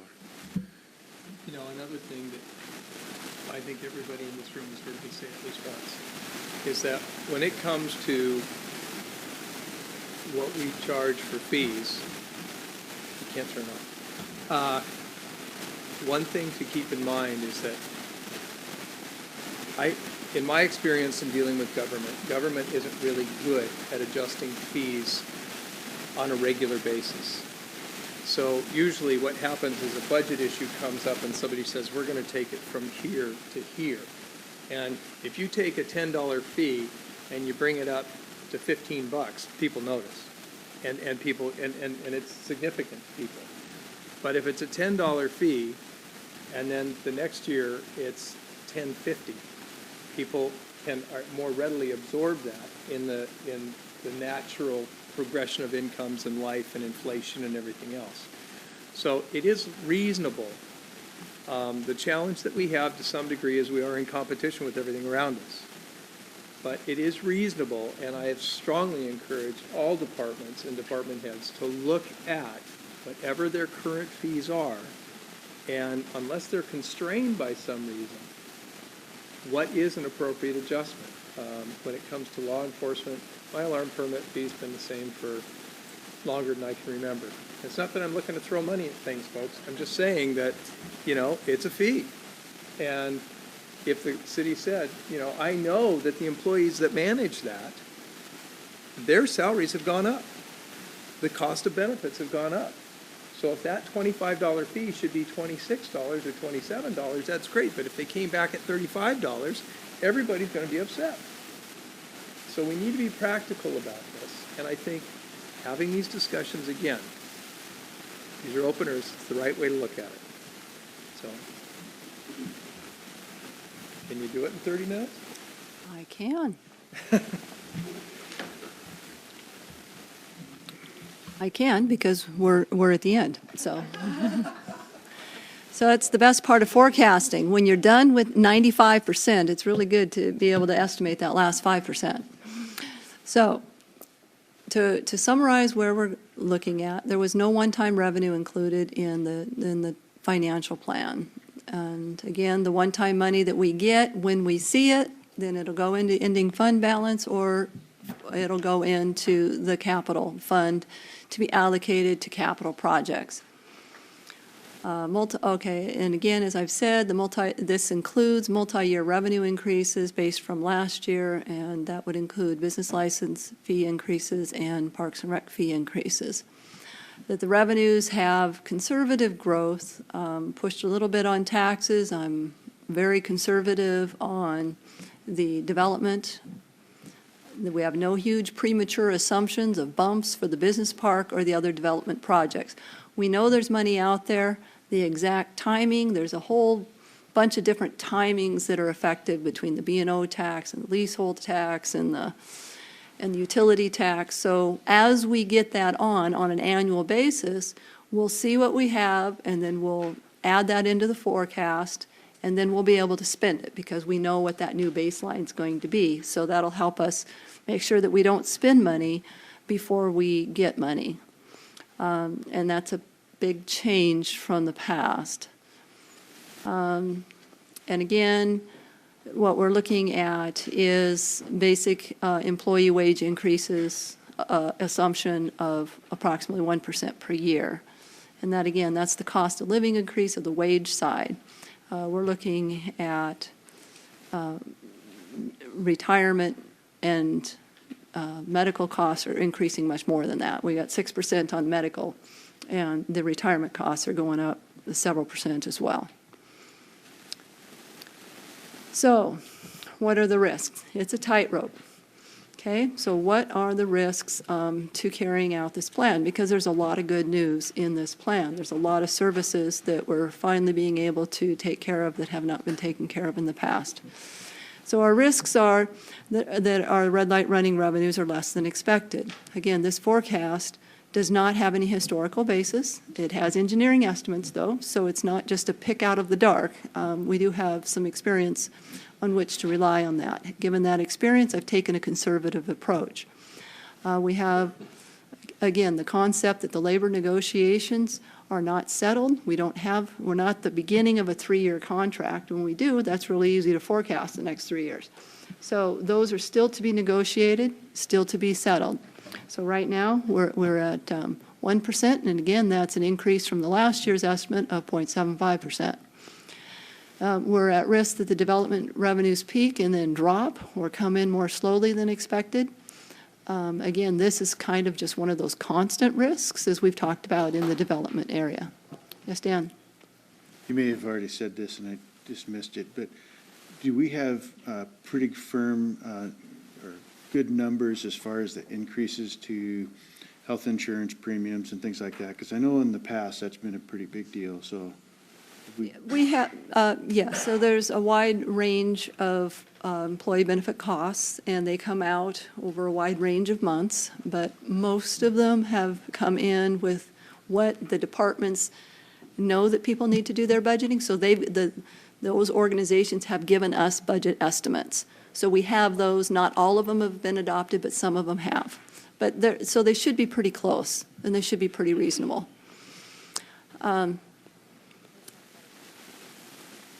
No.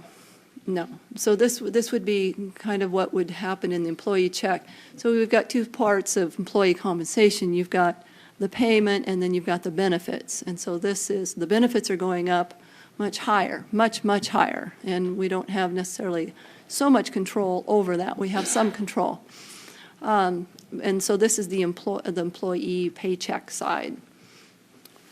And so then the constraints that we have is, again, the council took kind of some historical choices. And so what the risks of the future are is council that no longer has certain options available to them. They're at maximum tax rates in many of the tax categories. So last year, council raised tax rates. So planning for the future, that's not going to be an option and a tool available to council. We're not going to be able to come back and say, well, let's just increase tax rates to solve this issue. So what this means is, and that's the emphasis about the right size, we have to choose now how we're going to fit. Because in the future, the growth that's available, the growth to subsidize and help parks and recreation fees, the need to replenish and grow that general fund balance from $3 million to $4 million, and the continuing pressures and desires to increase our public safety. Those are the three, kind of major factors that we're looking at that is going to have to be looked at and balanced with basically the growth. Based on the economic development, we're going to have to increase the volume of taxes is just through increased assessed valuations and base volume activity, because our rates on taxes are pretty much set. and maxed out. Okay, so this is how we address council's priorities. We increase public safety by adding, getting to all patrol shifts to be 1 sergeant and 5 officers. We improve public communications with the PIO services to develop and implement that communication plan. We're assisting vulnerable citizens both from the domestic advocate position and the probation officer hour increases. Where the project over time eliminates kind of that police versus recreation budget trade-off.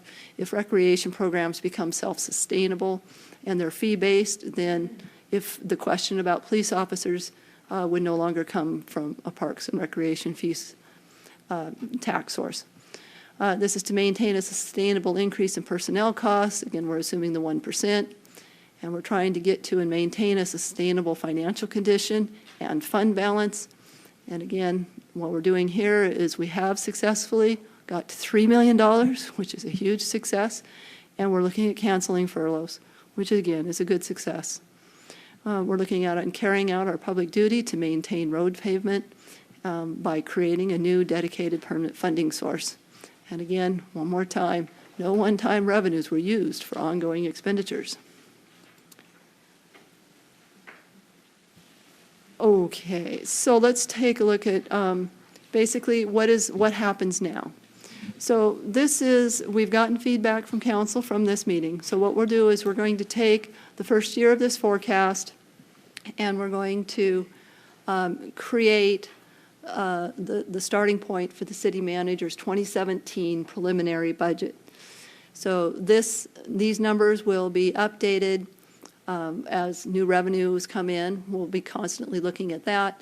And then also any reorganizations from the city manager's office over those issues and areas and opportunities that were identified earlier for those vacant and changing positions. And again, this is just talking about when the employee group wage costs and benefits expire. Okay, that's that. Okay, we have a public hearing on the 2017 budget, starts on October 20th, 2016, and so that's where, again, we'll be talking about city manager preliminary budget. And the public hearing on the 2018 property tax is set for November 10th. And depending on the levels of discussion between now and then, it may be possible that if we can come to consensus and council makes a decision, that we'll be able to actually adopt the 2017 budget on November 10th. And so that's my summary. And again, just the caution, we just have to, we're in a great place. We are in a great place compared to where we were. And we just have to be able to carefully balance, monitor, update, as we get new information and keep an eye on the long term. And then that's how the city will stay sustainable. We're going to go around the table, but I'm going to start with Councilmember Banks. So I just wanted to say this was really well done overall. I want to thank all the staff, Michael and Dunyele, really for pulling this together. It wasn't as painful as it was last year, even though there are some concerns. So that's definitely something that will be addressed as the coming meetings take place. But thank you overall. Appreciate it.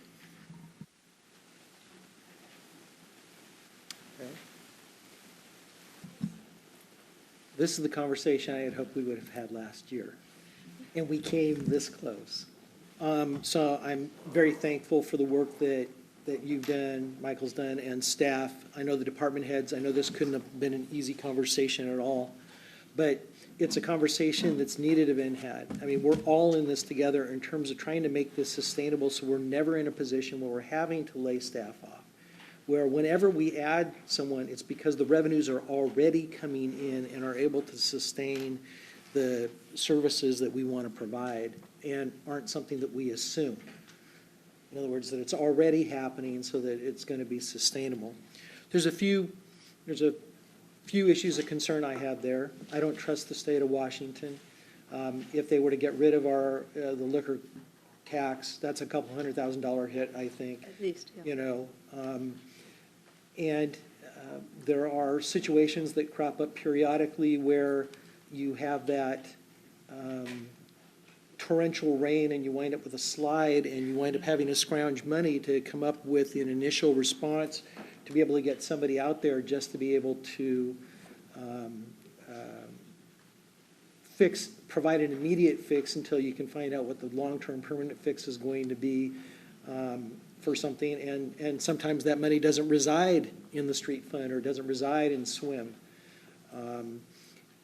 Just to address that, I just want to remind you, again, it's back to our capital budget, and we have those REIT funds that now have balances that have never had balances before. We're looking at nearly $500,000 in those funds to address that. The other thing that we're doing is, and it's not in the general fund, which is what we focused on, but our self-insurance fund is also getting an additional extra assessment each year, so that is getting healthier as well, so that we build up that capability.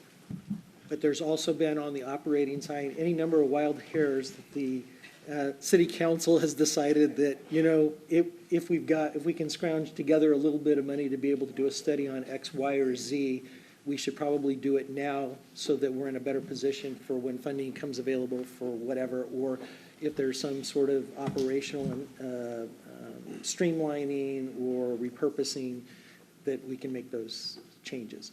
So, but this is a lot of great work, and obviously it's driven by decisions that we did make, tough decisions we made this last year. And again, I want to thank the employees for their support. We know it's not easy when we're talking about employment and how it's going to affect them. We know it's not easy when we're talking about compensation and how it's going to affect them. But because of the short-term sacrifices they've made, it's put us in a position where we're able to have a conversation about what it's going to look like going forward and the sustainability of it. And that's the most important thing. So thank you for all the hard work you've done. Yeah, and I'll echo what Councilmember Kaplan said. You know, it was really a team effort, and it was hard. There were hard decisions to make, but you know, that's what we have to do sometimes so our city will be able to sustain itself and be here in the future beyond 17.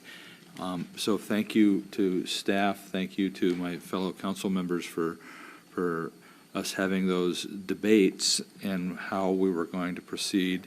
And as we move into the future with this, and this is this type of collaborative effort with even within the department heads themselves, this not pitting one area against another is a big step, you know, for this city.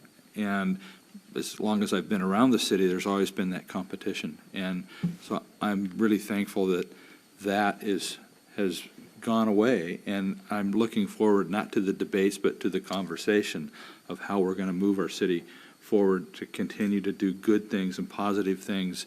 And so we'll all sit around the table and have that good conversation so that we can all get back to a new normal and a progressive position for our city. So thank everybody for that.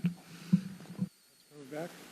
Well, for me, I just feel it's appropriate to acknowledge the previous councils of the last 2 years before I got here, because you guys really did a lot of the hard work, and you addressed some of the systemic problems that this city's had financially head on, and there were some toxic patterns, in my opinion, and so you guys did some of the hardest work the last couple of years. So for me to kind of come skating in here at this point, you just made it easy for me, and so I don't feel appropriate to take any credit per se. It's really been the councils of the last 2 years that have really hammered this thing out, so I just wanted to publicly thank all of you. Okay. No, I just want to, so I do have a few remarks. You know, I want to thank the team, and I'm going to use that term a whole lot more in the coming future. That team is made up of the city employees, the council, and the community. But city employees, whether it be senior staff or someone who is in an individual contributor role. Their support and their sacrifice has helped us to get to see a budget a budget proposal like we have not seen in my time here. That is huge. The council for being willing to make some tough decisions, but also for their support and rolling up their sleeves to look at and think about revenue first. We have to grow our way out of this. As Dunyele stated, we can't tax our way out of this. We can't levy our way out of this. There's no end to what we can't do to get our way out of this. We have to grow and manage responsibly our way out of this. And the community for being on our side, for being there with us, having the challenging but respectful conversations, and for helping us understand all the issues everywhere. We are still learning, but we have to figure out how to ensure that we are sustainable long-term. And I think some of the issues that came up today point out that it's a challenge, because even if you could keep everything the same, benefits go up, medical goes up, some expense goes up. So we've got to figure it out. And we're not done yet, but we are on our way to health. And Health, health. not hell. I didn't say that. Health. I will emphasize, yeah, I get that, okay. I mean, when someone's been sick, there's a point of not being sick anymore, and then there's a point where you build up endurance and everything else. Yes, it's that full recovery cycle, and we're on our way, and it's looking very good. I think the key is that we have to understand the problem, we have to develop our strategy, and we're getting there. We have to put metrics in place, because we have to be able to measure our progress and make sure that we're doing the right thing. Some of the things that we're doing in the monthly budget reviews and so forth, they're the right things. But we're going to mature and go even further with that. But we have to execute this with courage and excellence, and that's everybody. It is a new day in Des Moines. We've said it. Several of us have said it, and we continue to say it. And this is the beginning of starting to see how the fruits of those labors are starting to pay off. But I also need to say that, it's also about quality of life, and I emphasize public safety. Chief, I cannot thank you and your team enough. And I have always said, if you don't have a safe city, you don't have a city. So even if we fix the budget, but we don't fix our law enforcement, we won't have a city. We have to be really responsible here, folks. So I want to emphasize, we need to grow our way out, get this house in order. We're on our way, and let's be good, because from these openers are where the hard discussions start.